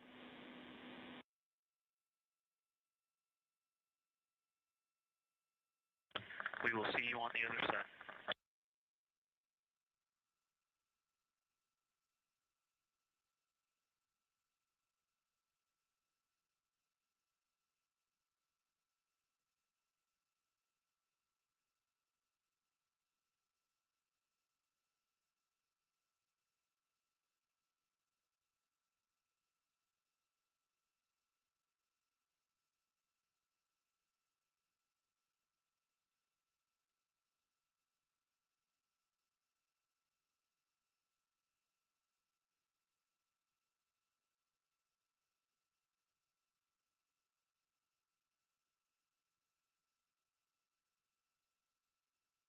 Poignant words from NASA astronaut Victor Glover, and a little bit of a love letter from the other side of the moon all the way to Earth.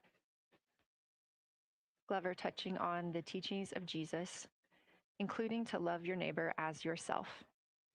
We are now less than 3 minutes away from loss of signal with the Orion astronauts. The Artemis II crew will be out of signal for about 40 minutes as they are on the other side of the moon, continuing their work photographing the lunar surface, and they will reemerge, and we will also get this view on the other side.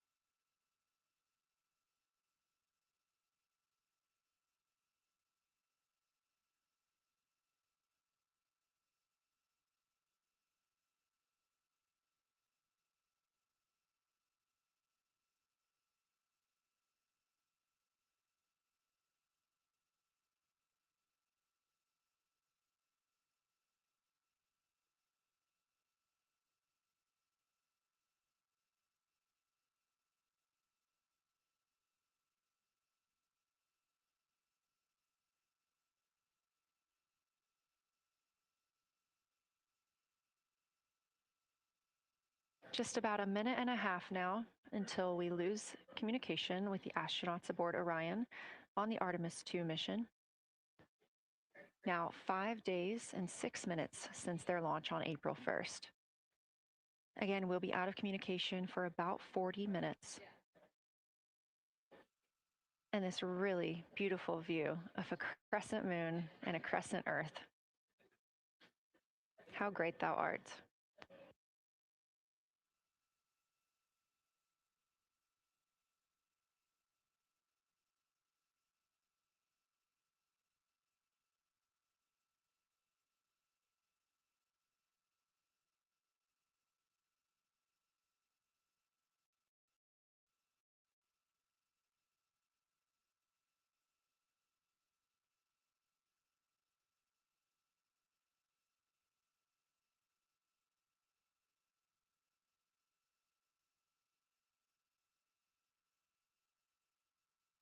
"30 seconds now until we expect loss of signal.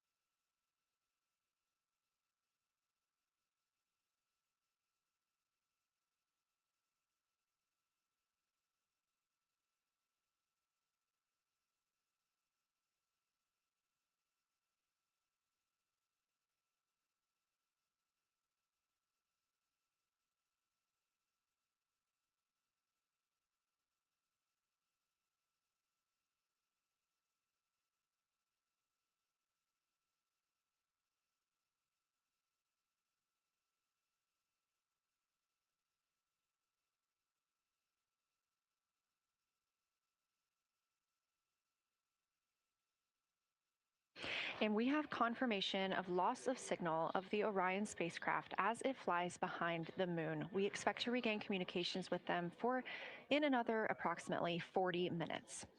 This was expected as their spacecraft is now out of direct line of sight with Earth and behind the moon. And this is a poignant moment as it's the first time in over 50 years that we have humans completely unreachable by anyone else on Earth. No matter how distant or secluded, we could reach anyone living on Earth, but while the crew flies behind the moon, it's simply impossible to make contact with them. This is a live view inside the Science Evaluation Room here at Johnson Space Center and just down the hall from Mission Control. This team has been monitoring the flyby all day as the team has continued capturing targets on the lunar surface.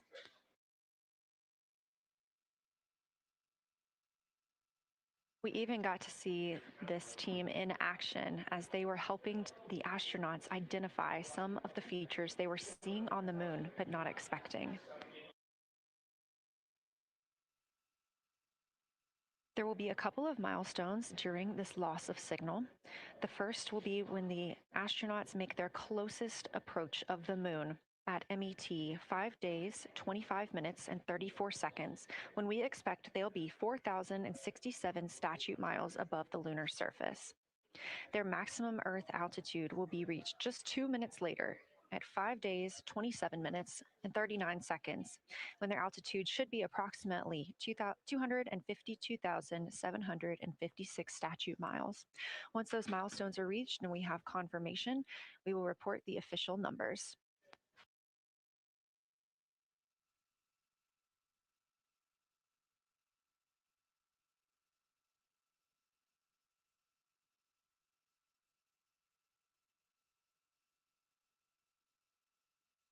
Throughout the Artemis II mission, astronaut voice, images, video, and vital mission data must traverse thousands of miles, carried on signals from NASA's powerful communications systems, the Near Space Network and the Deep Space Network. Let's learn a little bit more.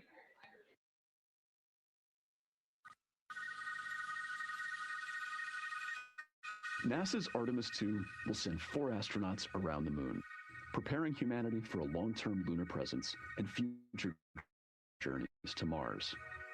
Enabling communication and navigation for this test flight are NASA's Near Space Network and Deep Space Network.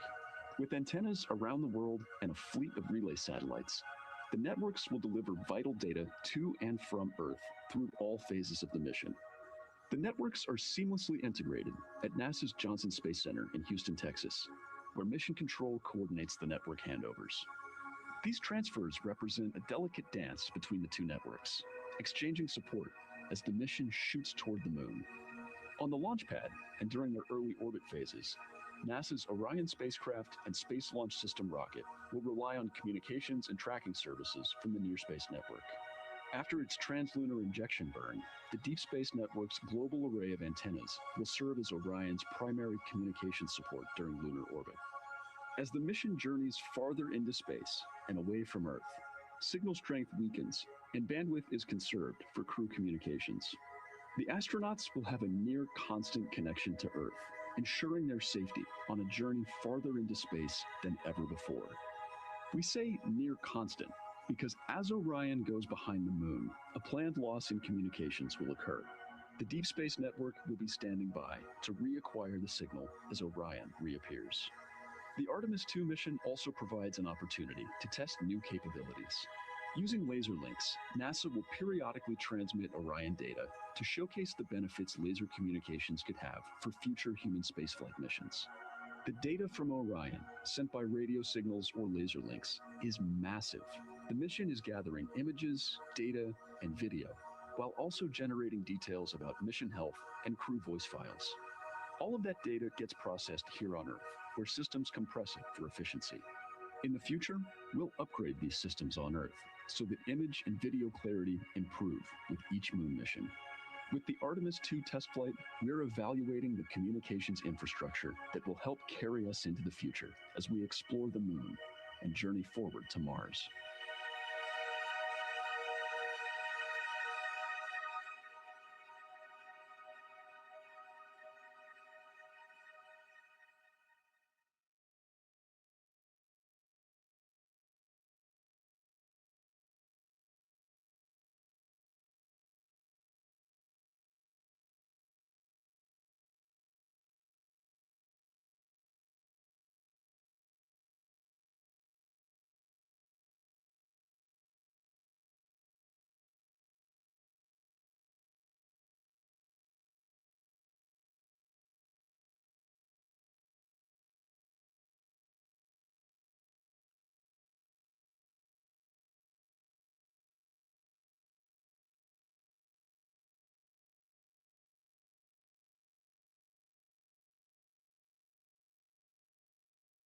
We are now about 33 minutes until we expect to regain communications with the astronauts aboard Orion. And in the meantime, I've got Dr. Kelsey Young, Artemis Science Flight Operations Lead, here with us. Thanks for joining me, Kelsey. Thanks for having me. This is such an exciting day. Oh, no kidding. It has been so cool to hear you communicating directly with the crew.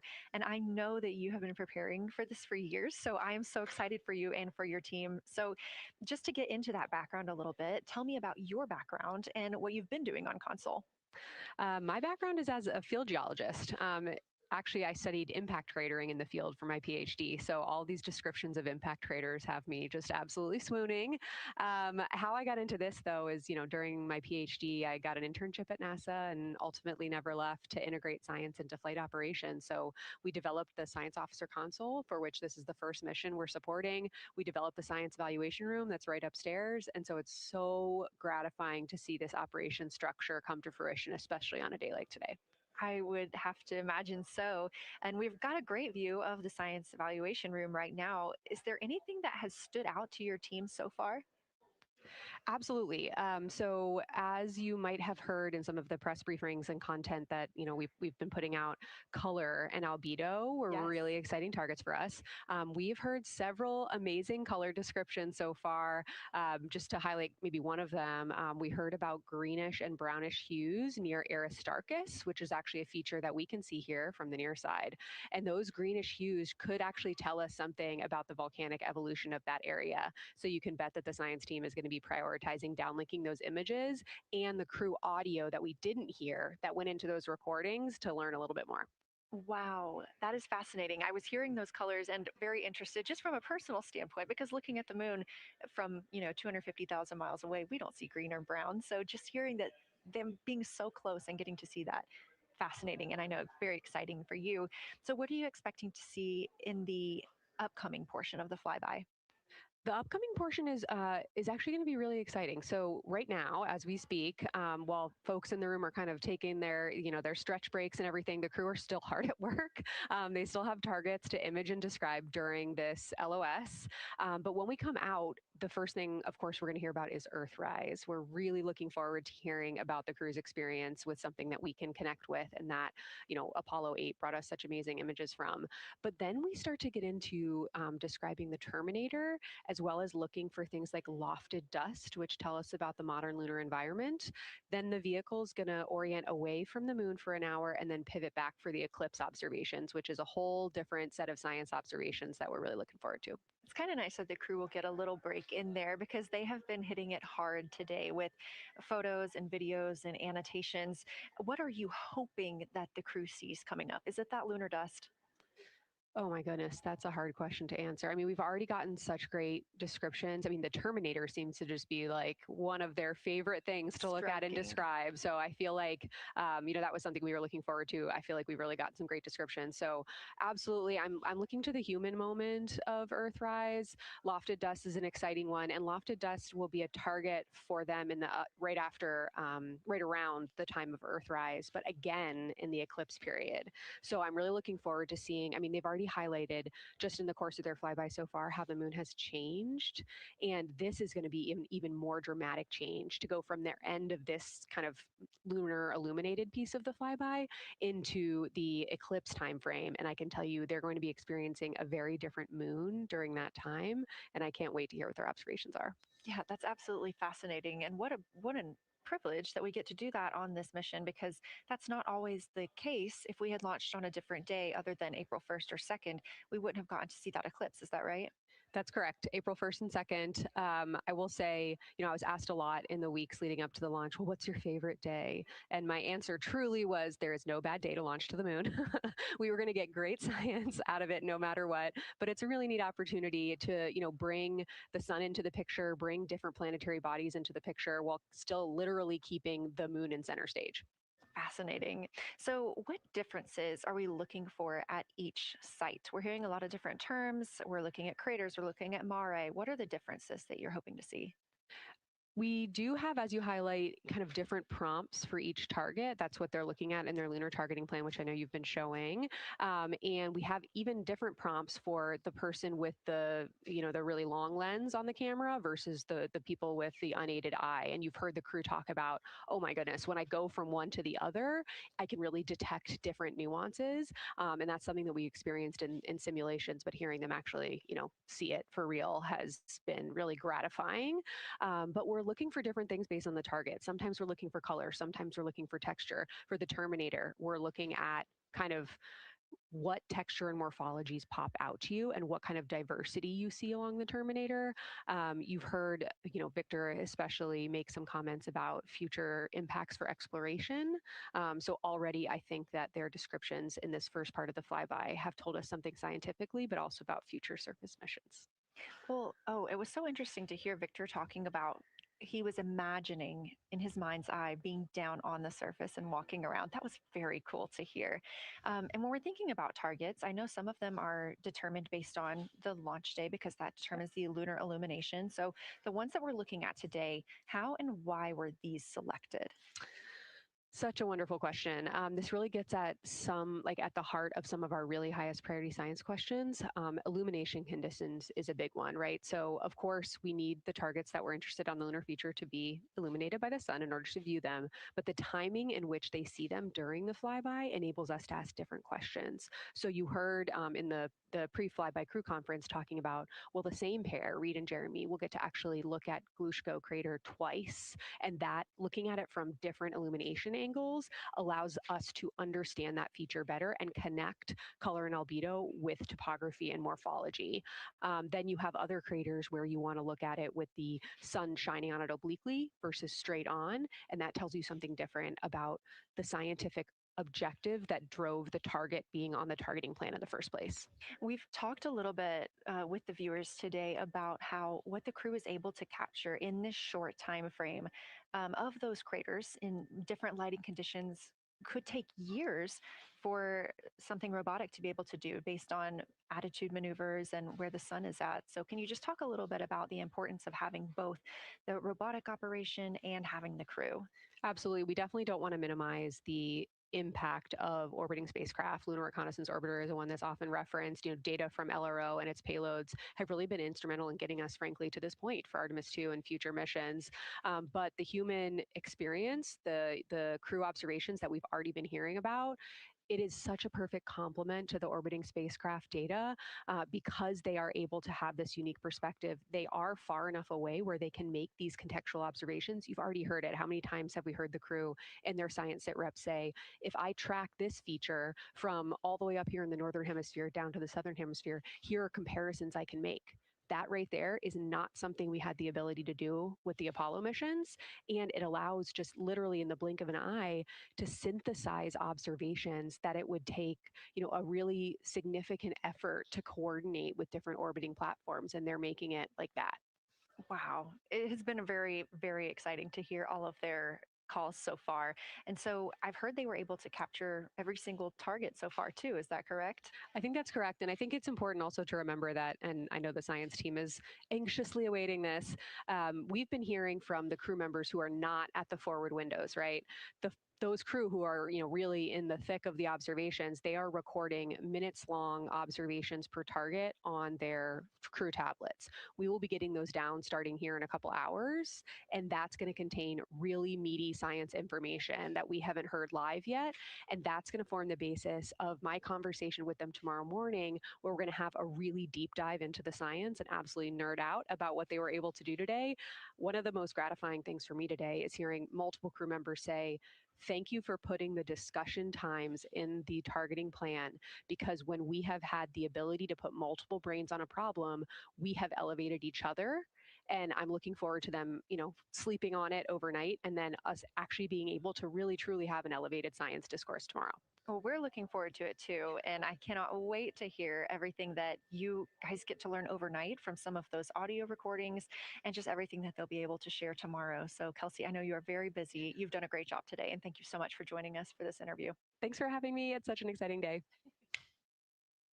We are now expecting acquisition of signal in about 24 minutes. As a reminder, the Orion spacecraft has flown around the other side of the moon, where they are out of contact with our deep space network.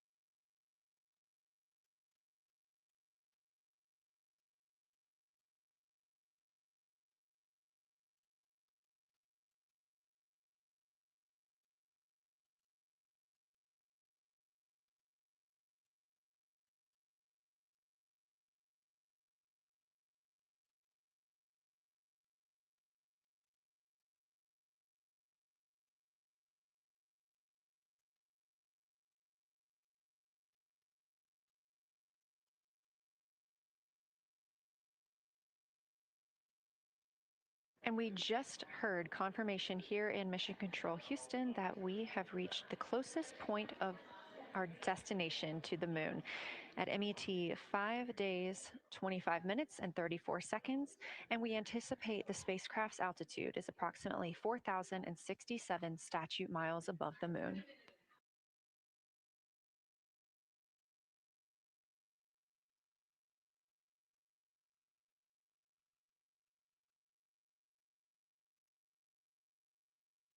We're continuing to track what the crew is doing while around the other side of the moon. They are continuing to take pictures of the of the moon, the Earth now out of sight. What they're in right now is a crew choice event. The science team has encouraged them to find interesting features on the surface, to take photos of those, and describe why they were interesting.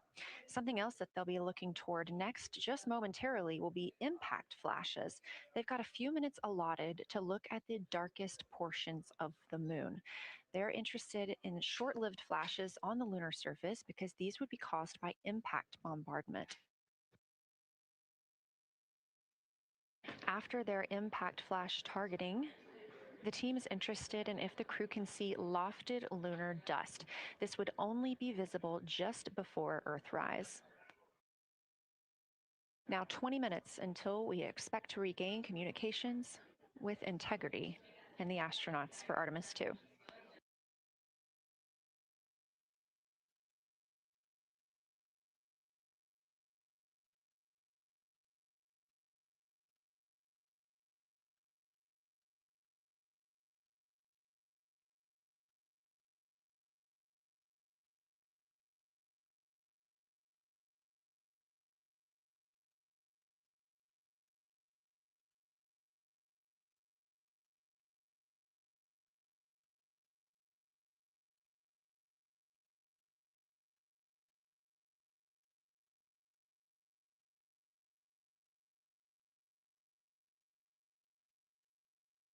We're live in Mission Control Houston at NASA's Johnson Space Center, but there's a team over 750 miles away also monitoring today's operations. And of course, just like us, they are in LOS, or loss of signal, with the spacecraft.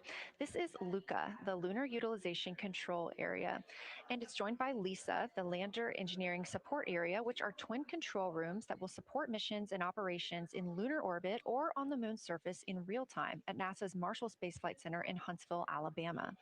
The Luca and Lisa are right next to each other and just a short walk away from the SLS Engineering Support Center, which is used during launch, and the POIC, where science on the International Space Station is monitored. Luca primarily supports Artemis science operations, while Lisa will provide engineering support for landing astronauts on the moon. During this mission, Artemis II, teams in the Luca will use the facility to support first-of-its-kind science operations to better understand the deep space effects of microgravity and radiation on the crew's physiology, immune systems, and ability to complete various tasks. The data from these science operations will inform future crewed flights to the moon. For future crewed missions to the moon, members of the NASA Human Landing System Mission Insights Support Team, a group of engineers, safety leads, flight operations experts, and technical authorities, will work in the LISA.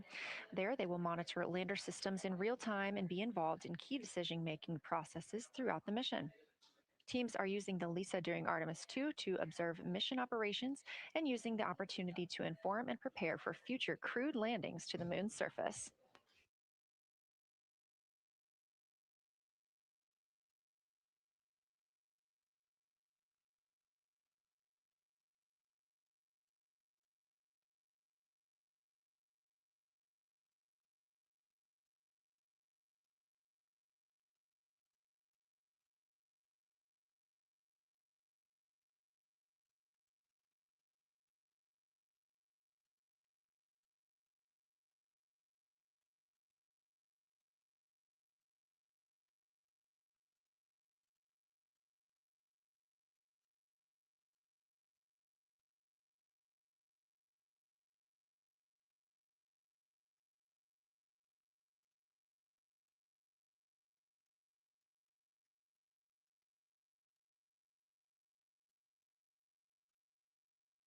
We now expect to regain communications with the astronauts aboard Orion in about 17 minutes.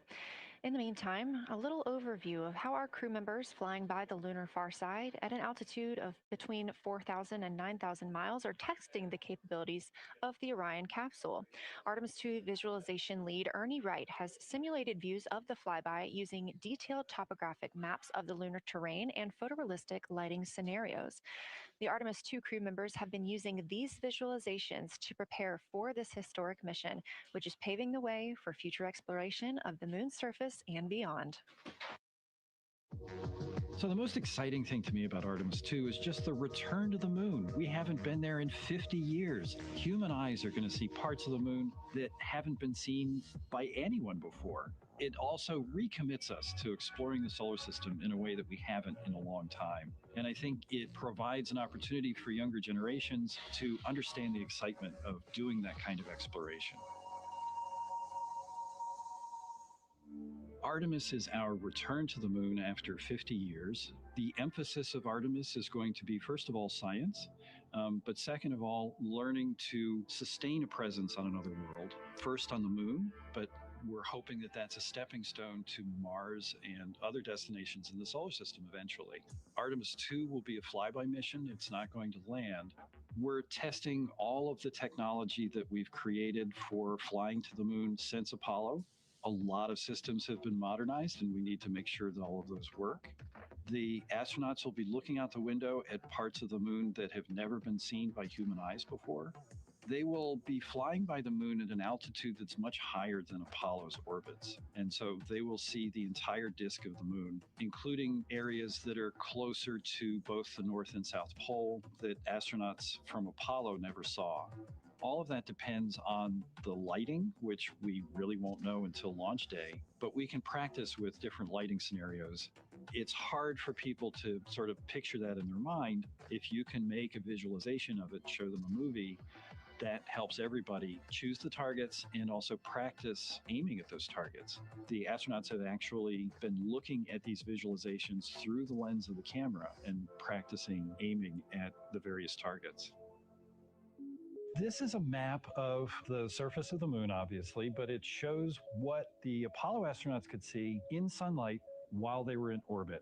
The brighter parts are the parts that they could see. The darker parts, like this entire area here and places that are farther north and south, are places that they couldn't see in sunlight, either because it was nighttime there or because it was beyond the horizon of the astronauts. All of the Apollo flights orbited the moon at a distance of about 110 kilometers. Because the astronauts were flying at such a low altitude, their horizon was actually quite close and they couldn't see the North and South poles. And this whole area over here was not in sunlight at the time. And it includes this amazing impact feature here called Orion. Orion is a very large impact feature. It's about 650 kilometers wide.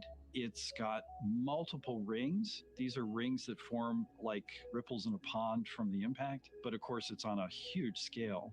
The middle of Orion has that sort of dark basalt lava covering it, like the dark spots that we see on the near side. It's one of the biggest ones that's more on the far side than the near. So seeing it with human eyes and sort of picking out features that maybe you don't even see in robotic cameras is an important goal for the mission.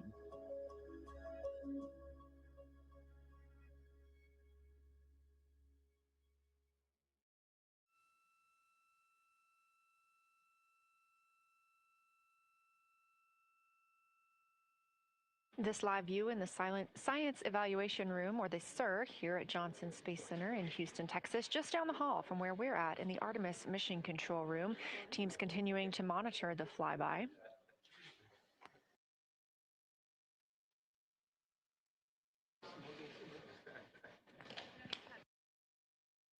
The crew continues their observations of the moon, even though they are out of touch with Earth. We expect to hear from them in 12 minutes and 26 seconds. Again, this is approximately 40 minutes loss of signal while they are out of reach of the deep space network.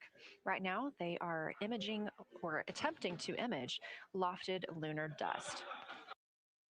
Throughout our coverage, we've talked a lot about the science and engineering behind today's lunar flyby, but we also spoke to the crew about what the moon means to them and how they see its place in human history.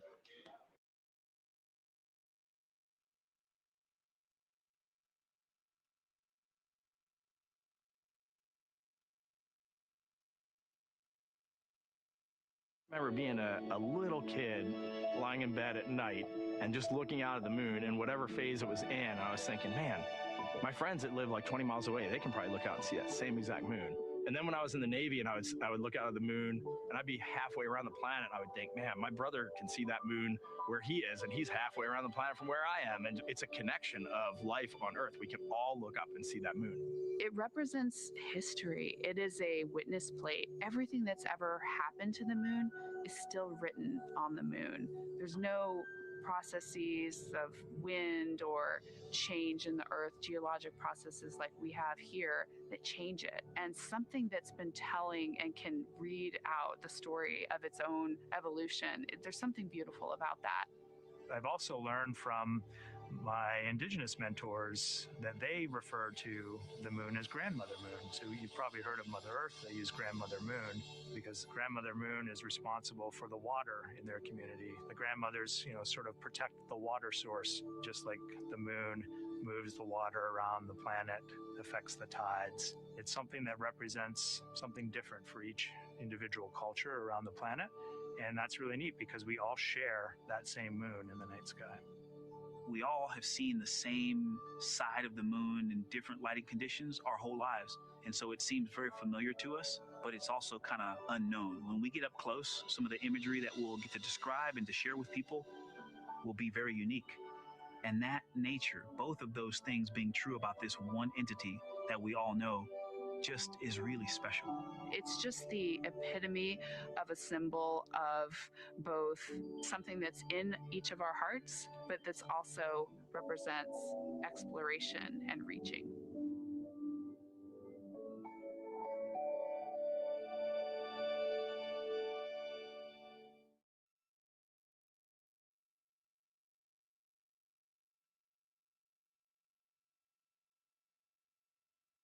You're looking at a live view inside Artemis Mission Control here at Johnson Space Center in Houston, Texas. We are currently out of contact with the Artemis II crew. This was a planned, or not really a planned, but a tracked loss of signal that occurs when the crew flies behind the moon. We use the Deep Space Network to communicate with the crew, and when they are behind the moon, they are out of reach of that Deep Space Network. And when you consider our nonstop communications during the time in which we live, this is even more striking. For the Artemis II crew, they're only currently communicating with each other. Now, we expect to regain those communications in under 9 minutes from now, and we also are hopeful for a view of Earthrise. Despite being out of communication, the crew is continuously capturing imagery of their predetermined lunar targets.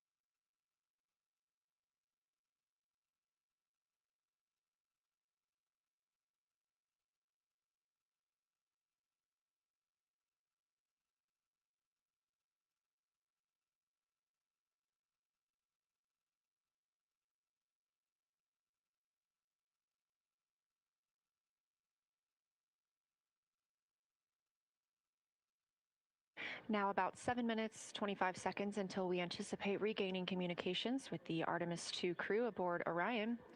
In the meantime, Artemis II Lunar Science Deputy Lead Marie Henderson is training trained these astronauts to capture and document their views of the lunar surface for all of us to enjoy back here on Earth. I cannot wait to hear their voices when they get to the far side of the moon and I can hear them talk about seeing the moon out their window. I try to imagine it now and I tear up thinking about it. Ooh, now I gotta hold on a second. We have human eyeballs connected to wonderfully smart brains our astronaut friends have. They are going to be able to observe the moon in multiple different ways. They can use their eyes, they'll look through their camera and snap pictures, and just looking out the window, getting that human experience. But during Apollo, the astronauts were so much closer to the lunar surface. Our astronauts are going to be doing a flyby at a higher altitude, so they're going to be able to see the whole moon as a lunar disk on the lunar far side. That's a brand new, unique perspective that humans haven't been able to look at before. We are doing a lot of lunar geography training with them. They have study sessions and quizzes they can do that are assigned to them. You know, even if you're an astronaut, you still get homework. We actually get in the mock-up. In that enclosed physical space, we have to think through the hardware that they have, the cameras, the computers, their microphones to make these observations. There's 4 windows up front. Through one of those windows, one of our astronauts will be using a Nikon D5 camera with an 80 to 400 millimeter lens. So something that allows them to zoom in really far and actually take more detailed observations of the surface. It's almost like looking through a pair of binoculars as well. It's just like being a geologist out in the field. They're telling us what they're seeing, looking for colors, textures, different morphologies, and comparing the region that we're having them look at to the regions that are around them. We have a science team that is planning the targets that are going to be observed, putting them all on the timeline of how they're going to be observed, and then taking the first look at the data when it comes down. The Apollo astronauts were only on the moon for 300 hours total, and they only went to the equator. That's like going to places that were safer landing sites, and they only saw so little, 300 hours total. And so we have so much more to explore and so much more to learn. And we are the beginning of the next generation that gets to start being a part of these discoveries.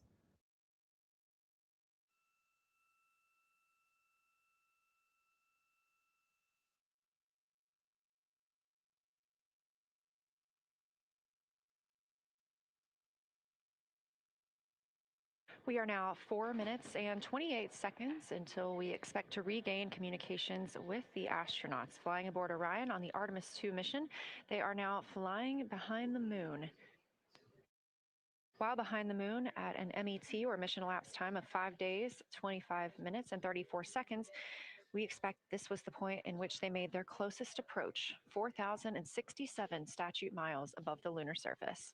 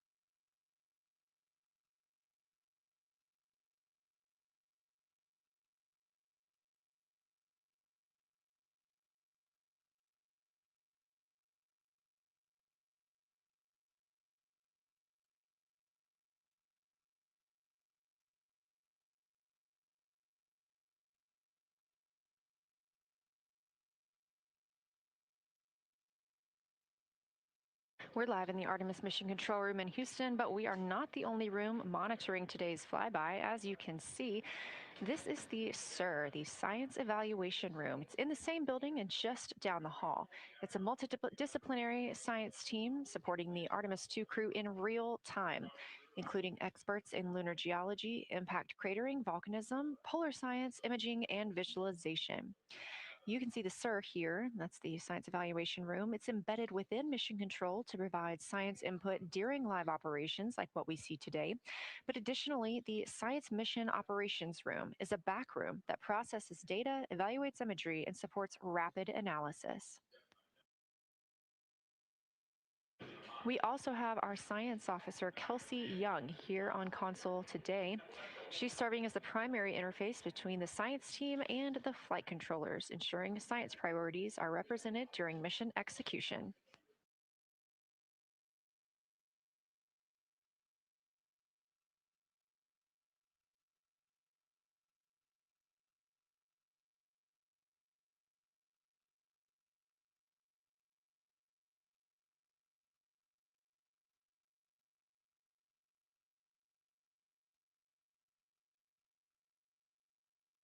Coming up on 1 minute and 36 seconds until we contact Orion.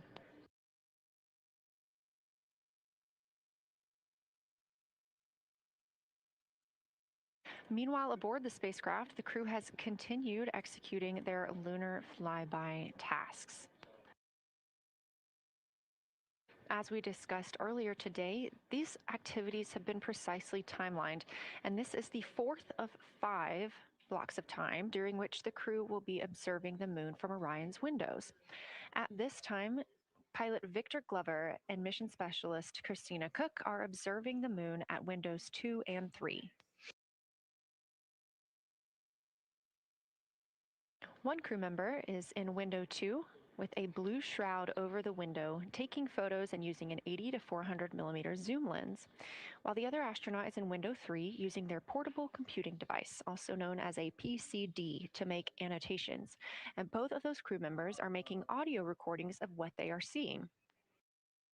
They are wearing headsets connected to their PCDs, and those audio recordings are being sent to the science team tonight. We are not hearing those live. However, we have been hearing quite a lot of great descriptions from the crew who have been serving as the support. Right now, the support team members are Reed Wiseman and Jeremy Hansen. Those team members are providing science sit reps, situation reports, calling down a few times each hour to discuss what they're observing. And even though we're out of contact with them right now, they are still conducting those science sit reps as they'll be available once they come back around the moon. The situation reports include how the crew is positioned, any missed targets, or anything unexpected they saw. They're also including lunar target descriptions, any hardware issues, and their emotions and reactions.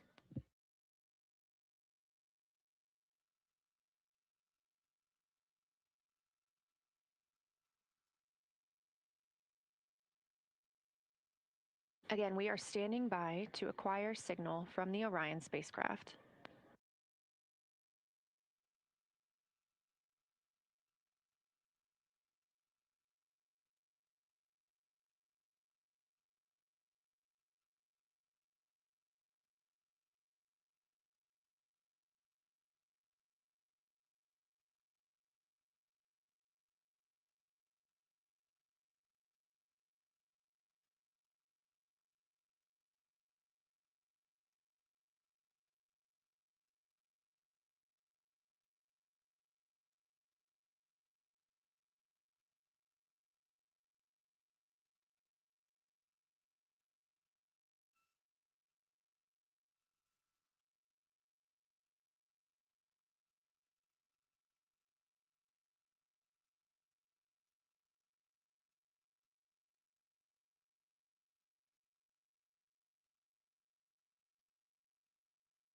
We're in the Artemis Mission Control Room at Johnson Space Center, getting our preliminary contact with Orion, that acquisition of signal coming after a 40-minute loss of signal, during which the crew was flying behind the moon, out of contact with anyone on Earth.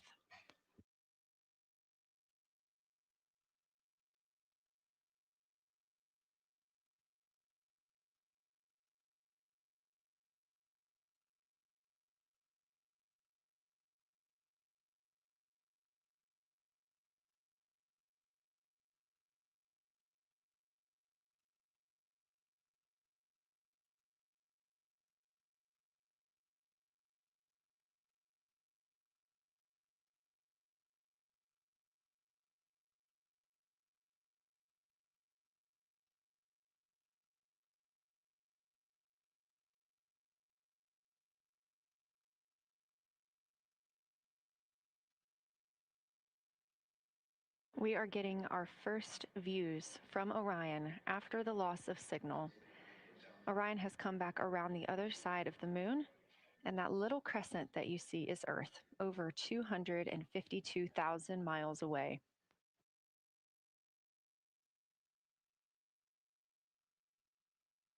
With this transit complete, lunar flyby continues, but Orion has also technically begun its journey home.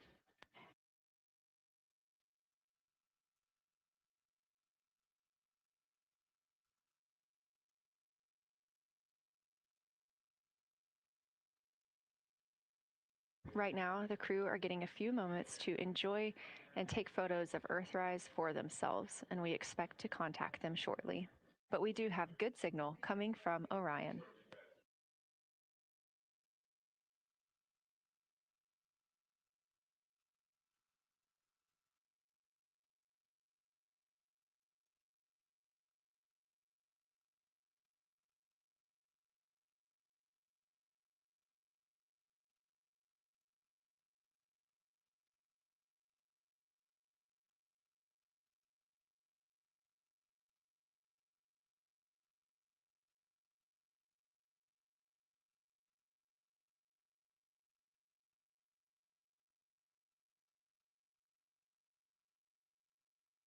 This view from inside the Orion spacecraft, all 4 astronauts now back on the other side of the moon and in contact with us on Earth. Their tasks for lunar flyby did not stop as they went behind the moon and out of contact with us. We anticipate during that time they were attempting to image some impact flashes, short-lived flashes on the lunar surface, which would be caused by impact bombardment and potentially even lofted lunar dust. Right now, of course, they are getting pictures of Earthrise. After this target, they will get a short observation break. It's about an hour long, actually. Houston, integrity, comm check. Integrity, we have you loud and clear. How many?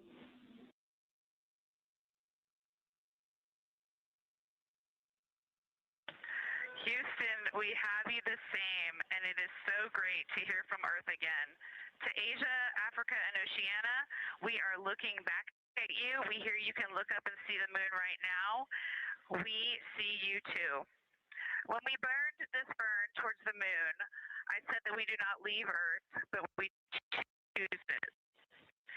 And that is true. We will explore, we will build ships, we will visit again.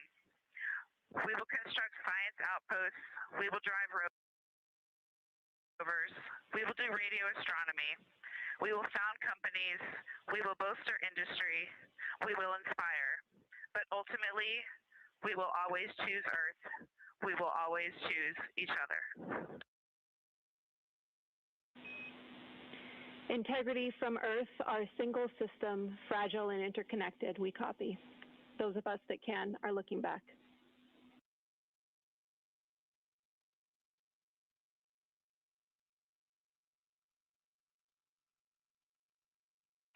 We are happy to say we copy.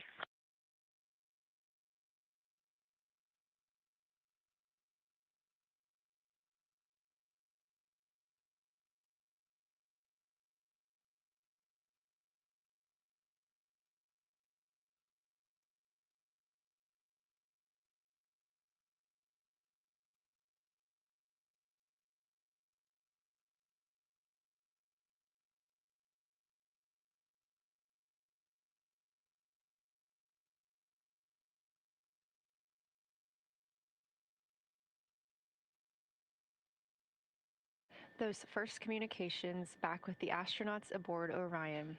Christina Cook calling back to what she said just before translunar injection burn, that with this burn, we do not leave Earth, we choose it.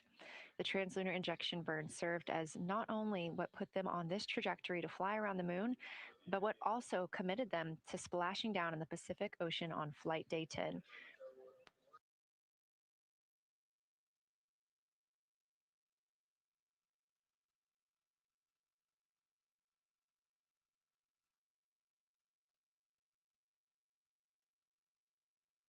At this time, the crew is entering an observation break.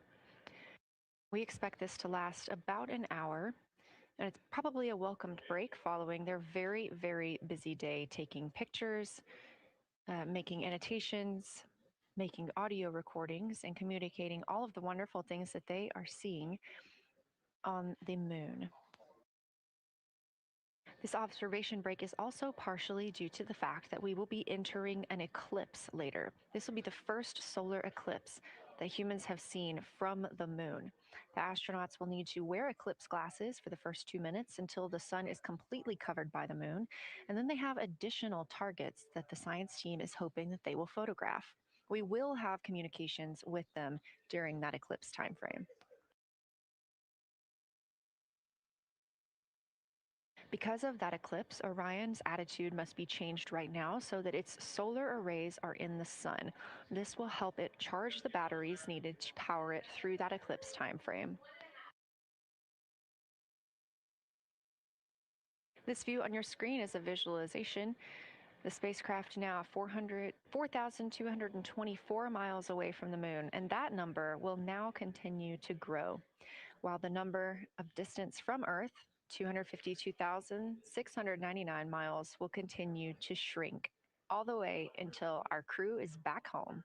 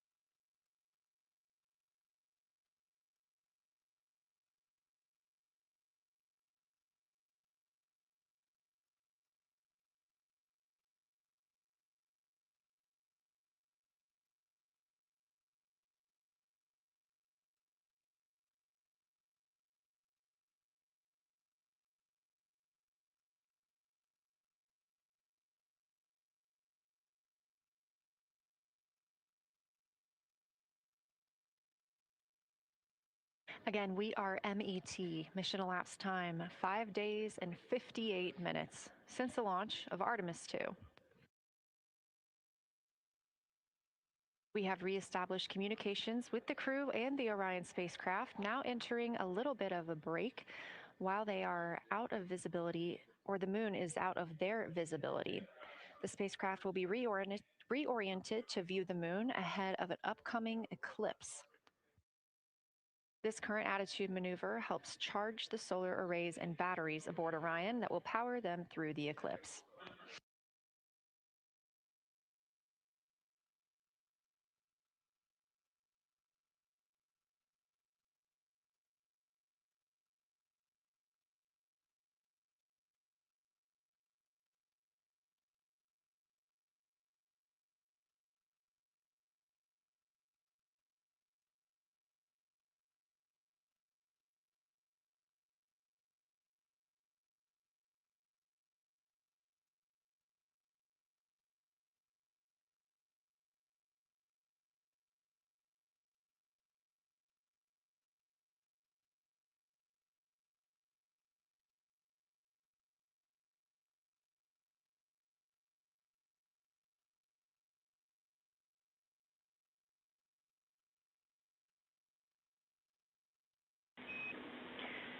Integrity, Houston. In mission control, all of your flight controllers and your flight director have flipped their Artemis II patches around. We are earthbound and ready to bring you home.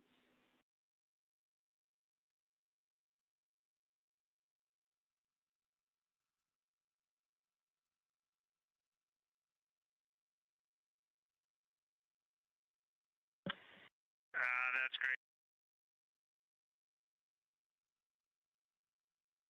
Great to see the light of day as we head back to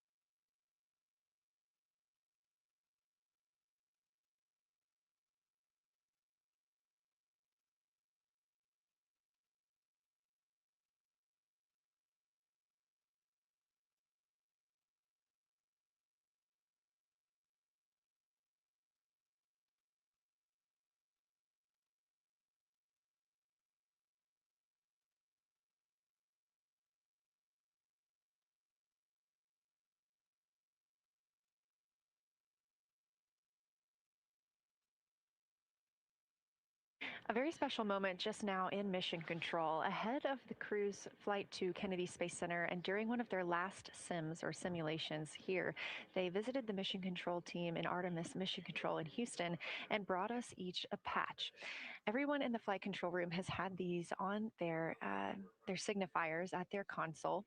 On one side of the patch that you've probably seen is the moon with the Earth behind it. Now that we've passed behind the moon and we are returning home, the flight control team has instructed everyone in the room to switch their patch around so that the Earth is closer and the moon is behind us. We are really looking forward to seeing the Artemis II crew.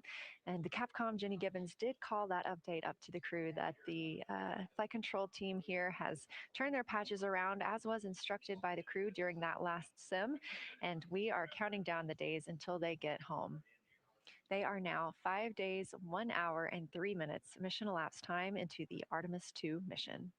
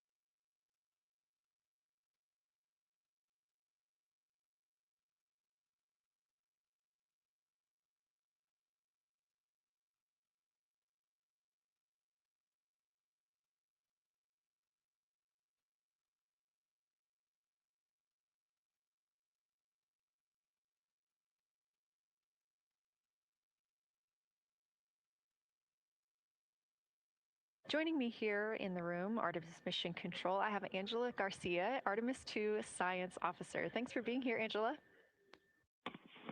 It is an honor to be here. What a day. Everyone's been buzzing. I can't contain myself. So it's been a really awesome day. So you're sitting on console at the science console now. Have you been in the SIR earlier today? There's a lot going on. So I went here first, then I'm going to go there after.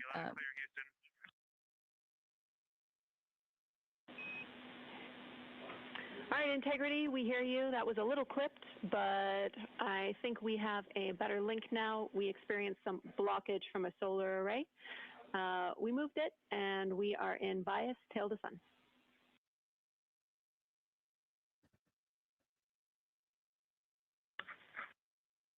Okay, Houston, you're coming in loud and clear, and copy, we're in bias tail to sun now.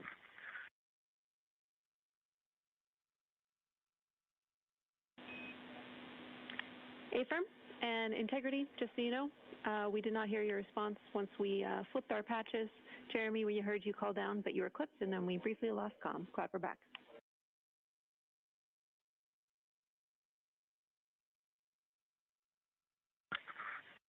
Okay, copy that. We were just excited that we got to share in that you, the MER, and Mission Control have flipped your patches around, and that side of the patch is getting to see the light of day. Thanks for sharing that with us. Our pleasure.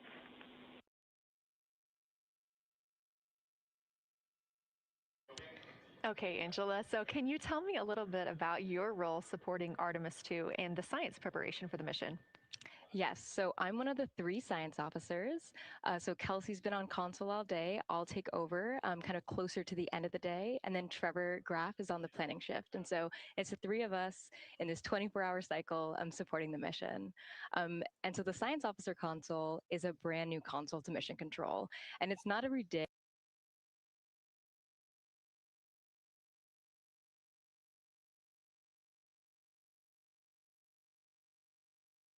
Reed Wiseman and Jeremy Hansen will be up first to capture imagery and record audio on the portable computing devices. You hear those referred to as PCDs, while Victor and Christina serve as the support members.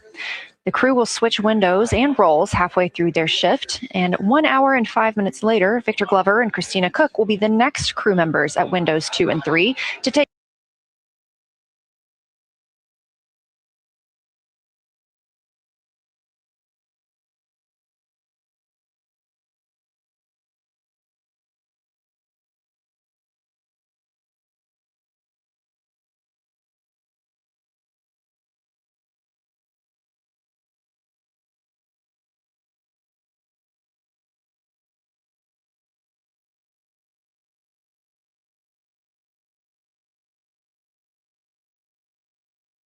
the spacecraft. Yeah, so the procedure development has been a unique challenge. I would say the exploration science that we're doing is inherently pretty flexible, and operations is, I'd say, inherently has more structure and rigidity. And so to marry the two and to operationalize the science that we want to get done has been a challenge. But I think we've been able to go through these processes and create good products at the end and have a good plan. And yeah, it's been really great. What was the second part of your question? Just what kind of these science activities that they're performing, which of those have you really had a hand in? Yeah, so a lot of the procedures help organize what the crew is doing in the cabin. And I know we've talked a lot about, what they've been doing, and they've been doing a lot, and it's been a little dark, so I can re-explain what some of those things that they're doing. So the observation blocks are about an hour long, and the crew is organized, the 4 crew members are organized into 2 pairs of 2, the window team and the cabin team. And the lunar targeting package that you've been showing up and that the crew have on their handheld tablets is really the instructions for the window team. So the window team, the 2 crew members are looking out the window. One has the camera with the long lens, one has, they're just looking out the window with their unaided eye, and they're taking these detailed observations. And then halfway in that observation block, they do the window team position swap. So that's what Capcom's been calling out, and they'll switch positions. So each crew member has a chance to have that long lens. And then that's just what the window team is doing. There's also the cabin team, where they also have duties that they're doing. We're asking a lot of the crew in this time. And then the cabin team, they have the interior camera, and they're taking images inside the cabin. They're also supporting the window team, where, you've heard some call outs where looking out at the bright moon and then looking inside the dark cabin and looking at their LED screen is a lot. So the cabin team is also helping support, target, and guide the window team into specific targets on their plan. They're also helping call out these science situational reps. So they're looking out a different window and listening in to what the crew who are really down and in the science on the window team are doing, and they're giving us insight. And those recordings that the window team is doing are going to be uplinked or downlinked overnight, and we're going to be able to chew on that data. But yeah, they're helping. They're doing a lot. And so making sure we have a plan that's flexible, but also make sure that we check off all those boxes was really important. So tell me a little bit more. You talked earlier about the analogs that the crew has done. What kind of analogs or environments were really useful for this? Yeah, so for procedure development, right, you have so many different environments that you can do. You have classroom, like we said, you have the Orion mock-up, you have simulations, and at least for developing the plan, we kind of did it in a tiered approach, because each of those different analog environments helps us answer a slightly different question and has a little bit of a higher fidelity. So we would start with the classroom. So we would we would just get into a classroom, we would put all the hardware on the table, and then we'd almost role play of like, you be Victor, you be Reed, you be Jeremy, and I'll be Christina, and like, let's just do the plan how we think we should do it. Write that down, and then just keep iterating on that, and then Integrity Houston for a tag up pre-forward link LOS in place of the Flight Director Conference.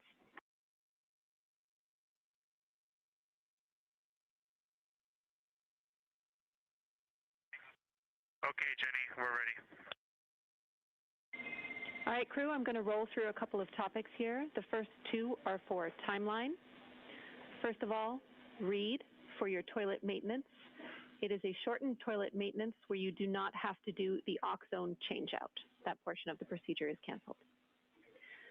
Victor, you have an HHP stop activity on your timeline. We need you to perform that as scheduled for bandwidth reasons.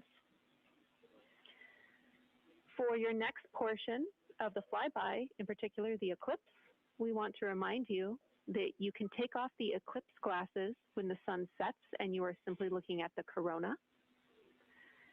And then finally, for the D5 with the long or zoom lens, which is set for solar corona, we want to remind you that when you are capturing Earth shine, you will likely have to adjust the exposure.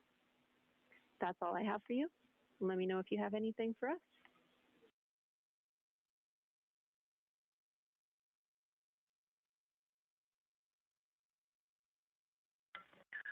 Okay, Houston, we copy all. Thanks for those words, Sydney.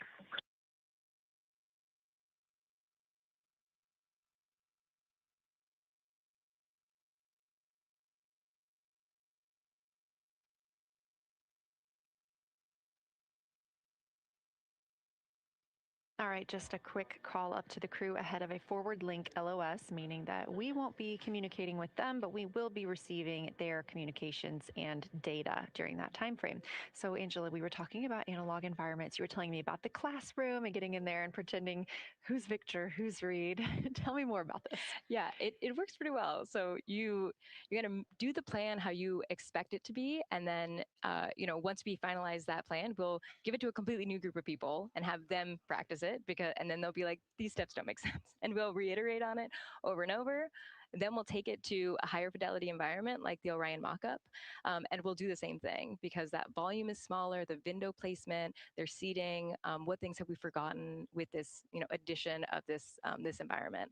And then once we reiterate on that, we'll take it, then we'll give it to the crew and have them execute off of it during mission simulations. That's the highest fidelity that we can do before we send it to space. So this is the first time we've had to do this because we're a brand new console, and it just sparks so many neurons of like, how are we going to do this for surface missions and integrate this in so many different ways. So excited to have kicked off this process, but there's so much more to come. Fascinating. And I think it was really well thought out too, because each crew member gets an opportunity to do each task. And so you're getting different perspectives and different insights from each crew member, maybe even about the same target, but something that one person sees could be completely different than something another person notices.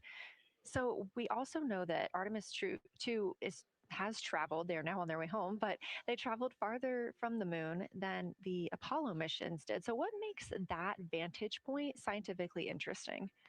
Yeah, observations are so fundamental in the scientific toolkit, particularly observations from different perspectives, different scales, and with different techniques. And so we really tried to make the plan to optimize those. There's pros and cons for all those things for this mission. So we really just focused the plan to have all those pros. So in terms of scale, this zoomed out scale, you can learn different things. This different perspective. So their perspective, as Kelsey talked about, photometry around when they orbit the moon. And then also just their different the different things they're able to observe. So yeah, let me talk a little bit about scale, because I think observations at different scales, you can gain a lot of different information. So like, for example, if you're an astronaut on the surface looking at a rock, and you describe at this micro scale. So in training, we kind of talk about observations from micro to macro, or from outcrop to orbit. So looking at a rock at this scale, you can describe its components, you can describe what it's made of and its colors and its minerals. And you're like, okay, and this rock came from this boulder, and it's this part of this boulder, and these are the different things that I'm observing around. It gives me context to this sample. And then you zoom out a little bit more, and you're like, okay, well, I can see that this boulder came from, it rolled from this mountain ridge, or this high ridge feature. And then because I can see the trail that it came from, okay, now let me describe this ridge and different parts in it and maybe other boulders that I'm seeing. And then you zoom out further of the orbit scale and you're like, this ridge is a part of this larger crater. So all of those different steps give you different information. And so that's why observations at these different scales and these different perspectives are so important. So this zoomed out kind of far view is this full lunar disk view. It's the full lunar on Earth, we see the full lunar disk as well, but now we're able to see it on the far side and we're able to see it, all at the same time, which enables the astronauts to compare very quickly to different parts of the surface. And the color particularly is very compelling because you can just be able to very quickly compare from 3 different regions. Is it in the same family? Is this actually a little bit different? Compare that to what they see in their orbital data that they have access to on their portable computers, and really just be able to tease out that nuance and information. Yeah, we heard them make a lot of those connections today, and especially the color. We talked with Kelsey about this a little bit, just how exciting it was to hear the browns and greens and things like that. I cannot wait to see those pictures. So one last question. We are coming up on the last lunar flyby observation block, and this is when we are going into a solar eclipse. So can you tell me what you're interested in the crew learning during that time frame? Yeah, so the data set, so yes, there's so many things. How to pick one. So I'd say the thing that I'm most interested in seeing is some of their annotations that they're taking. So in this opportunity, it's a very dynamic type of experience in that we don't normally see this activity. And so being able to have crew observe the solar corona and then also annotate it in their on their portable computing device is just such a unique thing that humans can give to missions, and also particularly being able to annotate what they're observing while they're talking about it is also unique to being able to have astronauts in orbit as well, because we won't be able to have annotations on the lunar surface because the astronauts will be in suits. They're going to be collecting samples, they're going to be deploying instruments. And so personally, I'm really excited to see some of these annotations and to see how that develops over time, because you've heard a lot of descriptions. And I think, when people are describing something that's unique and different, you can interpret it differently. But if you're drawing and you're marking, particularly just going back to like the color provinces, for example, and those boundaries, you know exactly what they meant. And really, I'm just very excited about those annotations. There's been some famous annotations that the Apollo crew have made, particularly about solar coronas and the structures that have, and lofted dust that have given a lot of debate within the scientific community of they're observing this phenomenon, and now it's our job to hypothesize of like, why are they observing this, like what is going on. So I think that's just a really cool part of exploration and science, and this beautiful thing that we're about to do. Well, now you've got me excited about the annotations too. I mean, I've been excited about the pictures and the audio, but now don't sleep on the annotations. I am very excited to see these little sketches that they're able to draw out, and we have pictures that they can just draw right on as like, this particular thing is different than what we've seen. So I'm excited about that. I'm excited too. Angela Garcia, thank you so much for joining us today, and have a great time tonight on Console. Thank you. And you've been doing a great job, and it's so excited to see where we go from here. Thank you so much.